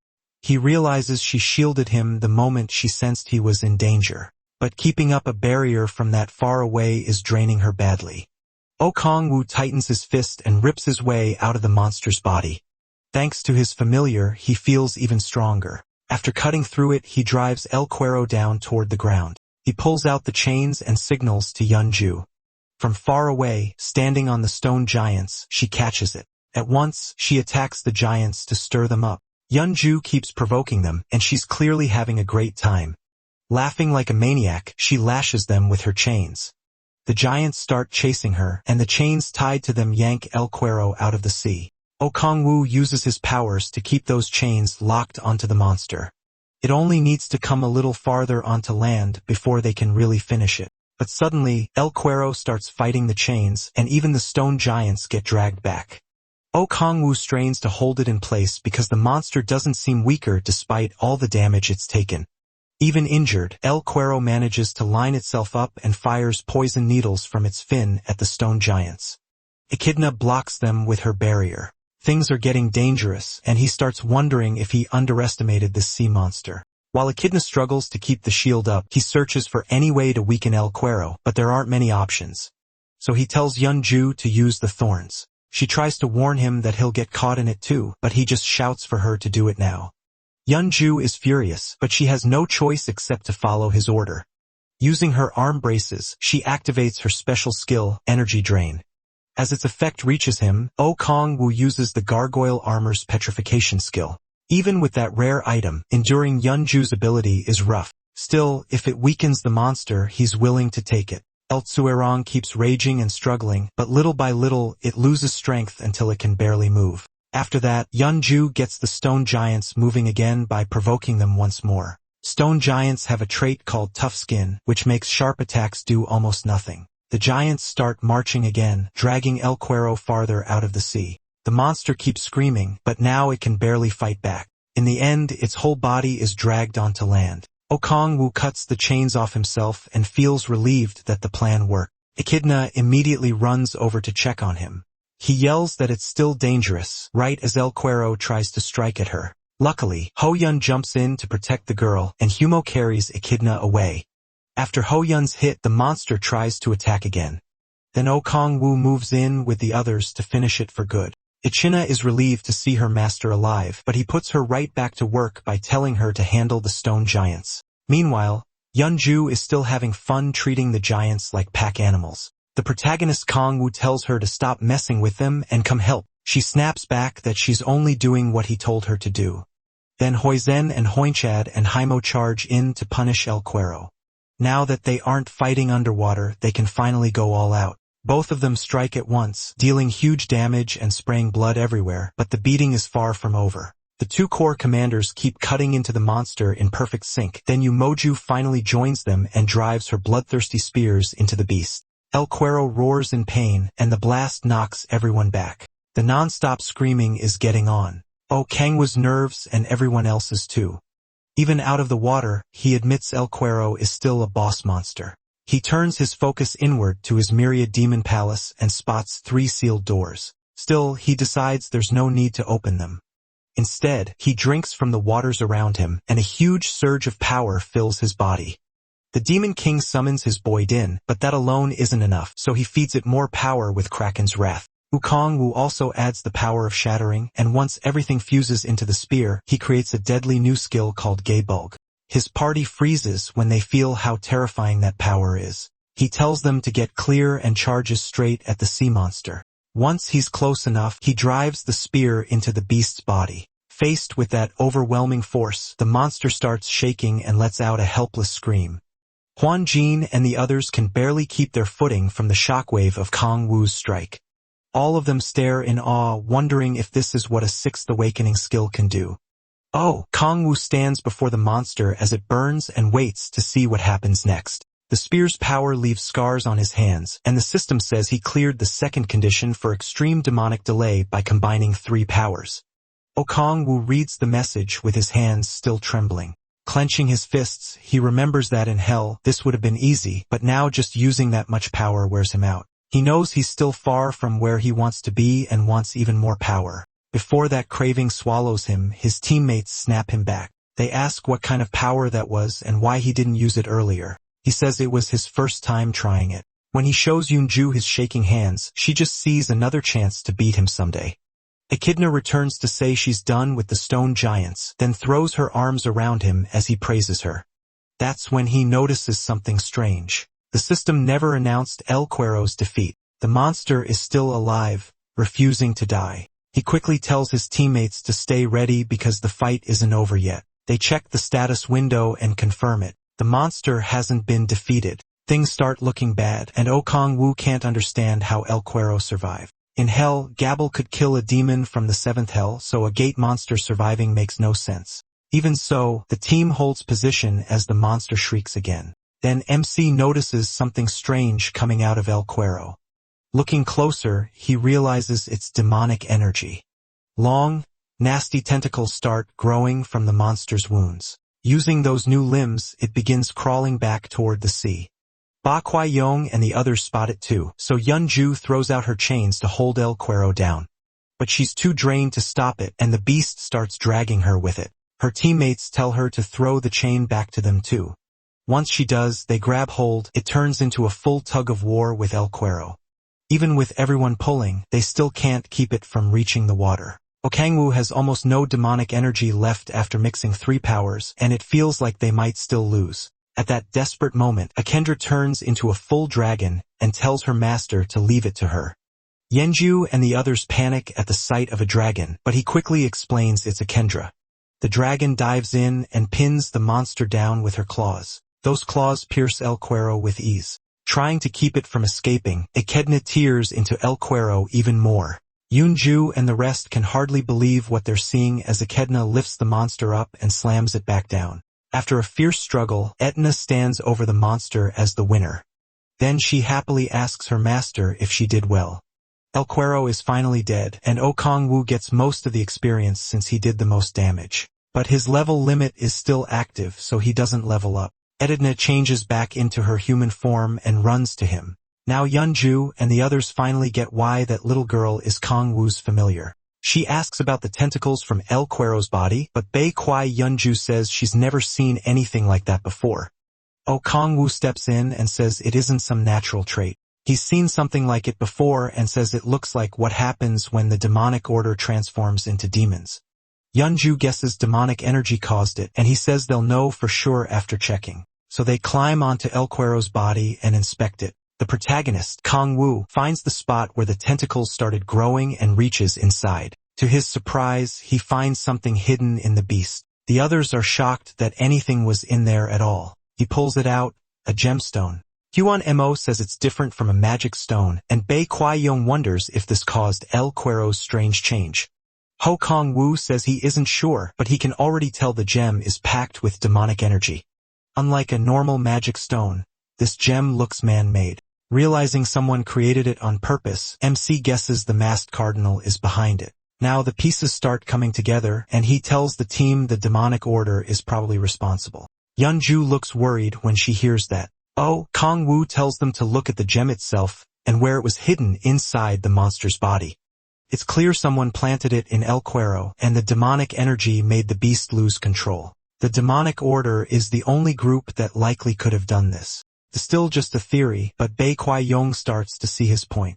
As he looks at the stone again, Bei Kwai Yong orders Hyun Mo to start investigating the demonic order from Pohang. Meanwhile, Okangwoo nearly drools, realizing the demonic order can produce this much demonic energy. Yun wants to take a picture of the gemstone, but the protagonist quietly uses his lightning power to stir the beast, while El Cuero suddenly causes a commotion. He secretly absorbs the gem's energy when no one is looking. When Yunju turns back to ask for the gemstone, it's gone from his hand. Okangwoo plays dumb while she snaps at him. He keeps a clueless face even though he's nervous, then checks his stats. His demonic energy is increased by 3 levels. He's thrilled after hunting more than 100 ogres over the last 3 days. That stat hadn't moved at all. Echidna turns to ask if it's time for them to leave. When he doesn't answer, she gets worried. And after turning around, she sees a twisted look on her master's face. Later, they arrive at the Warrinker headquarters, and Echidna is already nodding off. They head inside, and Wayan gives them the remaining money after repairs. Since El Cuero was captured for the first time, they earn a huge amount. She also says she'll investigate the gemstone with Humo's team and check if similar cases happened in other gates. They'll have to work hard to secure any stone before anyone touches it, because none of them know Kangwoo already made the first gemstone disappear. Yunju and Kangwoo get curious when Hyang Shiyun says she has good news. She explains that parts of El Cuero can be turned into legendary gear, and its tailbone will become a sword. Then she mentions the estimated specs, making them both tense. But their excitement dies when Hwang-soo says the weapon will boost either strength or dexterity. Still, she adds that she can't use it herself because the activation requirements are too tricky. Only a player with internal chi can use the legendary sword, a rare trait mostly found in warrior types, especially in China. Yenju suggests selling it to China, but Kangwoo says he'll keep the weapon. If it needs someone with internal chi, he already knows the right person. The story then shifts to C and his party, who are exploring deep inside a B-rank gate. Even in the maze-like dungeon, they manage to find a new path. Kong asks Sivrik if he senses anything, and the swordsman says he just has a bad feeling. A second later, Sivrik picks up on something and tells everyone to get ready to fight. Then a wounded minotaur suddenly comes running out from the dark passage ahead. Another minotaur, even more dangerous, catches it at once. Sigurd and his party stare in shock as that monster gets ripped to pieces right in front of them. Kong rushes up with his shield to take the next hit, but Silas yanks him away just before the beast smashes him into the ground. He warns the big guy not to rush in so carelessly. Looking closer, they realize this creature doesn't look like a normal minotaur. Silas tells Kong to make an opening. Once Silas gets buffed, Choi tries to distract the monster so their tank has time to prepare. She blasts it with lightning magic, but the beast recovers right away without a scratch. Sai moves in to draw its attention, and the minotaur locks onto him with a deadly stare. Saiola buffs Kong and he gets into place. Kong charges in, taunting the monster and making it rush straight at him. Saiola keeps the buffs coming, and he thanks her for the great support. The minotaur lifts both arms to crush the tank, but Sayo rushes in from its blind side before it notices. Focused on his opening, he uses his skill and cleanly cuts off the monster's head. Once it drops, the whole party starts praising Sayo for pulling it off so fast. Then they check the body, and Sehun says this savage minotaur isn't listed in any player guide. A closer look makes him freeze. Something red is glowing from the severed neck, and he starts wondering if it's what he thinks it is. The next day, Oh Kong-woo arrives at the Hwarang Corps headquarters. He's there to pick up the legendary sword made from El Cuero's tailbone. The blade stats are amazing, and it even lets its user walk on water. MC looks it over and says he'd use it himself if he could. Ba Kwai Yong explains that the hardest part of legendary gear is getting the materials. After that, forging it is quick. Yong worries about the price, but Ba Kwai Yong tells her not to. She says Yong and Oh Kong-woo are already bringing better results than the Hwang Corps expected. Yong enjoys the praise while he is more interested in absorbing demonic energy. Then Ba Kwai Yong says there's one more thing she wants to mention. Expecting bad news, he's caught off guard when she asks if he can start speaking to her more casually. Since he's already casual with Young, she says it feels strange for them to stay formal, especially now that they're comrades. Baek Kwai Yong is glad when he agrees. Sol has one more reason to be jealous. When Oh Kong-woo asks about the gemstone research, she says nothing useful has come up yet. Even Young's guild found nothing solid. That bothers him because he doubts the demonic side only hid gemstones in El Cuero.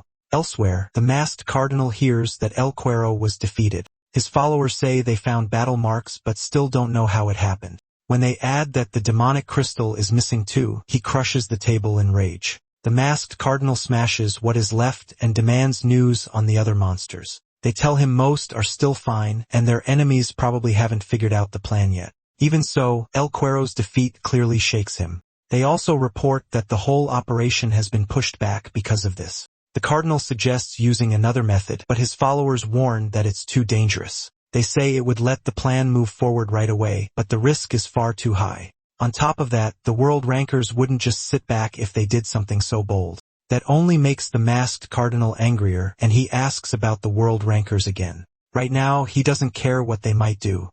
His demonic aura pours out as he reminds them he isn't afraid of the world rankers. The followers quickly apologize while struggling under his killing intent. After a moment, the cardinal settles down and asks if they still have demonic crystals. When they say yes, he orders them to plant more inside other monsters. If the plan gets delayed again, he warns their worthless lives are over. Then one follower reports that Young was the one who killed El Cuero. The cardinal forces himself to cool down as he recalls that Young is the same person who got in Jae-hyun's way. Seeing her as a major threat, he tells them to prepare the shadows to deal with her.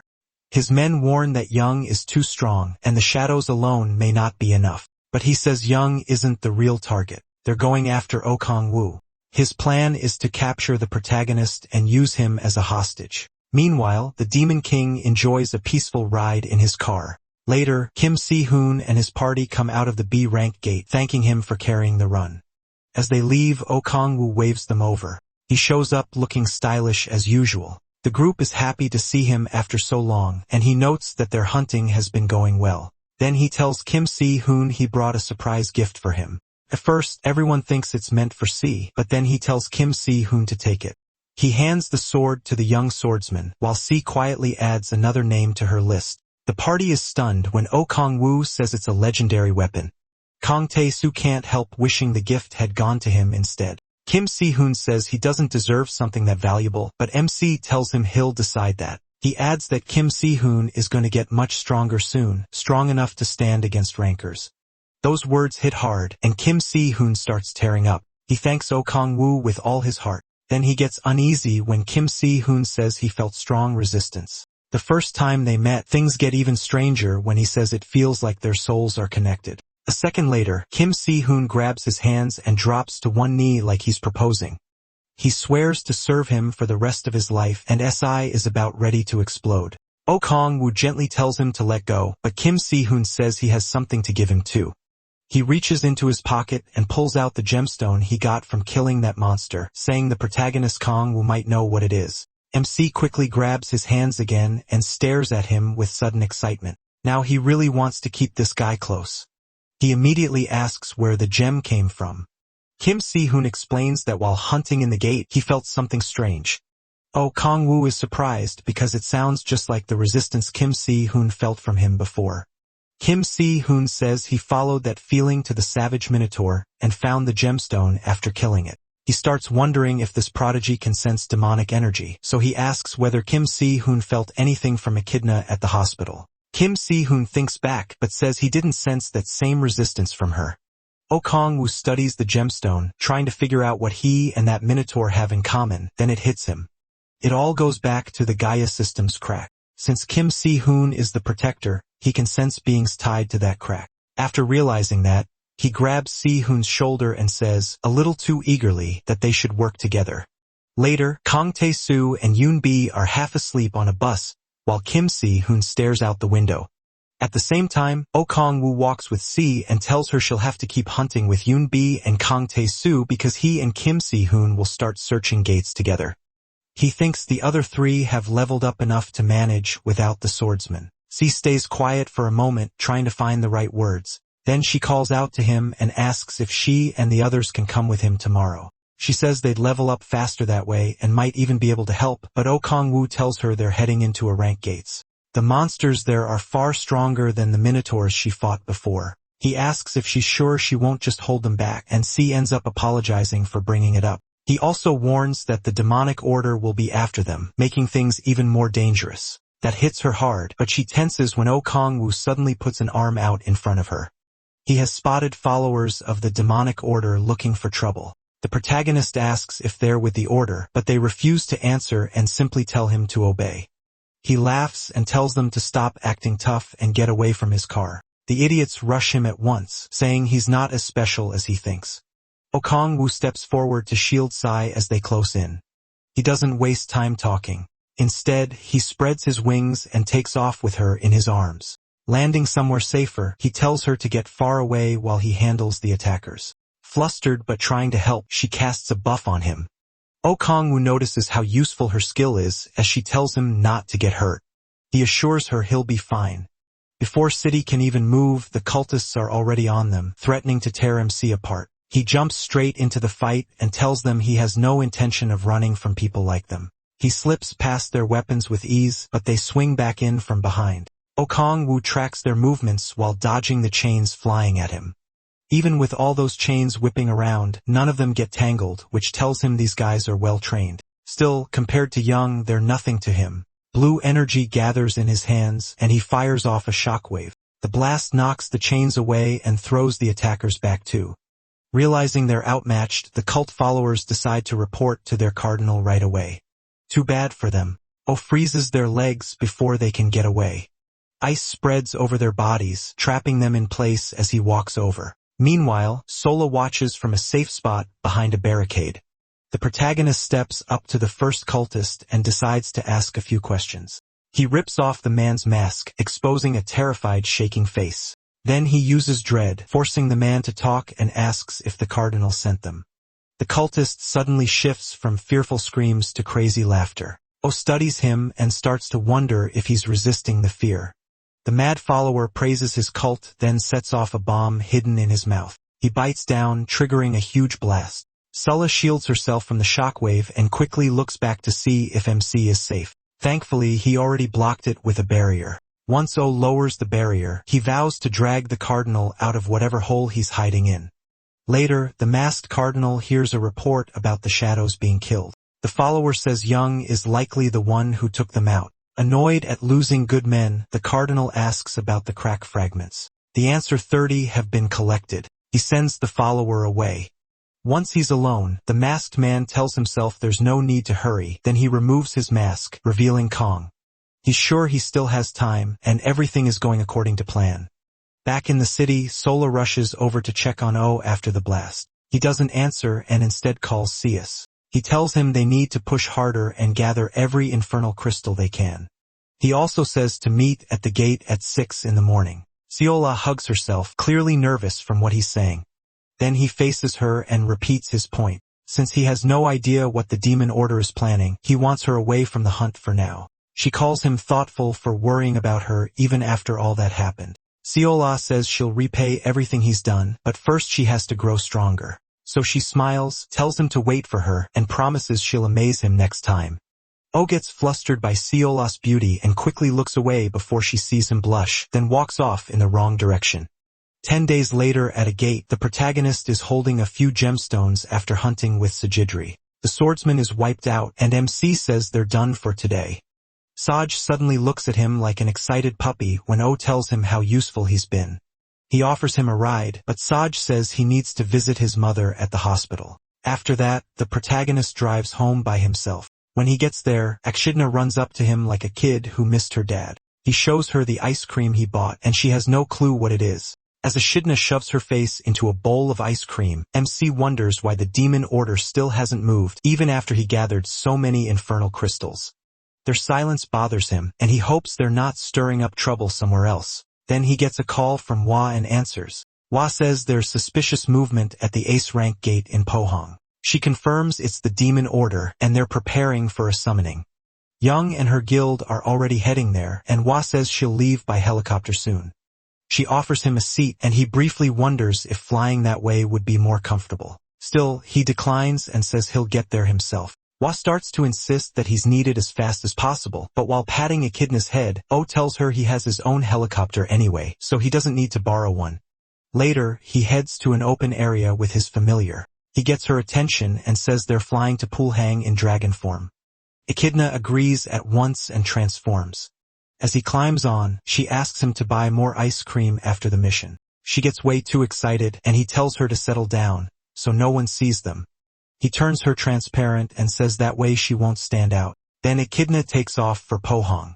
On the way, O worries because he still doesn't know how many people are in the demon order or how far its reach goes. Worst of all, he still doesn't know which guild betrayed them. They reach Pohang, and he picks a good place for Echidna to land. They touch down far from the gate, giving her time to become visible again. After that, he tells her to switch back to her human form. As she does, her tail bumps into something, and they hear a voice. O spins around at once, ready to strike the hidden person. The man begs him not to attack and asks if that was really a dragon. At the same time, the protagonist notices an infernal crystal in his pocket. Their eyes meet, and O realizes it's Min Yuk, the head of Honori Guild. Min Yuk says he was tracking a suspicious shadow. Before he can even finish, MC tells him to shut up. Min Hyuk tries to explain, but he has no interest in hearing excuses. He brings out his arm blades, trying to figure out what's really going on. Seeing a guildmaster sneaking around here puts him on edge, so he decides to find out exactly what Min Hyuk is doing. Min Yuk pulls out a dagger too, convinced O won't listen, so he decides to make him listen by force. As the distance closes, both of them lunge at once. O's speed and blades crash against Min Yuk's daggers, but Min Yuk can't handle that kind of power. He jumps back staring in fear and wondering how the protagonist is this strong. To MC though, the guy is pathetically weak. While Min Yuk struggles to catch his breath, he starts thinking maybe he isn't tied to the demon order after all. So he tells Min Yuk that Young and the Warring Corps will be here soon. He says he'll listen if Min Yuk keeps it short and explains why he came to Pohang. Min Yuk thinks that's insane and fires back that O is the one acting suspicious. He lets one dagger fall and tightens his grip on the other. Then he charges in with a spinning blade attack, but to O it's basically child's play. The protagonist sidesteps him with ease and asks if thieves usually settle things in one-on-one fights. A little later, he gets a message saying Young and Hwa will arrive in 10 minutes. He walks to a coffee machine and buys a drink for Min-yuk after taking all the poor guy's money and gemstones, grabbing one for himself too. Oh tells the guild master to start talking because his patience is running out. When MC asks why he's in Pohang, Min-yuk says the Anuri Guild has been looking into the demon order on its own. He brings up the phrase thieves only bandage and says people treat thieves like the most useless members of a party. Even so, thieves hear rumors fast, and Min-yuk says they've known about the demon order for a while. In a short flashback, he talks with his guild members and other thieves. He explains they chose to investigate without the government or Red Rose Guild, so they could prove thieves do more than patch people up. Then he says he saw O acting suspicious, which is why he followed him. He assumes someone as pathetic as him won't be believed, but he says he does believe him. Chugging his coffee, the protagonist can't figure out why Min-yuk looks so shocked. Then he tosses the cup and casually wishes him luck with his little vigilante mission. Still confused, Min-yuk tells him to wait. He steps closer and says, O is stronger than Korea's 5 guild masters. Then he asks why someone that strong is helping the government hunt the demon order. MC looks at him for a moment and says they're the same. Min-yuk still doesn't get it, so he asks if he really needs a reason to fight for world peace. What he actually means is kimchi stew, but he hides that pretty well. As the protagonist turns and walks off like a hero, Min-yuk starts thinking he's a better person than he first thought. Meanwhile, O's just happy to be done with the weakling. The real reason he's sticking with the government and Jung is the demonic energy he can gain. At least now he's sure the Thief Guild isn't part of the demon order. The ones he suspects most are the guildmaster of Samurai and Kong. Later, Kong puts his mask back on and speaks through an orb. In a creepy cave, he talks to someone named Yu Tae-sik and asks if he's ready for the ritual. This is the first move in their big plan, and it has to work no matter what. He tells Tae-sik to bring more sacrifices if needed. Then Tae-sik lowers his hood and praises the demon order. One of the followers reports that the blood from the sacrifices has been spread everywhere. With a disturbing look on his face, Tae-sik steps onto the demonic symbol. After checking the blood, he says it still isn't enough. Then he orders one follower to step forward. The poor man obeys and gets stabbed, and his blood splashes everywhere. The other followers stare at the body in shock and demand to know why Tae-sik did that. Tae-sik coldly says there still isn't enough blood, and if they want someone to blame, they should blame themselves for failing to bring more sacrifices. Then he snaps and starts butchering the rest, covering the area in blood. With the bodies piled around him, Tae-sik praises the demon order again. Once he's sure there's enough blood, he slams both hands onto the symbol and starts chanting a spell. The story then cuts back to Young, who's just arrived in Pohang. Oh asks her and Wei if they can enter the Su Frank gate yet. Wei Yu tells him the situation inside looks bad. She explains that a demon order member is hiding somewhere in the gate, but there are too many caves to pinpoint where. She's also heard that anyone who enters feels something creepy from the gate. Then footsteps approach. Turns out to be Humo, and he looks relieved to see them. He tells why they heard a huge explosion from inside the gate earlier. Achina then tugs on O's coat and, clearly scared, says the gate smells strongly of blood. At the same time, Tae-sik finishes the ritual, and a crack opens in front of him. He looks up at it and begs whatever comes out to show him its power. A massive demon suddenly emerges from the crack. It introduces itself as Oriax from the 7th ring of hell and asks who dared summon him. Tae-sik drops into a bow before the demon, then proudly says he was the one who called him. When Oriax asks why, Tae-sik says he wants humans slaughtered and promises total loyalty. Hidden nearby, a spy watches from the shadows. He quickly pulls out a walkie-talkie and urgently tells Humo to come at once because he found something strange. Cuomo asks what's going on, but no answer comes back. O cuts in and says they need to move now instead of wasting time. As they head for the gate, the thick smell of blood hits them. Inside the gate, a few players see Oriax burst out of the cave. Instead of running, they freeze until Oriax notices them. The demon drops right in front of them and says they'll make fine sacrifices. Even then, the players refuse to back down. They throw everything they have at him, but it does nothing. Oriax seems amused by their pointless struggle, then wipes them all out with one swing of his weapon. Hyunmoo and the others arrive just in time to see the players being slaughtered. Meanwhile, Tae-sik trembles at the power of his first summon. He believes that as the dimensional gate weakens, he'll call up even stronger demons, and the world will fall to the demon order. On the other hand, Auriax still isn't happy with how little he's killed. The look on his face alone makes the players afraid to go near him. Then they hear Hyunsmo shout for them to wait, and he rushes in to help. Auriax swings his scythe at Hyunsmo, and Hyunsmo blocks it, but the impact blasts him backward. A female mage catches him with magic and complains that he always ends up getting thrown around. Hyunsmo is relieved to see his allies and tells them to hold on. Oh, though, was left speechless by what he's seeing. Hyunsmo says she wishes her guild members were there, but Hwa tells her to be thankful the demon hasn't escaped the gate. While the others get fired up to beat it, MC is still stuck trying to process all this. Tammy starts praising the demon again, and Auriax says he already plans to teach humans a lesson. Then the demon looks toward Humo and says he's not worth fighting. Auriax demands a stronger human, then he spots someone else among them. He sees Up, pretending not to know him. Auriax stares, trying to understand what he's seeing. At the same time, he realizes he's in trouble, because a real demon from hell has appeared. Auriax comes from the 7th ring while he is from the 9th. That 9th ring is home to the being called the Eternal Conqueror, who is actually the Demon King himself. Auriax finally realizes who he's looking at and starts screaming. He can't believe the Demon King is here of all places. Meanwhile, OWA tries to hide his face and stay calm.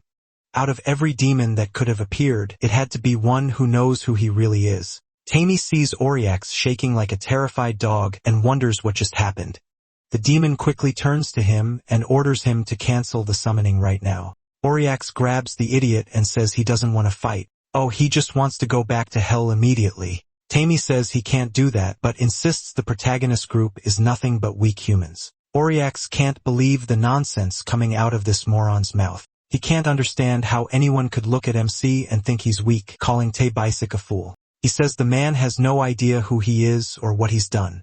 Meanwhile, O's group is completely confused by the argument. The protagonist steps in front of them and says he'll handle it. He explains that the demon has the wrong idea about him so he can use that. Then MC fires a shot at them to get Auriax's attention. He calls out to Auriax and speaks to him telepathically, ordering him to answer in a way only he can hear. Terrified, Auriax has no choice but to obey his king.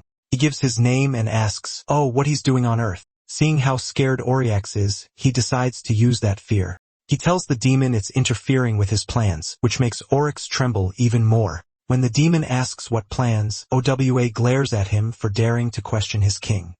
Auriax instantly apologizes before things get worse. The protagonist says he'll give him one chance to make up for being a nuisance. Since Auriax has zero pride left, he quickly agrees to do whatever his king wants. MC takes advantage of that and says if he obeys well, he might make him one of his subjects. Hearing that, Auriax's eyes light up. To him, that means standing alongside Balrog and using a share of the Demon King's power. The moment Auriax agrees, OWA orders him to throw away his weapon and fight the others, so he can test his strength.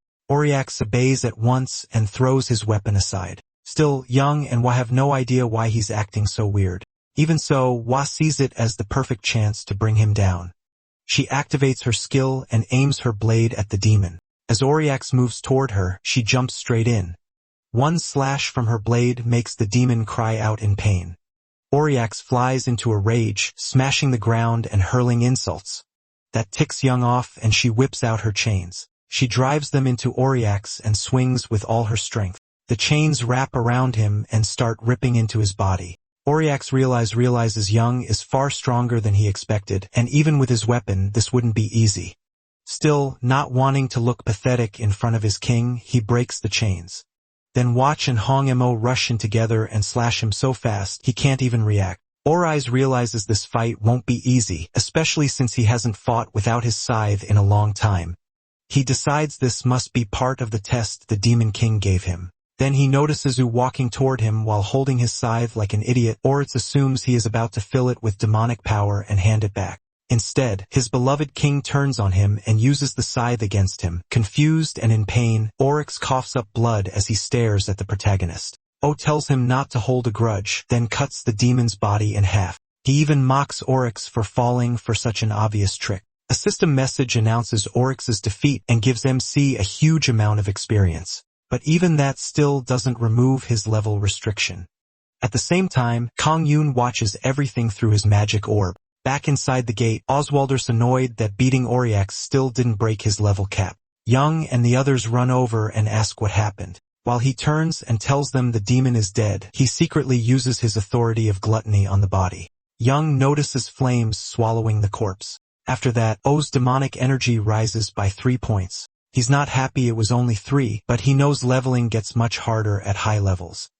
He also notices the seal on his Myriad Demon Palace has weakened a lot and that the quality of his magic has improved. As the others come closer, they wonder if demon bodies normally vanish like that after being killed. Hwang Mo then drags over the tied-up Tae-sik and shows him to watch, asking if he's the masked cardinal. She says no. He's only a subordinate. Hwang Mo wants to deal with the madman, but members of the demon order are hard to capture. He tells Tae-sik to get ready for a brutal interrogation, but Tae-sik swears he won't say a thing. Hwang Mo glares down at him with killing intent and says a beating won't be enough after what he did to their comrades, but wants to talk first and make sure the prisoner is moved safely. Hwang Mo says they've already prepared cars and helicopters for transport. At the same time, Tae-sik regrets getting caught because his plan would have worked if Oriax hadn't acted like a coward. Suddenly, he starts gagging, and a nasty aura spreads around his body. O immediately warns Hwang Mo to get away from the prisoner, but the commander still doesn't get it. Tae-sik coughs up blood, and he explains he's been soaked in too much demonic energy. Right after that, Tae-sik starts turning into a grotesque monster. Young moves in at once to handle it. She draws out her blood, forms it into chains, and binds the transformed prisoner. Then she hurls him into the air and smashes him back down. Once the dust clears, Tae-sik is gone. That only makes her more frustrated, and she wonders when they'll finally catch the head of the demonic order. She admits she let her anger take over and wishes she'd only knocked him out so they could question him later. O disagrees. He tells her not to blame herself. They'll get another shot. She clearly likes hearing that even if she doesn't say it. Then the protagonist checks his status window. What he finds shocks him. The system says he's gained the first step toward becoming the demon god. Then it reveals a clue to the final requirement. He has to create a large inferno crystal. Back at the demonic order's hideout, the followers praise Kong Yoon for the summoning. Because of that, they say the order will send extra support. That means they can move on with the main plan. But Kong Yoon is far from happy. He's furious that the summoned demon went down so easily, and when he asks what support is coming, they say it's more infernal crystals. That should be enough to start their plan and strengthen the cardinal too. Even so, Kong Yoon can't stop thinking about how easily the demon lost. He suspects O is involved. Kong Yoon can't figure out why Oriax acted so strange around MC since he sees the Demon King as nothing but some clueless kid. Then one follower cuts in saying there's more news. Kong Yoon's face darkens when he hears that world rankers like Fujimoto are starting to work with the Japanese government. He jumps up from his seat and kills the messenger instantly. Then he starts shouting, angry they reported something so serious like it was no big deal. He demands to know if they think all these failures are somebody else's problem. Kong Yoon declares they're changing strategies right away, and when one lackey objects, he warns that this could make the whole world their enemy. Kong Yoon walks over and starts choking him. He says he knows the risk and tells them not to question him again. Then he orders them to prepare the thing at ISU Station. A few days later at ISU Station, while people go about their day, a bright purple light suddenly appears, then a crack opens in the middle of the station. Meanwhile, O is enjoying a rare quiet moment at home. As he plays with Echidna, he starts thinking things have gotten a little too peaceful. Ever since Pohong, the demon cult has gone strangely quiet, and all he's done is gather demon stones with Saida. While they're in the car, he gets a call from Young. At the same time, a system window appears in Saida's face. He tells O's right away, and both of them panic as they try to make sense of the message. Meanwhile, Young is yelling at the protagonist for ignoring her calls. Then she tells him a gate has opened in the middle of ISU Station. Demonic monsters pour out, throwing the area into chaos. Fires break out, and people are being slaughtered everywhere. A mother and her daughter run for safety, but the little girl trips. When the mother turns back to grab her, the demons rush toward them. Terror takes hold of her, and she clutches her daughter as death closes in. Luckily, C arrives in time and cuts the monsters down. He tells the mother and daughter to get behind him while he shields them. Facing the demons, C realizes the victims have turned into demonic monsters because of the energy leaking from the crack. He keeps cutting them down, giving hope to people who thought they were done for. But no matter how many he kills, more keep coming. Since these monsters were once normal people, C struggles to keep striking them down. Then he remembers what O had told him. Regular humans die from demonic energy, and once they turn, they can't come back. So MC told him to treat them like mindless zombies. If he wants to save the living, he can't hesitate. After recalling that, Sai charges straight into the horde. Then the system pops up with a message and gives him a guardian quest. It tells him to kill every demonic monster and the Fisher fragment and says he'll earn more experience if he does it with a party. It also warns him not to let an even bigger disaster happen. Sai starts with the monster right in front of him. As his sword swings, he checks the quest count and sees nearly 3,000 people have become demonic monsters. He forces that thought aside and keeps cutting them down one after another. Thankfully, they aren't very strong, which helps. Realizing that, he steadies his mind and unleashes Cloud Dragon's beam. Sai begins tearing through the monsters at incredible speed. With full focus, he pushes himself to move faster and faster while the crowd cheers him on. Before long, he slips into a trance, and the system says he's gained a special attribute called Swordman Unity. It also says he's met one condition for transformation. Sai reads the messages, but the battle still isn't turning around. The monsters keep multiplying, and he knows he can't handle this alone. Out of nowhere, Kang Tae-soo shouts his name, and Sai turns toward the tank. There, he sees his party members with Young and Bake. He asks how they got there so fast. So Ah tells him Ichina brought them. Young walks up and asks where O is. C looks grim as he says he went to the Fisher. Beneath the crack, the protagonist looks over the bodies scattered around. Then he suddenly looks up and spots the culprit walking toward him. The man wonders if O already saw the news, then says they've taken heavy human losses. MC says nothing. He just glares back. Then he says he's glad to meet the protagonist and adds that they still need to deal with the monsters and clear away the corpses. Without warning, the Demon King attacks, but O blocks it in time. The other man doesn't deny anything and asks when the protagonist figured it out. Before meeting Kang Yoon, MC had told Sai he had something else to do. After Sai ran off, he headed elsewhere to find whoever caused this mess. With demonic energy everywhere, he knew the person had to be nearby. Using his observation power, he searched the area and found Minyak fighting demonic monsters. He was surprised the Anuri Guildmaster got there so fast and impressed by his information network. When he sees Minyak moving with purpose, O decides to follow. Minyak tracks a signal on his phone and finds the culprit near the Fisher. There, he sees the protagonist using demonic energy to kill someone, confirming his suspicions. But O notices him right away and even knows Minyak had only been pretending to be his ally. Before Minyak can escape, MC grabs him by the neck. When Minyak asks how he knew, the devilish cardinal says the road of evil leads to power beyond his understanding. O tells him he should have stayed in his place instead of trying to play hero. Minyak shoots back that he is drunk on power too and reminds him he lost to Fujimoto. He says the protagonist is losing it because he never became a world ranker. That makes MC snap Minyak's neck and throw the body aside. He instantly regrets it, wishing he'd made the thief suffer more. That's when O jumps into the scene and attacks him. When he's asked how long he's known, he raises his middle finger and says he won't waste words on trash. That sets the other O off, and demonic energy surges around his fists. The protagonist summons his dark weapon, and both of them charge at each other. Just before they collide, he adds ice power and unleashes Leviathan. Kang-hun's fists begin to freeze, but he still blocks the blow. He can't overpower his enemy and realizes O is stronger than expected. The Demon King brings out arm blades and slashes wildly, but his opponent stays on defense. At the same time, Sola and the others notice a huge explosion in the distance from the fight. O then picks up a truck and throws it at the Demon King. As it flies straight at MC, he cuts it in half just before impact. Then he bursts through the split space and calls him a sneaky freak. Kang Hoon jumps up too and starts stacking multiple powers at once. Mixing divine power with destructive void, he drives a punch at Kang. Their attacks collide, and the explosion tears through part of the city. The blast throws Kang Hoon back hard. As Kang Hoon approaches, Kang Hoon finally realizes it wasn't Young ruining his plans. He demands to know who Kang Hoon really is. The Demon King plays dumb and asks what he's talking about.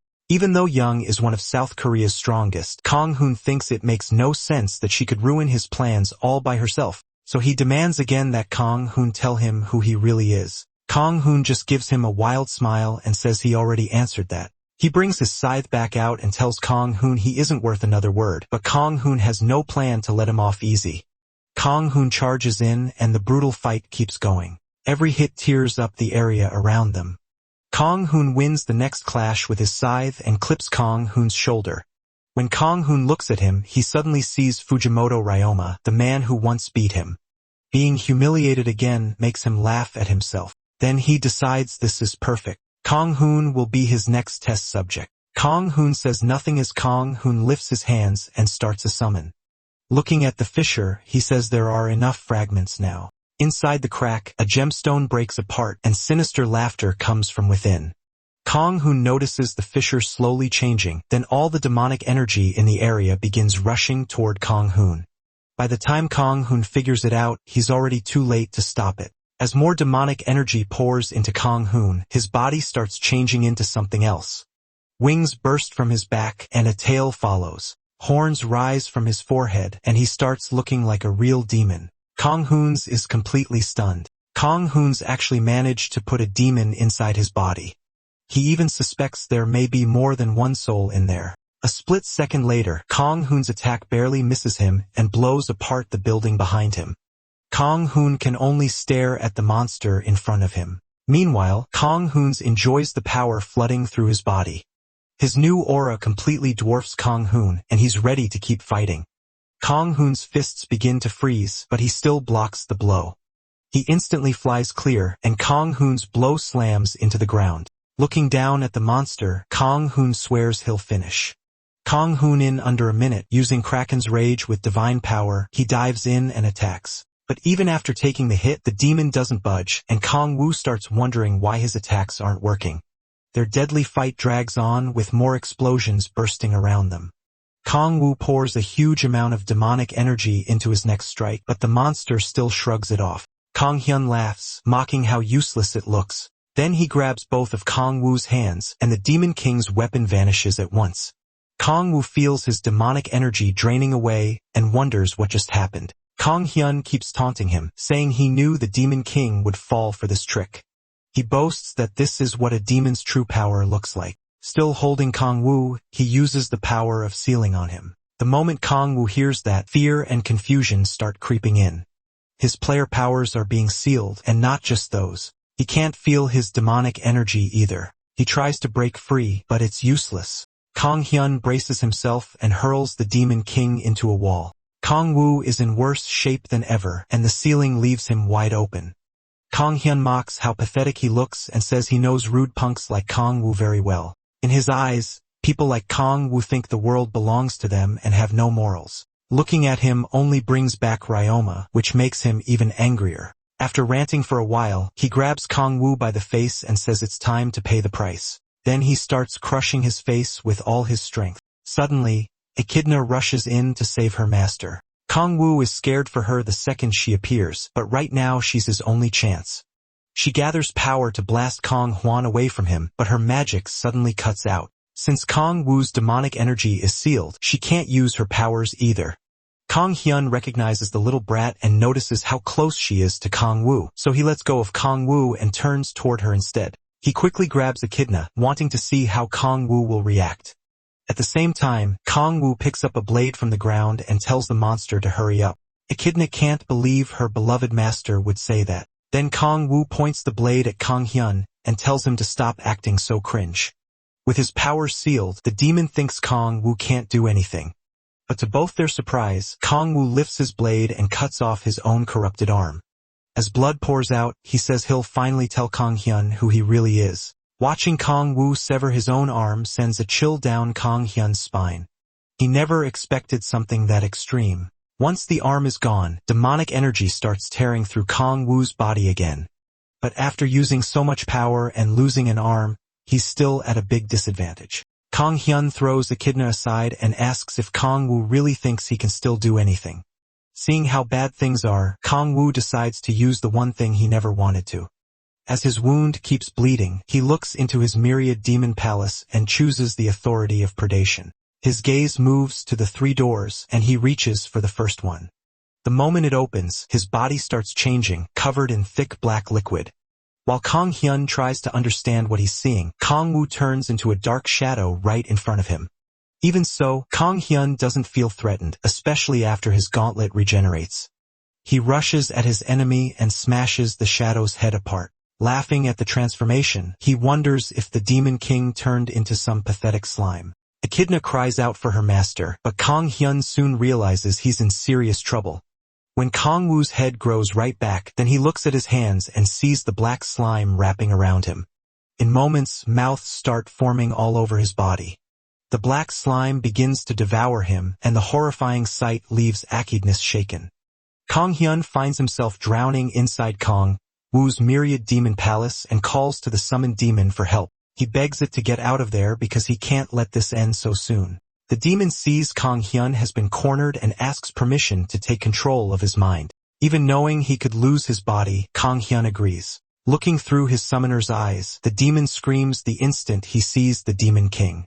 He demands to know why Kang Hyun fought a monster like this and says facing Satan would have been better. Kang Hyun can't understand it and asks if Kang Woo is really stronger than one of the 7 archtokes. The demon calls him an idiot and says there aren't 7 archtokes anymore. According to him, Kang Woo, the Demon King, devoured them. Kang Hyun is stunned and can't believe the Demon King is actually on Earth. Even while he's still trying to process it, Kang Woo lands in front of him and keeps devouring his helpless soul. Before long, even Kang Woo starts drowning in his own power. Lost in that dark sea, he can't remember anything. Then he looks back and sees Kang Hyun being eaten away by his predation.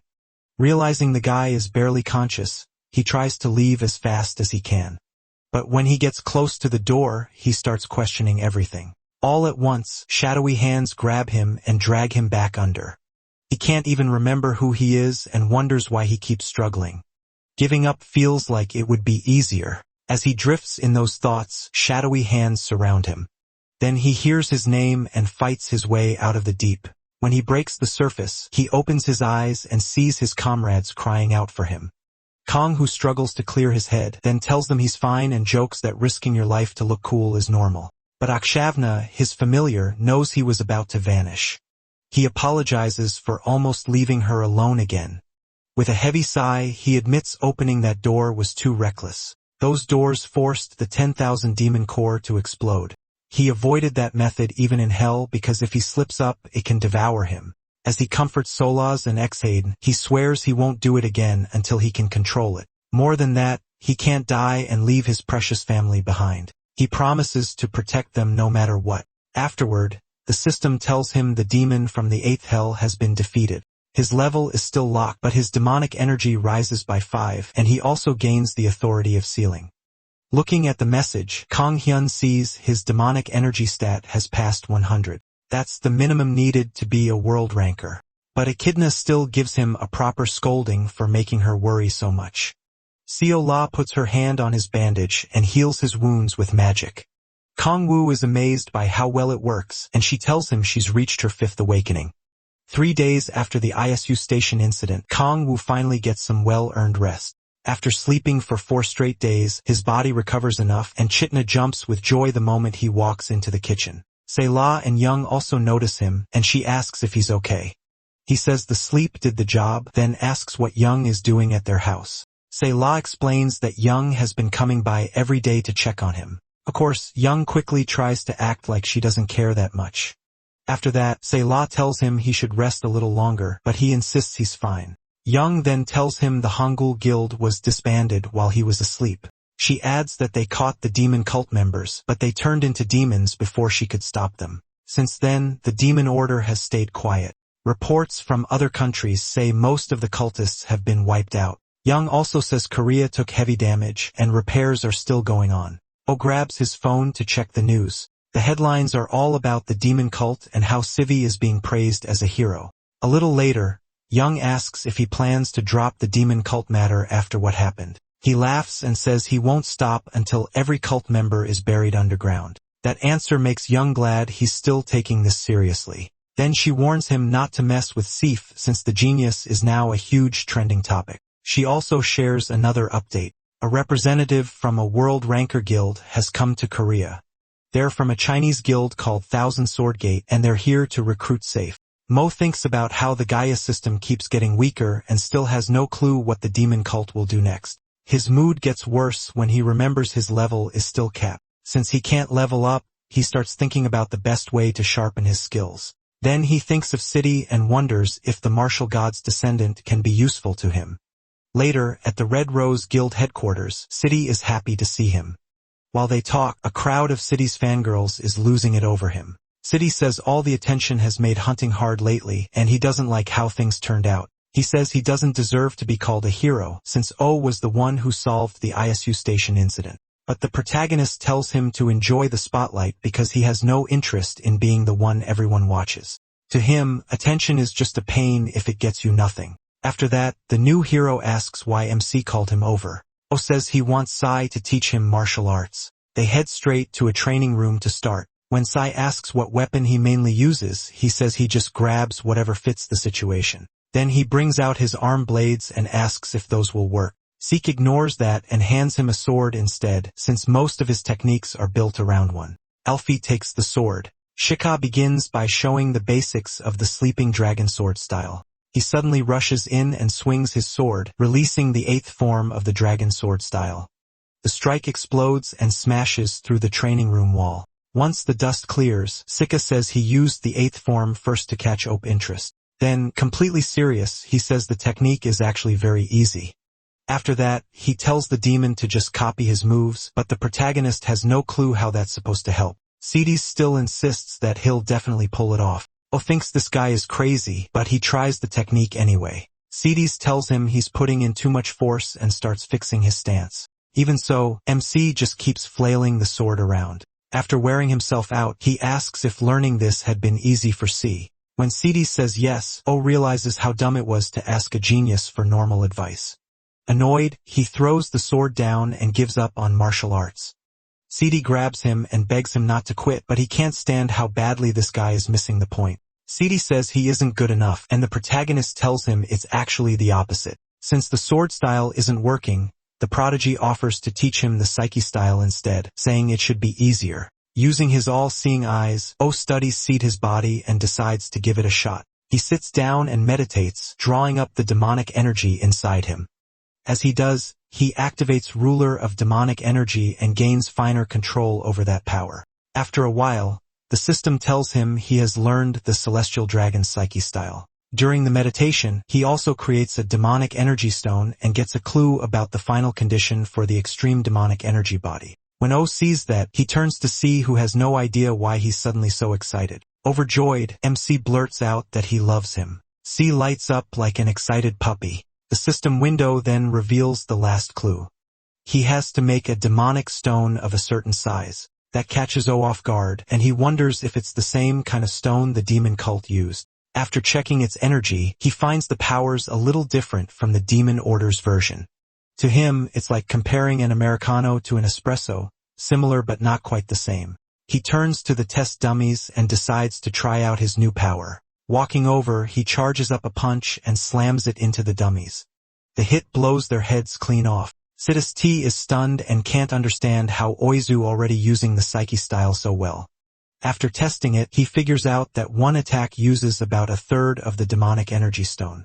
Sidus rushes over to praise him, and the protagonist says the Psyche style is way easier to learn.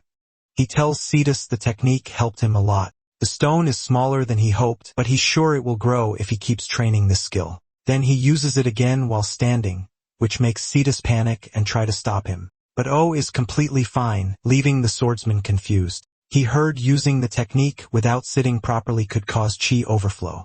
Still, MC has no problem at all, and for him, this is much easier than controlling the 10,000 demon core. That makes him even more eager to make more demon stones. Sidus says this is the best method he knows for now, though there are others he could learn by drawing more power from the martial god. OB says that's enough training for one day and suggests they hit an S-rank gate next time. After that, they leave the training room and head outside. Sidus tries to take the train, but the demon tells him to get in the car. While they drive away, O offers to buy Sidious a car. Sidious politely refuses, saying he already helps with his mother's hospital bills, but he insists since having a car would make things easier for both of them. Hearing that, Sidious gets emotional and stares at the protagonist a little too intensely. Then MC senses a strange power outside. He spots two big men standing near a building. He quickly gets out with Seydu, and the swordsman asks who they are. The man with the scarred eye introduces himself as Nam Gung-jin from Thousand Sword Gate. He says the Sword King wants to see Seydu and orders him to come along. Su is shocked and asks if he means Chain on Mujin. The moment Jin hears the Sword King's name, he warns Su not to say it so casually. Then he tells the genius to be quiet and follow him. He adds that a plane is already waiting. O immediately stops him and steps in front of the bald brute. He asks Gung-jin where he learned Korean. The big man instantly gets irritated by his attitude, but the protagonist calmly warns him not to talk so casually. Fuming, Gung-jin demands to know who he is. O says he's Seo's brother. The brute assumes he means young, but MC says some bonds are stronger than blood. That hits Seto right in the heart. Then Gung-jin tells him to move, saying he doesn't care about him. The protagonist pushes him further by saying he doesn't care about the Sword King either. A heavy aura pours out of the brute as he warns O to watch his mouth. Then he tells Sudu come quickly if he doesn't want MC getting hurt. That only makes Sudu angry, and he warns Gong-jin not to talk to his brother like that. Seeing both of them refuse to budge, Gong-jin decides to teach them a lesson. But before he can draw his sword, O stops him and warns him not to try it. The protagonist says that if he does, he won't be going back. Still, Gong-jin only gets angrier when he feels himself being pushed around. While as he steps back, the man yanks out his sword in rage. He mocks O as just a player from a small country, but he's about to regret that. The protagonist instantly rushes in and crushes the man's hands. As Gung-jin screams, he realizes even he can shake with fear. MC, meanwhile, makes a note of the Thousand Sword Gate name, then he asks Sia if there's a good place nearby for kimchi stew. He decides to feed Gung-jin a proper meal before sending him back peacefully. So they go to a restaurant where O orders 10 bowls of kimchi stew. After beating some sense into the Chinese players, he tells them to eat and says he's letting them off because he's in a good mood. But Jumjin feels humiliated being treated like a dog by a Korean player. Then the waitress comes out with a steaming pot. She places the meal in front of them, and Jumjin wonders what kind of dish it is. Later, Gong-jun crawls back to the Sword King in miserable shape and reports what happened in Korea. The Sword King glares down at him. He points out that Gong-jun still picked a fight with Zero-sun's group even after being told to act with respect. Gong-jun hurriedly apologizes for failing. Still, he says he never expected Kang-woo to be a real monster. One wrong comment about kimchi stew nearly got him killed. Then a strange girl steps out from behind the throne. Mujin bursts into wild laughter and blasts Gong-jun into the wall. Right after that, he throws the brood out of the guild, saying they have no use for someone with no martial manners. The girl is revealed to be Mu-jin's daughter. She asks if he's heading to South Korea, and he says he should go since he was invited. Back in Korea, Kang-woo is hunting with Si-hun and the others. After some time off, Si-hun is excited to start hunting again. Yoon-bai though wants a little more rest, but Shin-na jumps onto Kang-woo, begging for his attention. She tells him not to push himself too hard and says she's ready to help however she can. Kang-woo smiles at her and says they'll move once they find a target. He searches for a monster separated from the pack and spots one standing alone. With a quick signal, he sends Echidna to lure it. He waits instead of rushing in, not wanting to draw the whole group. Using his power, he muffles her footsteps completely. Echidna slips in behind the monster and strikes with her power, cutting into its body. When the ogre's blood hits the ground, the nearby monsters catch the scent. As the ogre charges to attack, Kang-woo signals the party to move. Tae-soo leaps forward and catches the ogre's punch with his shield, while Echidna fishes for praise from her master. At the same time, Seo-la starts buffing Yoon-bae. The small mage begins her chant and fires off a lightning spell. Boosted by Seo-la's support, the hit stuns the ogre in place. Then Sai-hoon jumps in and finishes it with the fifth form of his dragon sword style. Once it's over, the group is shocked by how hard that fight was. Still, Seo-la and the others celebrate taking down an S-rank monster. Kang-woo thinks the team needs real battle experience, not just levels. Si-hun, meanwhile, barely looks bothered. Ul heals Tae-soo, and the party prepares to find the next target. Then Kong-woo hears monsters nearby. He turns and spots 3 ogres charging at them, drawn by the smell of blood. All 3 at once is too much for the team, so Kong-woo forms his dark spear and decides to handle it himself. But before he moves, a bright beam of light flashes out, pierces the monsters and kills them instantly. Kong-woo spots 3 people in the distance, and one says they've been searching for him. His face hardens the moment he realizes who they are. The 3 turn out to be Mu-jin of the Thousand Sword Gate, his daughter, and a terrified-looking assistant. Mu-jin apologizes for what happened with Jumjin. Said Hun and Solo for a stun to see the Chinese players, and Mu-jin assumes they don't understand him. So he tells his assistant to translate. But Kong-woo says to keep talking and uses his own power to translate the words. Then he tells the Sword King that anyone can apologize with words alone. Mu-jin apologizes again for his subordinate's rude behavior. To prove he means it, he bows to Kong-woo. His daughter and assistant are stunned to see the Sword King do that. Even Sulla and the others can't believe he went that far. Kong-woo is slightly taken aback when he hears Mu-jin kick Jin out of the guild for what he did. The Sword King promises it will never happen again. Kong-woo's devilish grin shows he noticed that promise. When Mu-jin repeats it, Kong-woo answers with a dark smile. He accepts the apology and decides not to treat a possible ally as an enemy. Mu-jin then explains that he came because of Si-hwan's fight at ISU Station. Kong-woo asks why he's so interested in Si-hwan. Mu-jin answers that he wants to know how Si-hwan learned the martial god's sword art. Echidna tugs on Kong-woo's clothes and asks what a martial god is. Kong-woo is surprised she can follow the Chinese. She explains that she's using magic to understand it, just like she does with Korean. She also says the spell can work on other people too, so Si-hwan asks her to use it on everyone. After that, Mu-jin can understand Si-hwan and the others. Ishigno explains that her magic removes the language barrier. Mu-jin jokes that his translator is completely useless now since everyone can understand each other. He asks the question again. Se-hwan is shaken by the mention of the martial god, and Kong-woo also wonders how Mu-jin recognized it. Mu-jin reveals that he is a descendant of the martial god, Chun Tae-hwang. Hearing that, Kong-woo wonders if Tae-hwang once lived on Earth. He also learns that Mu-jin knew martial arts even before becoming a player. To Kong-woo, that's similar to how the demon cult existed before players appeared. Then he asks what Mu-jin plans to do after Si-hwan explains how he learned the technique. He suspects the Sword King might try to kill Si-hwan to protect the art. Mu-jin laughs that off and says Kong-woo has read too many martial arts stories. Kong-woo, of course, thinks the guy looks exactly like someone from one of those stories. Mu-jin steps forward and offers a deal. Many martial arts have been lost over the generations. If Dragon Sword Si-hwan helps restore the Cloud Dragon Sword style, Mu-jin will personally teach him martial arts. Kong-woo turns to Si-hwan and asks what he thinks. Si-hwan wants to get stronger, so another disaster like Isu Station never happens again. Kong-woo reads the look on his face and tells him to go talk with the Sword King. He already knows Si-hwan wants more strength and wants to meet his expectations. The two end up staring at each other like long-lost lovers, which makes Si-hwan look ready to set the whole place on fire. After that, Mu-jin heads home with his daughter. He's pleased the deal worked out. Si-hwan agreed, and Kong-woo said the training and restoration of the style would happen in South Korea. Since he'll be staying there for a while, Mu-jin asks his daughter So-yeon if she's okay with it. She says yes, she already wanted to visit the country. He immediately loses his composure when she says a man there caught her eye. So-yeon used to say she had no interest in anyone weaker than her father, but now some guy has her licking her lips. Mu-jin assumes she means Sikyuwon and says he's a good man. With the martial god's soul inside Dragon Sword, Mu-jin is amazed at how perfectly Si-hwan uses the Cloud Dragon Sword style. He even thinks Si-hwan may be something called the Sacrum.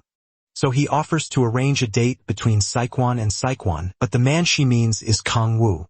At this rate, Sela is going to need demonic stones to keep everyone away from her man. Mu-jin is stunned by that answer. She says seeing Kong-woo force her father to apologize awakens something inside her. Unfortunately, Mu-jin thinks this ruins his plans. He believes Se-hun will surpass Kong-woo in a few years, and by then, Sa-anai may lose her chance to get close to Dragon Sword. That worries him a lot because he wants to see his daughter married before he dies. He tries steering her towards Se-hun, but she cuts him off, reminding him she doesn't like men weaker than him. In the end, he gives in and decides to see how strong Kang-woo really is. The next day at the Red Rose Guild, Kang-woo and Se-hyun have their training interrupted. Mu-jin and Soo-yun walk in, and the old man says he wants to spar with the Demon King. When Kang-woo asks why, Mu-jin says he wants to test his skills. In exchange, he offers Kang-woo a favor from the Thousand Sword Gate. Kang-woo sees it as the perfect chance to try out his new demonic energy stones, so he accepts. He asks to start right away. The fight explodes into action at once. Kang-woo attacks with his Leviathan spear, but Mu-jin blocks it with his sword. Then the Sword King notices his blade starting to freeze, so he shoves Kang-woo back before it gets worse. As Kang-woo is thrown backward, Mu-jin instantly closes the distance. Kang-woo is caught off guard by that speed, but he still dodges the thrust. When Mu-jin swings again, Kang-woo grins and summons another spear between them.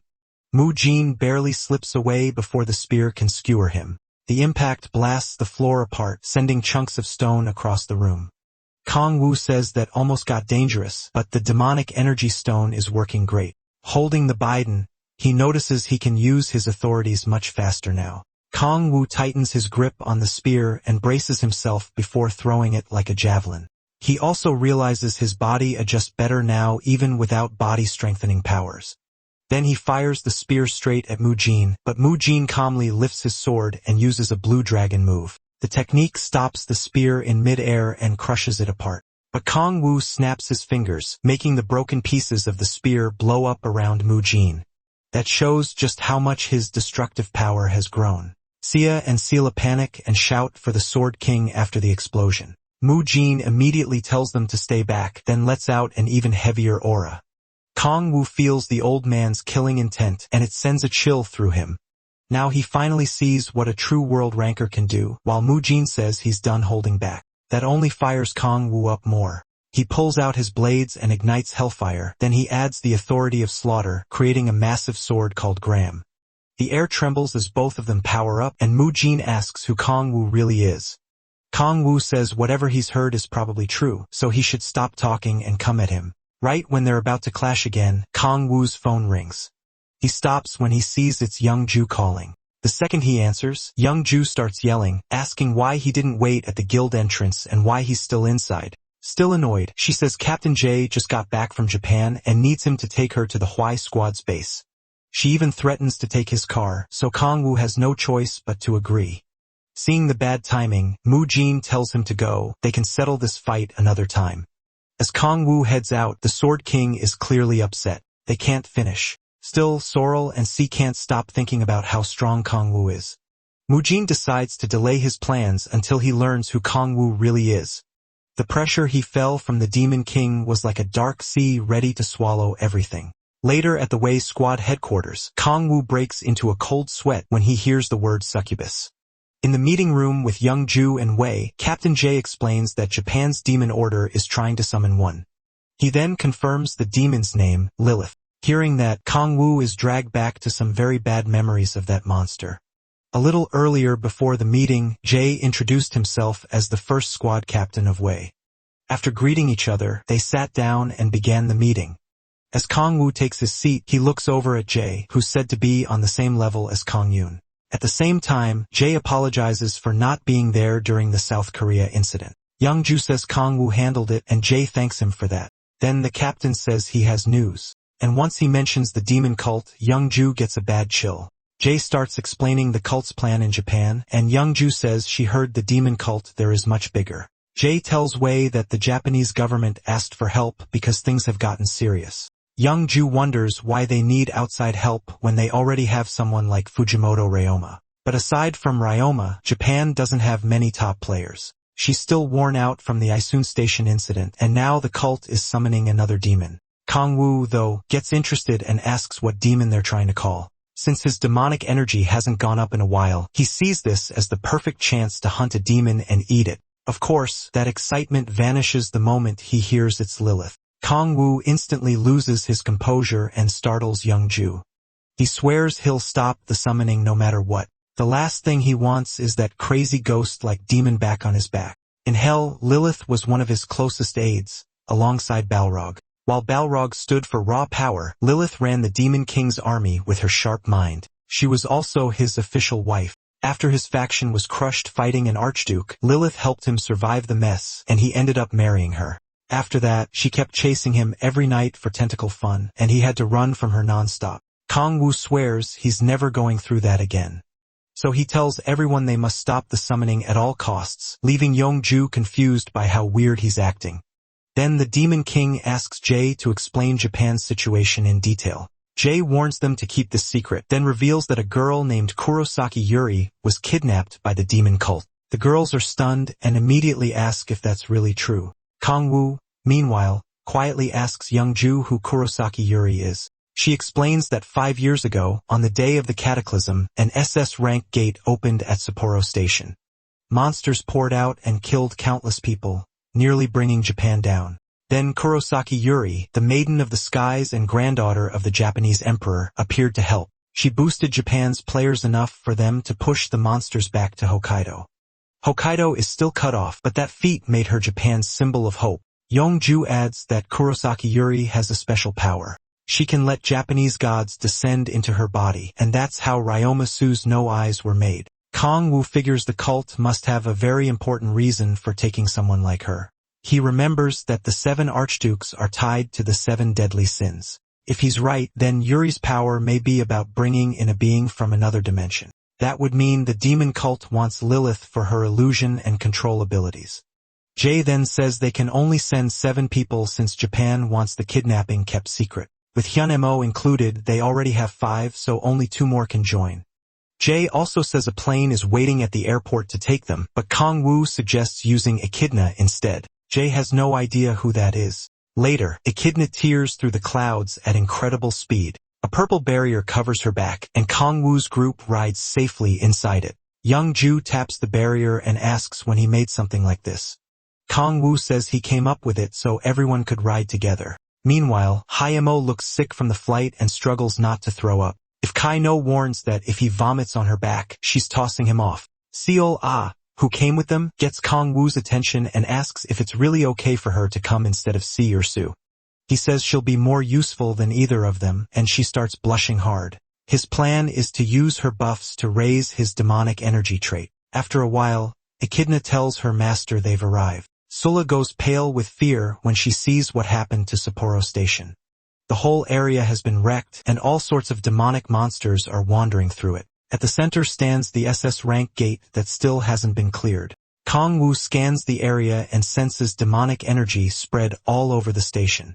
He asks Jay if the summoning is happening there, and Jay says that's what the Japanese government believes.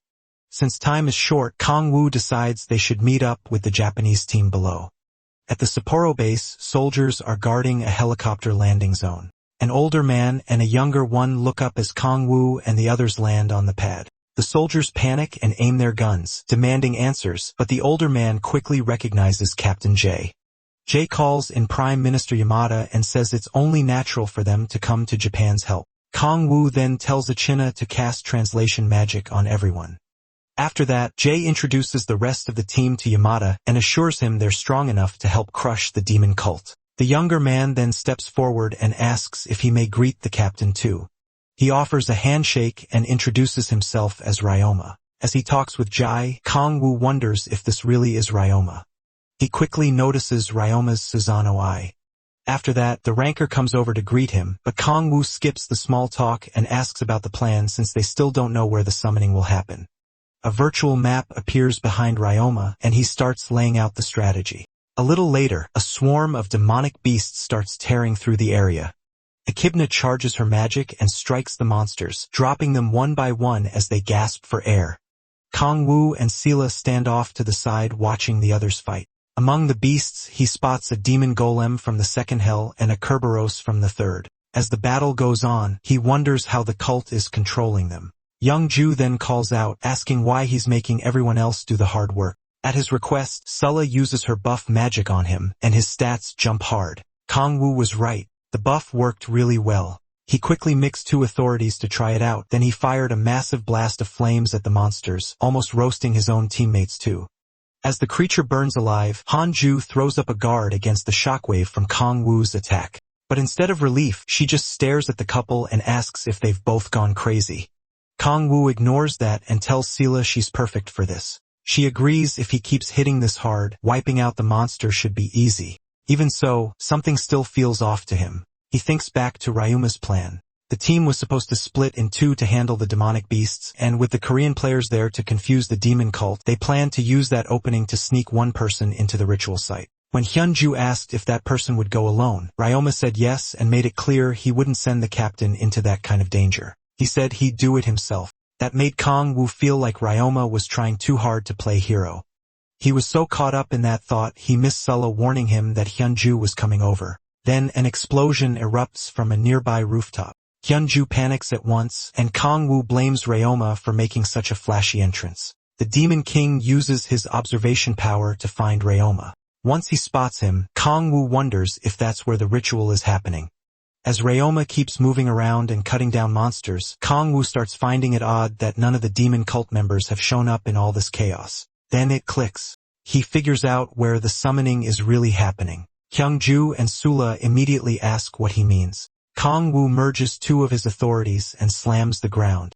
Hyungju snaps and yells, asking what that lunatic is doing now. As they look down, two shadows appear beneath the cracked ground. Their masks make it obvious they're from the demon cult. They draw their weapons and demand to know how Kang-woo found them. But the moment Kang-woo and the two girls face them, the cultists look more scared than any demon. The next thing left behind is blood and broken masks. They were way too weak, never a real match for the Demon King. After that, Hyunju and Selos rush over to him for help. Since he found the cult's hiding place, both of them decide to go with him, but he shuts that down right away. He says they need to stay up top and keep the monsters busy. Echidna appears then and reminds him he can't let the same thing happen again. She makes him promise, and Kang-woo gives her his word. He's sure this time he won't need the power of 10,000 demon cores. Then he spreads his wings and speeds toward the ritual site. Some cult members spot him coming and jump in front of him to block the way. Kang-woo brings out his arm blades and cuts through them in an instant. He notices these cultists are much weaker than the ones in Korea. Seeing how desperately they're trying to stop him, he starts wondering why. As he moves through the area, he hears loud chanting coming from a hole in the wall. Inside, the cult's obsession with Lilith is on full display. Their leader is using Yori's body for the ritual and tells the others that the time to serve their god has come. The whole group chants back, saying their faith will rise beyond this dimension. As demonic energy pours from the crack, one cultist notices someone strange. The second he sees Kang-woo, he warns the cardinal about the intruder. Kang-woo tells them to keep going while he tries to process what he's even looking at. The cultists get ready to attack, but the designs on their robes are so ridiculous. Kang-woo can barely take them seriously. Even their weapons have cute Lilith keychains hanging off them. Still, the cardinal won't just stand there after an intruder barged in. Kang-woo's face turns even darker when the cardinal walks up. Just like a rotten fanboy, Cardinal Ichiro looks like a lazy, out-of-shape slob. The Demon King tries to figure out why they want to summon the succubus queen so badly. Ichiro openly spills his disgusting reason and claims every man feels the same. Kang-woo's expression hardens when he realizes these idiots only see a succubus as something to satisfy their filthy desires. Before Ichiro can keep talking, Kang-woo lunges at him and drives his knees straight into the man's mask. The cardinal goes flying back, and Kang-woo calls them fools who think with nothing but their lower halves. The other cultists are stunned. Their cardinal went down that easily. Kang-woo warns them not to look down on hell. It's far beyond what their tiny minds can grasp. Even then, the cultists charge him together and try to bring him down. He drops them fast, but they still keep coming while trying to protect their cardinal. Then Ichiro orders them to run, saying they can't beat the Demon King. He says he'll buy time, but his followers refuse to leave him. The cardinal tells them not to worry, their faith and wishes will live on forever. They get emotional over that speech, but Kang-woo only finds them pathetic. He calls their whole act trash because no matter what they believe, they still kidnapped people and used them as sacrifices. Ichiro shouts back, telling him not to mock their faith. As Kang-woo summons his gram sword, he tells Ichiro that if those beliefs matter so much, then he can die for them. The Demon King hurls the sword straight at the fissure, and Ichiro jumps in to stop it. Instead, the blade pierces the cardinal. That makes him cough up blood. Some followers rush to check on Ichiro, while another tries to stall Kong-woo so the rest can escape. Kong-woo answers with a killing glare that scares them off. As the losers flee, he steps toward the fissure. He'd rather kill every last one of them, but stopping Lilith from appearing matters more. So he combines the demon stone with the authority of divine power to seal the crack. He grabs the fissure and starts forcing it together to close the gap. Everything is going fine until a tentacle suddenly slides out of the crack and grabs his arm. It locks onto him tight, and Kong-woo knows that feeling right away. More tentacles push out, and Lilith says she's coming to see him. Terrified, Kong-woo begs her not to come near him.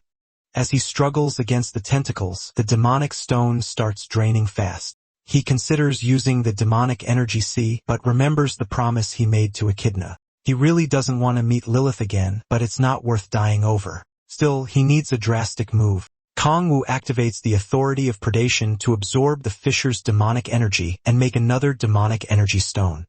Luckily, he also meets the final requirement. The stone has reached the needed size. That gives him all three conditions for the extreme demonic energy body, and the system announces that his body is beginning to transform. Kong-woo is not happy about it, but he decides to use it to his advantage.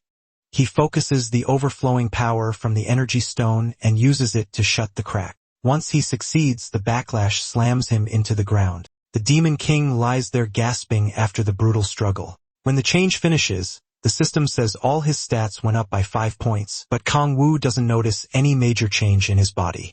Then another system message appears telling him he unlocked his 6th awakening trait. That gets him excited because now he can finally check what this 6th trait does. His status window shows an SS rank skill that lets him create gear using the power of an authority.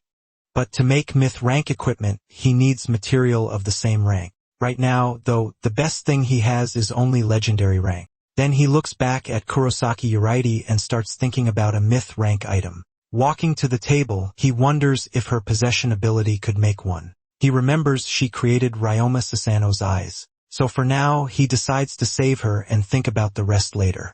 Suddenly, the ceiling explodes and Ryoma drops down through it. He asks Kong-woo what happened and why he's there since that area wasn't assigned to the Korean team. Holding Kurosaki Yuri in his arms, Kong-woo answers that he came to save the kidnapped maiden. Ryoma takes that as Kong-woo leaving his post without permission, but Kong-woo says this is exactly the kind of chaos Ryoma wanted him to create. Ryoma doesn't like his attitude and says he should have been told before Kong-woo acted on his own. Kong-woo brushes that off. He wasn't going to call Ryoma over a hunch. Then he turns and heads back to the surface. As he leaves, Ryoma hears him wondering how many myth rank items he can demand as payment. Kong-woo suddenly stops when Ryoma starts shouting that this is an emergency. He sees Ryoma speaking through an orb, telling his men that Kong-woo is part of the demon cult. Ryoma even claims Kong-woo is kidnapping the maiden and gives away their location. The Demon King is caught off guard by the sudden betrayal. Not long after, Kong-woo ends up locked in a Tokyo prison with a magic restraint on his hands. Ryoma tells him he'll stay bound until the trial tomorrow. Kong-woo is being charged with trying to kidnap the maiden and belonging to the demon cult. Ryoma says he can hire any lawyer he wants, but he doubts anyone will defend him. Right before leaving, Kong-woo calls Ryoma back. He says Ryoma made 5 big mistakes. Ryoma just gets annoyed. He thinks Kong-woo is bluffing and says he's only talking trash because he's cornered. Then Ryoma walks out, eager to see how long Kong-woo can keep the lie going in court. Left alone, Kong-woo knows he needs a plan fast. Before he was taken away, Sula and Young were stunned to hear him called a demon cultist. His teammates argued that it was impossible, but Ryoma claimed Kong-woo tried to kidnap Kurosaki Yuri. Even Yamada backed up the lie, but Kong-woo stayed calm. Furious, Young tried to attack them for saying such garbage. Kong-woo stops her and says he'll be back soon. He also reassures Sola that when he says things will work out, they usually do. Even so, Sola and Echidna are deeply worried and can only hope he's right. Kong-woo promises Sola he'll return, then asks her to watch over Echidna until he does. Back in his cell, he sends his soul out of his body. His spirit slips free, then forms a full body outside the prison. Since magic and demonic energy are different, the restraints can't stop him. Above the city, he decides to move fast and make Ryoma pay. The next day, Korean players and Japanese citizens gather in a Tokyo courtroom for Kong-woo's trial. Ryoma sits there looking irritated, not expecting it to start this late. Still, he pictures himself coming out as a hero and marrying the maiden. For a world ranker, he's weirdly pathetic. He glances across the room and sees Kong Woo's teammates glaring like they want to tear him apart. He figures they still can't do anything. Then he checks on the judge, pleased because he paid the man well to handle the case. The judge, Wakabe Nobuhito, is shaking like he's seen a ghost. Soon, the first prosecutor is called to testify against Kong Woo. The moment he starts lying about the mission, Yong snaps and scares half the courtroom. Jay quickly pulls her out before she goes too far. At the same time, the judge asks Kong Woo if he wants to defend himself. Smiling brightly, Kong Woo simply says he is not part of the demon cult. Ryuma can barely hold back his laughter. As more witnesses are called, Ryuma smirks, sure he's already won. After what happened underground, he's certain they'll all support his story. The first witness is Prime Minister Yamada, but he's trembling like his life depends on this. Ryoma brushes it off, thinking both Yamada and the judge are just acting weak because they're old. Then Yamada says he's been hiding the truth, and everything flips. He tells the court that Ryoma has been threatening him. The whole room explodes into chaos. Hearing that, Ryoma slams the table and demands to know what Yamada thinks he's saying. Yamada answers by calling Ryoma a demon cultist. The courtroom goes wild with questions, but Yamada keeps going. He says he stayed quiet because Ryoma threatened to sacrifice his family to demons. He also reveals that Kong Woo was the one who actually saved the maiden. Ryoma cuts in at once, shouting that Yamada has no proof, but then he hears there is evidence. Yamada holds up a demonic energy stone and explains what it is. He says it was found in Ryoma's home, and only the demon cult can make or use something like that. Ryoma immediately demands proof that it really came from his house, trying to talk his way out of it. Then Seola suddenly enters the courtroom and says she's been investigating Ryoma's ties to the demon cult. She explains that she searched his home at the Prime Minister's request. A man behind her opens a case packed with demonic stones and daggers. Sula tells the court this was all taken from Ryoma's residence. She even swears on the name of the Thousand Sword Gate that Ryoma belongs to the cult. Things are turning bad for the world ranker, but Ryoma suddenly bursts out laughing. Looking completely unhinged, he asks what any of these claims are supposed to prove. Then he starts shouting that this is all a Thousand Sword Gate plot to take over Japan, trying to stall for time. At that moment, a girl beside Sola pulls back her cloak and reveals herself as Kurosaki Yuri. The reporters are stunned by the maiden's sudden appearance. Kurosaki Yuri steps forward to speak. She says she can't remember everything from that day, but she knows the one who saved her was Kong Woo. Then she apologizes for being kidnapped and worrying everyone, though the crowd tells her it wasn't her fault. Sola turns to the judge and asks him to have Ryoma arrested. As the order is given, Ryoma starts laughing again, slower this time, like he's losing it. His face twists with madness, fear, and confusion. He looks toward Kong Woo's side and realizes someone arranged all of this in just one day. Kong Woo answers with a dark, devilish smile. Ryoma slowly rises from his seat and suddenly bolts out of the courtroom. Kong Woo's teammates instantly try to figure out how to stop him before he gets away. Young turns to Kong Woo and says they should go after him, but then she notices his broken handcuffs. Kong Woo's already gone. Meanwhile, Ryoma races through the night sky over the city and his ruined plans while thinking about how to escape Japan. Then a bright flame appears beside his face and blasts him out of the sky. Kong Woo watches as he crashes down in flames. When the fire dies, Ryoma looks up, shocked that someone dared attack him. Then he sees Kong Woo standing there with fire in his hand. Kong Woo asks if he finally understands those 5 mistakes. Burning with rage, Ryoma admits his plan may have been rushed, but says there weren't 5 mistakes. Kong Woo starts with the first one, trying to imprison him. Magic restraints don't work on the Demon King. As the fire in his hand fades, he adds that he can make demonic energy stones himself. The third mistake, he says, was using ordinary people as witnesses and judges. They aren't protected from skills, so of course they were terrified. Kong Woo says it was stupid to trust normal people with no power. The fourth mistake was assuming he was some nobody with no backing. In reality, this gave him the perfect chance to call the Sword King and ask for help. Then he gets to the fifth mistake. Ryoma never understood the gap between a dog and a demon. Enraged, Ryoma rises into the air and sends wind blades at Kong Woo. He swears he'll tear the Demon King apart. Kong Wu doesn't even flinch at Ryoma's little tornado tricks. The attack lands with a huge blast over the city. Ryoma thinks he's won and says he should have done that from the start, but his face suddenly changes when he sees Kong Wu standing there without a scratch. Kong Wu blocked it with his defense skill and says he's disappointed in Ryoma. Confused, Ryoma asks what he means, and Kong Wu tells him he's the type who acts nice in public while controlling people from the shadows. He says Ryoma's fake mask came off way too easily, and his methods were cheap. While Kong Wu keeps explaining this, Ryoma charges up another attack. He pours in more power as Kong Wu mocks him for being slow-witted. Ryoma throws down another tornado and yells at Kong Wu not to judge him. After using that much power, he's clearly worn out, but Kong Wu appears behind him and points out how easy he is to read. Ryoma ignores him and rushes in blindly. Kong Wu charges too, and they collide in a massive explosion. They keep trading blows, shooting through the air at insane speed. The fight looks straight out of an anime battle. They keep circling a tower as they clash, climbing all the way to the top, not taking it seriously at all. Kong Wu casually asks if the city has any good sushi spots. Ryoma is furious at being mocked and can't believe Kong Wu's making this much of a joke out of him.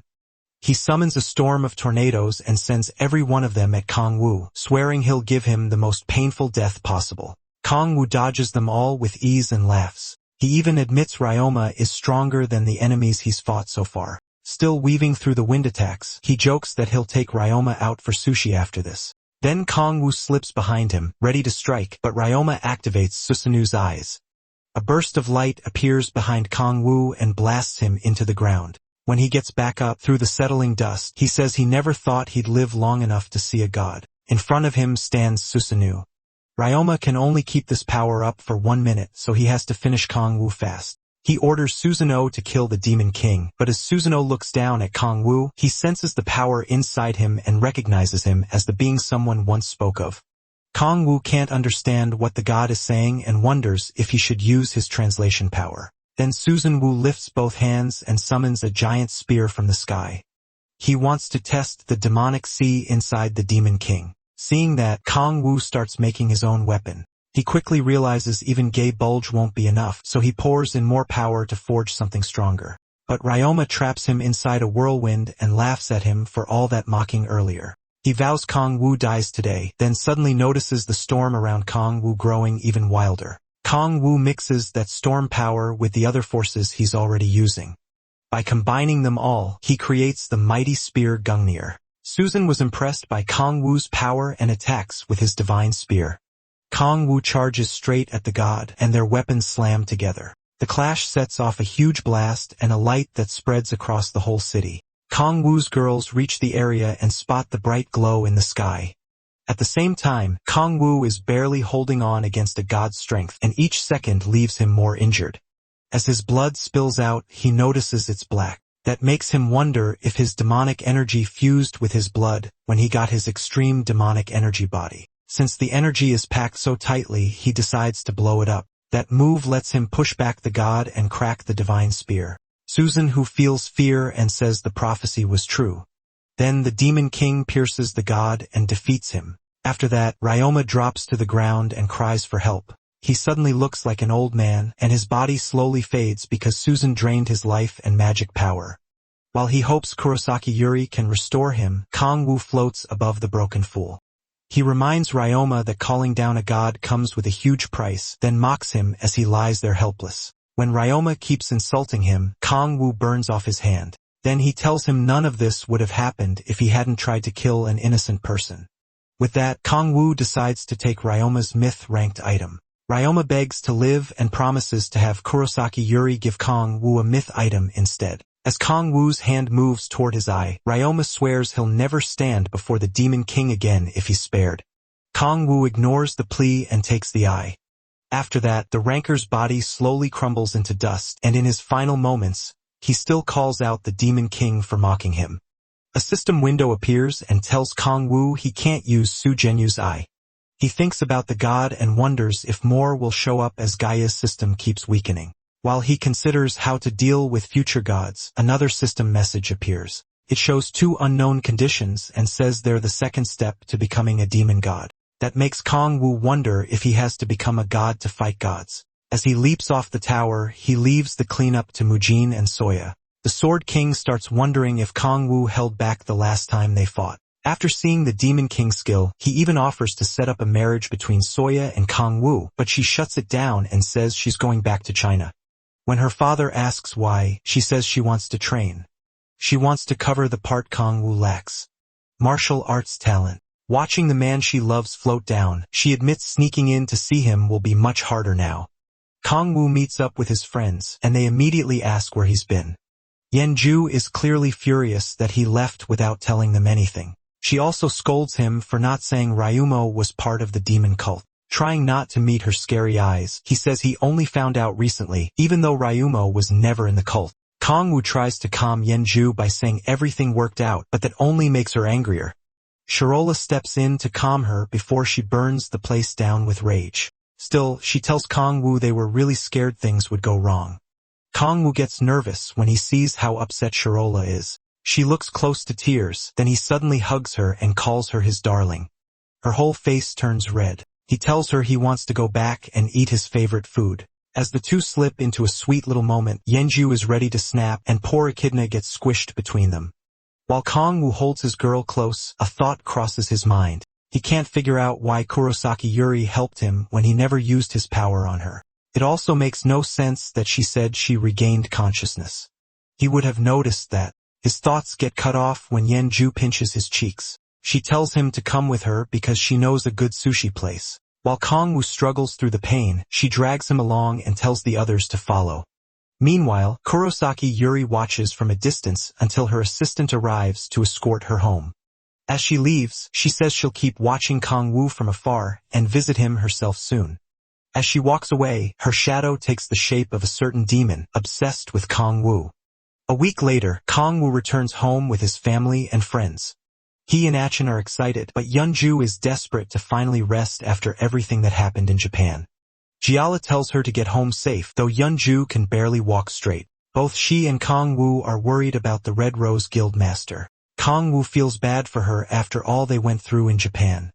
Japan lost its hero after he and Mujin were announced as the ones who defeated Ryoma. Because of that, a lot of hate got aimed at Korea, and Yeonju took all of it instead of Kangwoo. While he's thinking about that, Ji-Yola calls him so they can head back together. But instead of going home with her, he says she should go first because he has something to do. They just got back, and he's already staying away from home. When Echina asks to come too, he lets her and says they're heading somewhere quiet. When she asks why, he says it's nothing major. Then he pulls out Susanu's eye and says he's going to make a piece of equipment. After that, they fly to a wide grassy field and land. They check around for a while to make sure no monsters are nearby. Then Kangwoo opens his status window to look over his skill. He reads about his 6th awakening trait, which lets him forge equipment using the power of an authority. The more authorities he adds, the stronger the item becomes. Kangwoo thinks back to when he made Gungnir and confirms his current limit is 4 authorities at once. Using more than one authority makes the cost jump fast. 2 need 4 times the energy, and 4 needs 16 times the amount. Since he's not fighting right now, Kangwoo thinks he might manage 5. Echina then asks if she can help with anything. He tells her to keep people and monsters away so he can focus. Echina happily runs off to set up a barrier. After that, Kangwoo decides to practice a little and start with what he knows best. He activates the demonic art of creation. Black flames rise around him, markings spread across the ground, and the fire gathers into one point as a ductile furnace is formed. With no materials at all, Kangwoo tries making equipment from his powers alone. Using the power of 3 authorities, he creates a Gaibulg spear, but this version is only unique rank. Kangwoo quickly sees it's weaker than the spear he directly makes with his authorities. He tests it on a nearby boulder. After smashing the rock, he figures the spear only holds about 20% of the original power. Even so, he says he can make up for the missing strength with his body-enhancing authorities. Echina comes back and asks what kind of equipment he wants to make, but he still hasn't decided. He considers crafting a main weapon like Saihun's, but that would keep him from swapping styles and attacks. Then Echina gets an idea and suggests a weapon that can change shape. As Kangwoo thinks it over, night falls. Sayola is now there with him, and he gives her the signal to begin. She uses graceful light to buff him, and he stacks it with Kraken's rage. Then he activates creation again and uses Susanu's eye as the material. As he adds the authority of storms, he remembers Echidna saying a shape-changing weapon would let him attack in many different ways. Kong Wu adds a fifth authority and meets every condition. The system tells him a myth rank item will be finished in 10 seconds. As he struggles to hold on until the countdown ends, he wonders if myth rank is really the highest. He also wonders if he could make something like the dimensional rift he once created with the Archduke's equipment. Right before the timer reaches the final second, Kong Wu forces in even more power and adds the authority of predation, changing the conditions. Sola and Echidna grow uneasy from the aura pouring out around him. At the same time, the system announces that a transcendent rank item is being created. A blinding light bursts across the field, and the girls shout for Kong Wu while covering their eyes. The light floods the whole area until it finally fades away. The girls look up in shock, and Kong Wu stares at his new equipment too. A strange mystical object floats above the water, and the system names it the key of the demonic energy sea. More system messages appear. He's mastered the demonic art of creation, so he can't use that skill anymore, and his demonic energy goes up by 2. When Kong Wu reaches for the key, the engraving process begins. Checking the status window, he finds out the item gets stronger once certain conditions are met. It also has more effects that are still locked. Kong Wu is blown away by what it can do. This first effect, Indomitable, means no attack can break it. The second, Transformation, lets it become any weapon saved as a skill and use up to 34% of that weapon's power. One look at his face says it all. He already loves it. Then Kong Wu activates the item's transformation and turns it into a bident. It turns out well, and its power is close to the gay bulk he made before. Next, he changes it into the magic sword, Gram. The switch is almost as fast as using the demonic energy stone. Finally, he tries to turn it into Gungnir, but nothing happens. The system explains that the key can only copy weapons made with 4 authorities or less. That disappoints Kong Wu, but he's already eager to see how it'll develop. After that, Seola gets his attention and asks if the weapon came out right. He says it did, then changes the key into a ring so she can see it. He figures that'll make it easier to carry. Seola, though, looks ready to kill him over the ring. Once everything is done, they go home. A week later, back at the apartment, Kong Wu is still stuck because of his level cap. Even after getting the key of the demonic energy sea, the restriction hasn't gone away. He sighs in frustration. Staring at the ring, he wonders how he's supposed to level up and gain another trait to weaken the seal on the demonic energy sea. He thinks it over and starts asking if he should just give up and find another way to grow stronger. One idea is visiting the demon cult in Russia and devouring demons there, but tracking them down won't be easy. Then his stomach growls, reminding him he hasn't been eating right. He goes to make his favorite kimchi stew, but suddenly spots Lilith's tentacles in the pot. Kong Wu nearly jumps out of his skin at that, only to realize it's his imagination. The stew really does have octopus tentacles, though. He feels bad for even thinking an angel like Seola would serve him something that awful. Looking around, he notices Sola's gone and sees luggage by the sofa. Echidna says she left to hunt an rank gate with her party. She adds that the octopus and the luggage were brought over by Young the night before. The night before, Sola and Akita met Young at the door. The guildmaster said Kurosaki Yuri had sent supplies along with $30 million. According to Yuri, it was an apology for what happened in Japan, and she wanted to help Kong Wu however she could. Young is surprised the maiden likes him, but Sola's reaction shocks her even more. Even Echidna is stunned by the scary look on Sola's face. Kong Wu, meanwhile, thinks that much money is way too much for simply saving the maiden. Even so, the octopus is still bothering him and making his skin crawl. Then a news report catches his eye. World ranker Alec Osborne, the Sword of Justice, is visiting South Korea. The report says Osborne is here to meet Kim Si-hoon after seeing what he did during the ISU station incident. Kong Wu checks his phone for more details. Alec Osborne is a famous hero known for protecting the weak. 2 months after the ISU station incident, he revealed that he'd also been fighting the demon cult. A month ago, demon cult activity was found in Europe and he stopped it. Somehow, not a single person died. Kong Wu figures this is exactly the kind of guy Kim Si-hoon would admire. Then his mind starts taking that thought in a very weird direction. After that, he puts on his jacket, asks Ikuk Na where Sola is, and says he's gonna hunt with Golden Sun. Ikuk Na happily asks to come too. Later at a cafe, Tae-sung waves Kong-woo over to the table. Kong-woo says they could have kept hunting, but Tae-sung replies that once they heard he was coming, they had to stop. They start talking about Alec Osborne, and Tae-sung says they heard about him from players who recognize Kim Si-hoon. Meanwhile, Kong-woo glances at Kim Si-hoon and wonders why he looks so excited. Kim Si-hoon admits he's thrilled because he never thought the Sword of Justice would come all the way to Korea just to meet him. Acting like a total fanboy, he gushes about how cool Alec Osborne is. Kong-woo tries not to care that his subordinate is praising someone else and asks how Kim Si-hoon's leveling is going. He's shocked to hear the swordsman has already reached level 60. Sola explains that Kim Si-hoon never had the same level restriction the others did. Hearing that, Kong-woo feels pathetic. His underling is flying through levels while he's still blocked.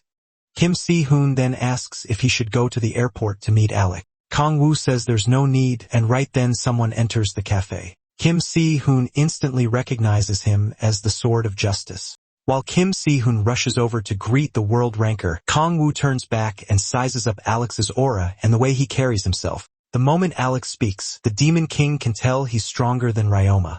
Kim Si-hoon greets Alec with humble but obvious excitement. At the same time, Kong-ho feels a little bitter, because Kim Si-hoon was never this happy when they first met. Alec finally notices the Demon King, who asks why he came all the way to Korea. Kim Si-hoon quickly steps in and introduces Kong-woo as his brother. Alec notices the women too, but only Seol really acknowledges him. When he asks to be introduced, Kong-woo cuts in and asks why he came to see Kim Si-hoon. Alec pulls his attention back and says Kong-woo has every right to be cautious since he hasn't explained himself yet. Then he turns to Kim Si-hoon and asks if he knows about beings called guardians. That word instantly grabs both Kong-woo and Kim Si-hoon. Kong-woo remembers Kim Si-hoon saying the Gaia system chose him as a guardian. Alec then reveals that he's one too, meaning Kim Si-hoon isn't the only one. Kong-woo asks if Alec came to recruit Kim Si-hoon to save the world with the other guardians. Alec admits that's exactly why he's here. He wants Kim Si-hoon to join an organization called Guardians. They may not be well known, he says, but they are humanity's best hope. He promises Kim Si-hoon that if he joins them, he won't have to feel that same despair again. He means what happened at ISU Station. Since those demonic monsters used to be human, Kim Si-hoon felt helpless and crushed while fighting them. Alec believes that if they become stronger, they can save everyone. He says they'll reach a point where they can subdue people without harming them. When Kim Si-hoon asks how that's possible, Alec explains that guardians can boost the power of other guardians. At that point, Kong-woo finally understands how Alec stopped the demon cult in Europe without killing anyone. He watches Kim Si-hoon closely to see how he'll answer this desperate offer. Kim Si-hoon is nervous and struggles to respond. As he looks at Alec and prepares to answer, the scene shifts to Alec walking alone. He reveals that Kim Si-hoon turned him down, but he still plans to win him over. Not far away, Kong-woo watches him in secret and can't believe how stubborn he is. Before Alec got rejected, Kim Si-hoon had actually been ready to accept, but Kong-woo stopped him with his power. The Demon King interfered with his spirit, making Kim Si-hoon suspect Alec might be lying. Because of that, Kim Si-hoon couldn't give a clear answer. Alec told him to take his time since he'd be in Korea a while longer. As Alec walks off, Kong-woo swears he won't let Kim Si-hoon end up as delusional as this ranker. He decides to keep them apart. Suddenly, Alec calls out to someone hiding in the shadows, and Kong-woo thinks he's been discovered. But instead, a cult member jumps down from a rooftop and attacks Alec. The cultist's nails stretch into long claws while Alec draws his sword. As they collide, Alec asks if the cult followed him all the way from Europe. He tells the man to surrender, but the cultist only wants to tear him to pieces. The fight turns fierce, and neither side backs down. Kong-woo stays hidden nearby, careful not to reveal himself. Even with the cult member's efforts, the battle ends fast because he's nowhere near a guardian's level. The follower asks Alec to kill him, but Alec refuses. That mercy annoys Kong-woo, who can't believe this guy is still saying such naive nonsense. Even so, Alec tells the cultist to repent and start over. Realizing he's dealing with a soft-hearted fool, the cult member throws a smoke grenade and makes a run for it. Alec moves to stop him, but sees the cultist rushing straight toward a random passerby. The man slams into the girl and sends her into a wall. After a quick look around, he escapes, leaving Alec behind with the injured girl. Alec runs to her, but his hands start trembling when he realizes she's dead. He breaks down asking why this had to happen. If he just killed the cultist, none of it would have happened. Then he hears someone ask what he's doing. Alec turns and sees Kong Wu glaring at him. The Demon King demands to know why he let the cultist live. Kong Wu says the girl's death is basically Alec's fault because he spared that cultist. Alec tries to defend himself, but Kong Wu cuts him off and says his foolish beliefs killed an innocent girl. Then Alec says no one was hurt, and that catches Kong Wu off guard. Right then, the girl's body starts fading away. Soon, only her clothes are left in Alec's arms. At that moment, Kong Wu realizes Alec is completely out of his mind. Even so, the Guardian keeps acting like nothing happened. Kong Wu calls out to him, then fixes him with a cold stare and asks if he's finally gonna stop chasing Si-hun. Alec flatly says no. He has no intention of giving up on the swordsman. He insists Si-hun is meant for something greater, and Kong Wu just laughs. Alec excitedly goes on, saying San-hun was born to protect many people. With that, he turns to leave. Before going, he tells Kong Wu to help persuade Sun-hun to join the Guardians. But Kong Wu knows it's nonsense. Alec just wants Sun-hun to end up as twisted as he is. He also knows he can't keep stopping his subordinate forever, not when Sun-hun admires the Sword of Justice so much. Then an idea hits Kong Wu. He remembers Alec saying Sun-hun needs to grow stronger and starts cooking up a dark plan. Later that night, Alec sits alone in his room deep in thought. Kong Wu's words keep bothering him, and he starts feeling uneasy. Still, he tells himself Kong Wu just wouldn't get it because he isn't a guardian. Alec believes the Demon King will understand one day. For now, he focuses on bringing Su Kuan into the group. Suddenly, a loud scream rings out. Alec jumps up and rushes to find where it came from. The cry for help comes again, and he realizes it's from the rooftop. He dashes up there and makes a dramatic landing. When he looks ahead, a cultist is waiting for him. The man says he's the same cultist Alec fought a few hours earlier. When Alec asks about the voice he heard, the cultist admits he was the one screaming. Alec realizes he was lured into a trap. Then the cultist brings up the woman he killed while escaping earlier. That memory makes Alec's face turn dark. Still, he acts like no one died. The cultist laughs and mocks the so-called Sword of Justice for ignoring an innocent person's death. As the taunting continues, draws his sword and says he'll make the cultist repent for the rest of his life. But the follower notices Alec still never says he'll kill him. To Alec, the cultist could never understand why he refuses to take a life. He truly believes saving everyone is the right path. Then Alec rushes in to strike. The cultist only points at his own neck, telling Alec to go ahead. In the end, Alec can't bring himself to kill him and slams into the wall instead. While trying to redirect his blow, he injures his arm. The cultist pretends Alec simply missed, then cocks back a heavy punch. The hit buries itself in Alec's stomach and sends him flying for being so naive. Before he can even hit the ground, more fireballs slam into him too. The whole rooftop erupts in flames, but Alec somehow survives.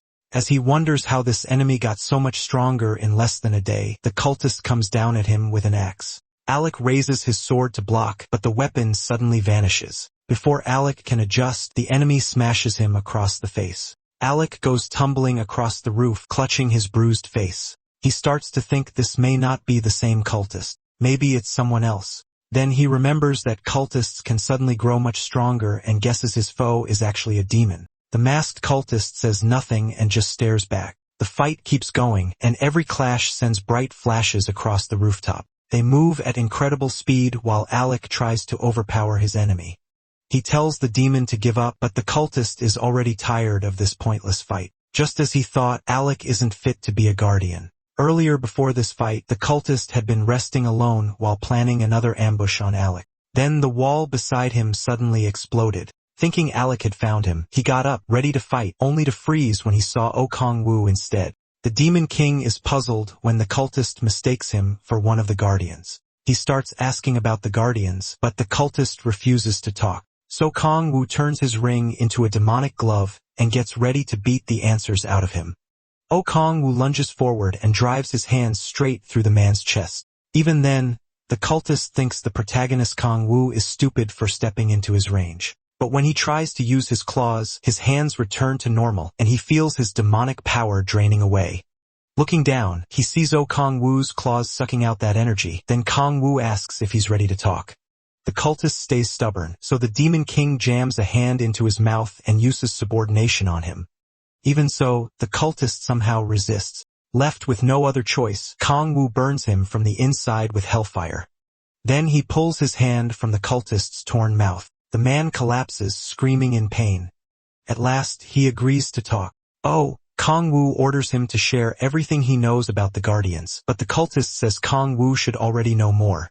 That only earns him another threat from the Demon King. The cultist finally says the group is called Guardian and has fewer than 10 members. He also reveals their leader is a woman whose power lets her locate Guardians around the world. So that's how Alec found Kim Si-hoon. When Kong Wu asks about the rest, the cultist admits Alec is the only Guardian he knows. After giving up that information, he begs to be spared. MC says he might return the man's life for something else. Trembling, the cultist looks up as Kong Wu asks what he can offer. Terrified, he decides to tell him everything he knows and starts spilling every detail while Kong Wu listens. After a while, Kong Wu says none of it is new, but thanks him anyway. The cultist asks if that means he'll be spared, only for Kong Wu to say there's no reason for that. As panic takes over, the cultist realizes this was the plan from the start. The last thing he sees is the Demon King burning him alive. Afterward, the protagonist Kong Wu walks out of the flames and puts on the cultist robe. Now that he has what he needs, he moves on to the next part of his plan. The story returns to his fight with Alec, and by now, he fully understands what kind of man the Guardian is. Then he suddenly ends the fight with Alec. He knocks away Alec's sword and says fighting him is boring. Next, the Demon King grabs Alec by the throat and lifts him into the air. Alec fights back, but he's far too weak against Kong Wu. Kong Wu even wonders why there aren't more normal rankers like Cha Young-ju Mu-jin. He figures Alec may have some tragic reason for refusing to kill, but he couldn't care less. Alec gets furious when Kong Wu questions his ideals and asks if problems disappear just because he looks away. Barely able to breathe, Alec listens as Kong Wu reminds him of the body he erased earlier that day. That finally makes Alec shout, and the protagonist is glad to see him lose control. His anger only grows when Kong Wu says all of Alec's actions are really just selfish. Alec tries to protest, but MC Kong Wu tightens his grip. Suddenly, rooftop door blows open. Kim Si-hoon rushes in, ready to save Alec and face the attacker. He demands to know who the masked cultist is. Kong Wu quickly changes his voice and throws out a few fake names. At last, he introduces himself to the swordsman as Satan. Hearing that, Kim Si-hoon decides the enemy must be a demon too. Kong Wu squeezes Alex's throat even harder and reminds the boy he has bigger problems right now. He watches Kim Si-hoon start to sweat even as he tries to stay calm. The boy grips his sword and refuses to answer the Demon King's taunts. He remembers the call from Kong Wu, warning him that Alec was under attack by the demonic order. Kong Wu had pretended to be injured, then cut the call, leaving the swordsman in a panic. Kim Si-hoon doubts he can beat someone strong enough to crush even Alec. Still, he charges in to prove himself and unleashes his dragon sword technique as he closes the distance, but the Demon King blocks it all with ease. Kim Si-hoon grits his teeth when the enemy mocks how weak he is, yet he pushes forward and starts another dragon sword skill. Before he can even finish saying its name, Kong Wu punches him and sends him crashing into the wall. A dark purple aura wraps around the Demon King's body, and he glares at the swordsman, wondering why the boys still can't feel the gap between them. But Kim Si-hoon refuses to quit and attacks again. Kong Wu asks why he's trying this hard for Alec, who means nothing to him. Kim Si-hoon keeps swinging with everything he has, and the protagonist enjoys every second of it. The fight keeps going, and his demonic aura blocks Si-hoon's blade. Kong Wu can tell his subordinate is far better than Alec. Si-hoon isn't trying to hold back or capture him anymore. Every swing is meant to kill. At last, he lands a small cut on Kong Wu and cracks the mask. Kong Wu uses the purple power under his feet to shove Si-hoon away. Then he strikes back at the swordsman, but Si-hoon dodges right before the spears can hit him. The gifted boy aims for Kong Wu's blind spot, but the Demon King blocks it with ease. He keeps circling and attacking again and again, but Kong Wu stops everything. As he defends, he thinks about what Si-hoon still lacks. Si-hoon steps in for another blow, and the Demon King crushes him without trouble. Kong Wu grabs him by the face and hurls him into a wall. Sim-hun coughs up blood and his eyes lose focus. Even then, Kong-woo says his effort wasn't bad and keeps mocking him. Sim-hun is tired of hearing it, but his fear gets worse when Kong-woo says he wants the fight to keep going. The Demon King starts draining Alec's life force while praising Sim-hun's resolve and spirit. Alec barely whispers Sim-hun's name and tells him to run, then he's destroyed right in front of him. Watching that finally breaks something inside Sim-hun. His voice shakes as he charges at the one calling himself Satan, desperate to avenge his ally. He attacks with pure killing intent, but his body gives out and he drops to the floor. All he can do is grit his teeth and glare while Kong-woo tells him to keep struggling and remember him. As Sim-hun slips out of consciousness, Kong-woo tells him to use that anger and hatred to grow stronger. Once Sim-hun passes out, he removes the mask. Then he nearly throws up from how embarrassing his whole Satan act was. Still, he hopes this pushes Sim-hun past his limits and helps him grow. Ever since Young and Jae went to jail, Sim-hun hasn't had much driving him. At the same time, Kong-woo still doesn't know if the Guardians are friends or enemies. If the others are like Alec, he may have to kill them himself. While thinking about getting stronger, a system message appears. Because he killed a Guardian, his level cap is lifted and reset to 69. His level also jumps by 10, bringing him to his 7th awakening. Kong-woo realizes killing a Guardian is the key to removing the restriction, but the new cap at 69 shocks him. Normally, the next one shouldn't come until level 89. Seeing that the only way past it is killing another Guardian, he looks down at Sim-hun with temptation in his eyes.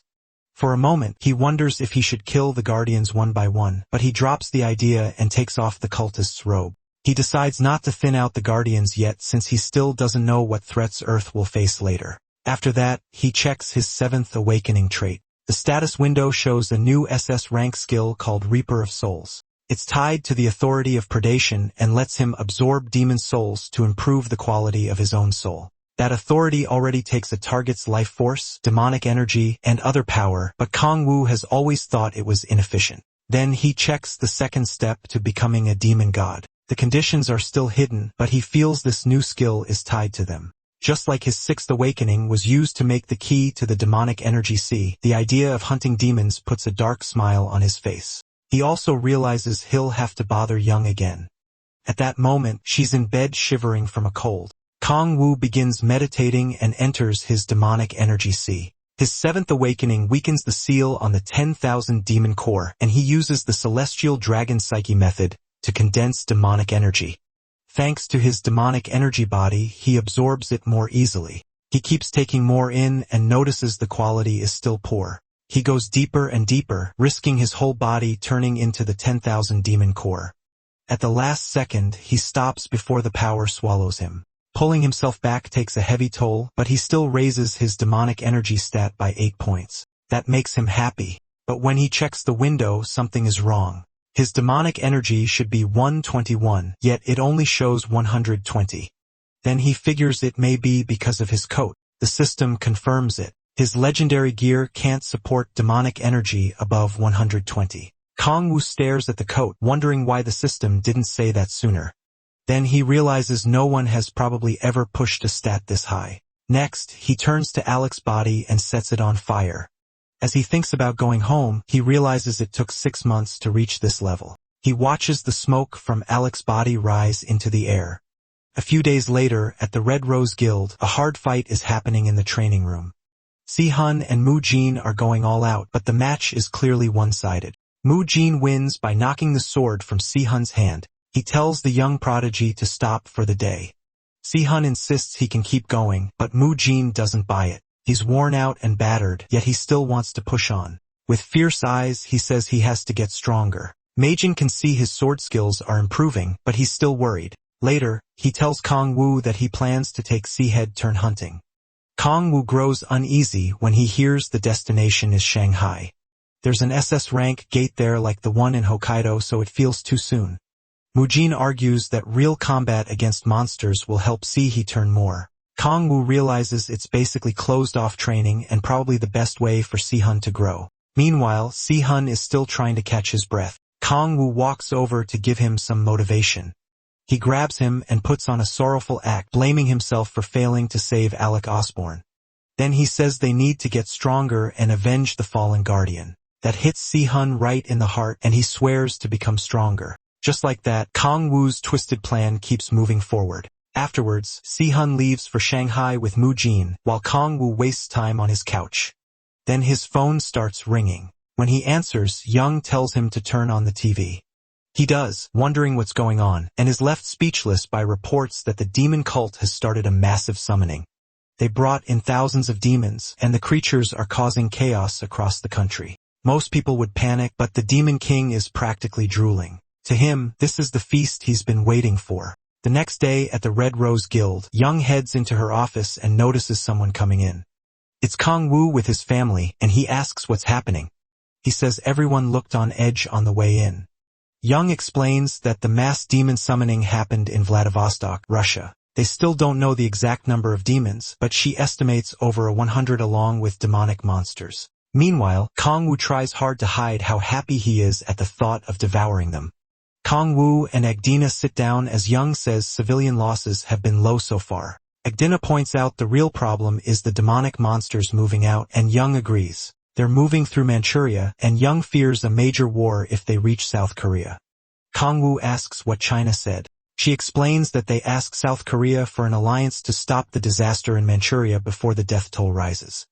A strategy meeting will be held in Harbin, and each guild is expected to join. That's why her people are rushing to get flights. Then she asks if Kong Wu will go with Agdina. She also wonders if just the two of them will be enough. Kong Wu says Si-hun is still training, and he left the others behind on purpose. He thinks it's too dangerous for them if demons are involved. He starts acting like he alone is enough, and Young looks disgusted. A little later, they arrive at China's player administration office, so Ion guides them inside. Kong Wu thanks her for helping during the Ryoma incident. She blushes at the praise and says she had a promise to keep. With her father away doing private training, she's been stuck handling all his work. Still, she says she's worried about her uncle. That uncle is the sword master Cha Young-ju Mu Young. She explains that Mu Jin overshadowed him, so he never became famous. Even so, Mu Yun is the vice leader of the Thousand Sword Gate, and sadly, he doesn't think well of South Korea. Kong Wu tells Su Yun things will be fine, and she says she hopes so. Up ahead, a huge guard is blocking two people. Those two are Minjong from the Onuri Guild and Hyunju from the Samurai Guild. Hyunju is surprised to spot Hyunju, who asks why they still haven't gone in. The second she hears they were barred from the meeting, Hyunju snaps. She orders the guard to step aside, but he says they'll hear the results later. Then he warns that if they ignore Mu Yun's orders, the China-Korea alliance could be called off. Young-ju is ready to blow the door open, but So-yun quickly tells her to calm down. Then So-yun steps forward and tells the guard to move. He refuses, saying her uncle's orders come first while her father is away. While they argue, Kong Wu quietly walks up to deal with it himself. He politely asks to be let in, but the guard gives him the same answer. Kong Wu says he'll enter anyway, and the guard swings at him. A moment later, the meeting room door explodes. Everyone inside jolts in panic. Kong Wu strolls in with a smile while the guard is left crumpled on the floor. One guild leader jumps up and attacks him for barging in. Kong Wu catches him and slams the bald man's head into the ground. The other leaders are stunned by how easily he gets dropped. Kong Wu jokes that the guy should have stayed seated, especially after already losing all his hair. Then he sits on the unconscious man and casually tells everyone to keep the meeting going. Across from him, Mu Pion hints that Korea isn't needed here, and Kong Wu fires right back. He even calls the vice leader a cocky little brat. Already fed up, Kong Wu decides to expose exactly what kind of man Mu Pion is. He talks about a jealous younger brother who can never outshine his gifted older brother. Now that monsters are invading and the older brother is absent, that younger brother wants to prove himself. As he says it, Kong Wu flicks a pen into the mat behind Mu Hyun, barely cutting his cheek. Then he adds that this little brother is pushing other forces to the back so they can't earn any credit. Kong Wu calls Mu Hyun a fool, trying to escape his brother's shadow.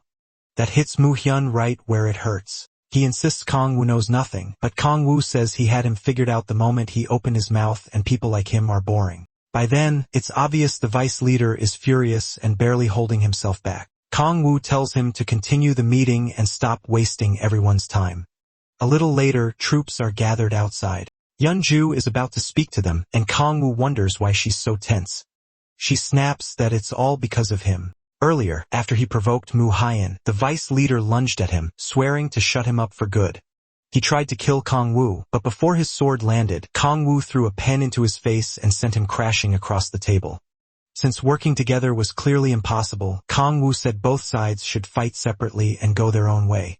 Mu Haiyan ended up unconscious on the floor, unable to argue back. Yunju complains because she thinks he should have finished what he started. Now she's stuck leading a huge force and doesn't know how to handle it. Meanwhile, Minjong is trying to lift his guild spirits, while Hyunju is already tired of Yunju's complaining. Even though Hwarang's squad leader is sick of hearing them bicker like siblings. Kong Wu tells Yunju he has something else to do, and she asks what could matter more than this. He just says it's a secret, hiding that he really wants to devour demons. Then they all stop when someone shouts that the demons are here. A massive wave of monsters is charging straight at them. Hundreds of crazed beasts rush forward, ready to tear through everything. Their numbers shake the players, and no one knows what to do. Luckily, Yunju takes control fast and snaps them out of it. She reminds them they can beat these monsters. She orders the mages to ready their spells while the tanks brace for the charge, but her directions get too complicated and the players start losing focus again. Embarrassed, she falters, but Kong Wu cheers her on. Even so, she admits leading like this isn't her thing and hands command over to Hyunjae. Once that weight is off her shoulders, Eunju gives the players one more message. Don't overthink this fight. Just treat it like a chance to earn as much experience as possible. That fires everyone up and the panic disappears. In the end, Hyunjae doesn't even need to say anything. A few words from Eunju were enough to rally them. She draws her blood chains and tells everyone to remember 3 things. First, no one gets hurt. Second, no one dies. And third, every bit of experience belongs to her. With that, they charge the monsters. Just as both sides are about to collide, a mark appears in a giant demon's eyes, letting a cultist watch through it. The one behind all this is finally revealed, the apostle of evil Anton Sidorovich. Anton says the weakening Gaia system has made demons stronger. While he thinks a demon walks up to him, and Anton tells him it still isn't time to show himself. That demon is from the 5th hell, Utar. He says his followers want to fight and hates hiding, wanting to prove humans are no threat. Anton tells him to wait. Looking at a poster of Kong Wu, Anton says there's someone they need to meet. After seeing what happened with the Japanese demon cult, he noticed the look in Kong Wu's eyes and assumed they were alike. Anton believes he understands what Kong Wu wants and thinks he can bring him into the demon cult. As a dark power gathers in his hands, Anton tells Yuter to hold back until he contacts MC Kong Wu. Yuter hates being ordered around by an old man. Anton apologizes and pleads with him not to act recklessly. But to the demon, Anton is still just a human. His anger rises even more when Anton warns him not to go against the demon cult's will. Insulted, Yuta moves to crush him, but the dark force Anton summoned grabs his hands. More shadowy hands rise and pin him down, forcing the great demon to the ground. Anton asks if he'll listen. Yuter only curses, so Anton closes his book and lets the hands tear him apart. His followers watch their master get ripped to pieces. They turn to the old man in fear, and he tells them to listen carefully. Back on the battlefield, the demon assault keeps coming. Yunju cuts through them with ease and keeps pressing forward with her blood chains. One demon tries to attack her from behind, but Bei Kuaiyang slices it down and saves her. She says she and Hyun Mo came to help, so Hyunju shouldn't be too upset. Hyun Mo is worried because the demon horde seems endless. Bei Kuaiyang says this would be easier with Kong Wu, but Yunju refuses to admit she needs his help. Still, he is already there, just invisible to everyone else. He can tell the players are holding up well. Segola and the Samurai Guild are giving solid support, and the others are managing the demonic monsters well enough. Kong Wu thinks they'll win at this rate, but one thing bothers him. The hundreds of demons they reported still haven't shown up. He wonders what they're after and why they're still hiding. Then something catches his eye. He calls Echidna and tells her to guard Segola with the Samurai Guild. The little girl promises no one will touch her master's babe. Kong Wu says his plans have changed when a burst of demonic energy erupts from the ground. A hand rises up and writes a message. Someone wants to speak with Kong Wu. That excites him. He thinks his feast invitation has finally arrived. Anton confirms that the protagonist saw the message and tells the demon beside him not to worry. They'll likely meet him after the battle. The demon gets angry, not wanting to sit around and wait. Anton glares at him and makes it clear who's in charge. The frightened demon hurriedly apologizes. Anton forgives him, then asks if any other demon wants to step up. None of them do. With the demons under control, Anton thinks about the best way to draw Okongwu out. He decides kidnapping Yahello would work best if only he knew how badly that choice would backfire. For now, he decides to end things here, but then he notices something troubling. Looking into the distance, he sees Okongwu coming straight toward him. When the Demon King lands, Anton thinks he can kill him if he rejects the offer. Brushing off the dust, Anton asks if MC speaks Russian. Kongwu has no trouble understanding him, but first he looks over the lower-ranked demons. Most are from the 5th hell, while the stronger ones are from the 6th. After confirming none of them recognize him, he asks Anton what he wants. Anton starts talking about the privileges of being a that talk about demon perks catches O's attention. Anton says humans die but demons don't. The old man keeps pushing, saying demons don't need food or water and aren't limited by age. He tells him to stop dragging it out and get to the point. Anton finally says the demon cult can turn humans into demons, and he offers the protagonist eternal life like a fool. He tries tempting the Demon King with immortality, saying he'd never have to decay like a human. Then he holds out his hand and asks O to join the cult. Anton says he understands people like MC and claims he's the only one who can. That's when he finally loses it.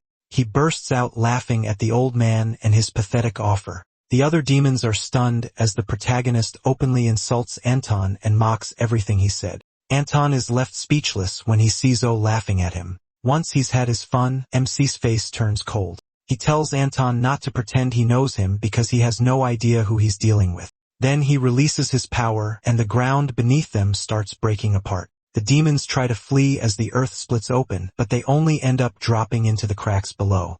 As huge pillars rise from the ground, terror spreads through the demons, and Anton too.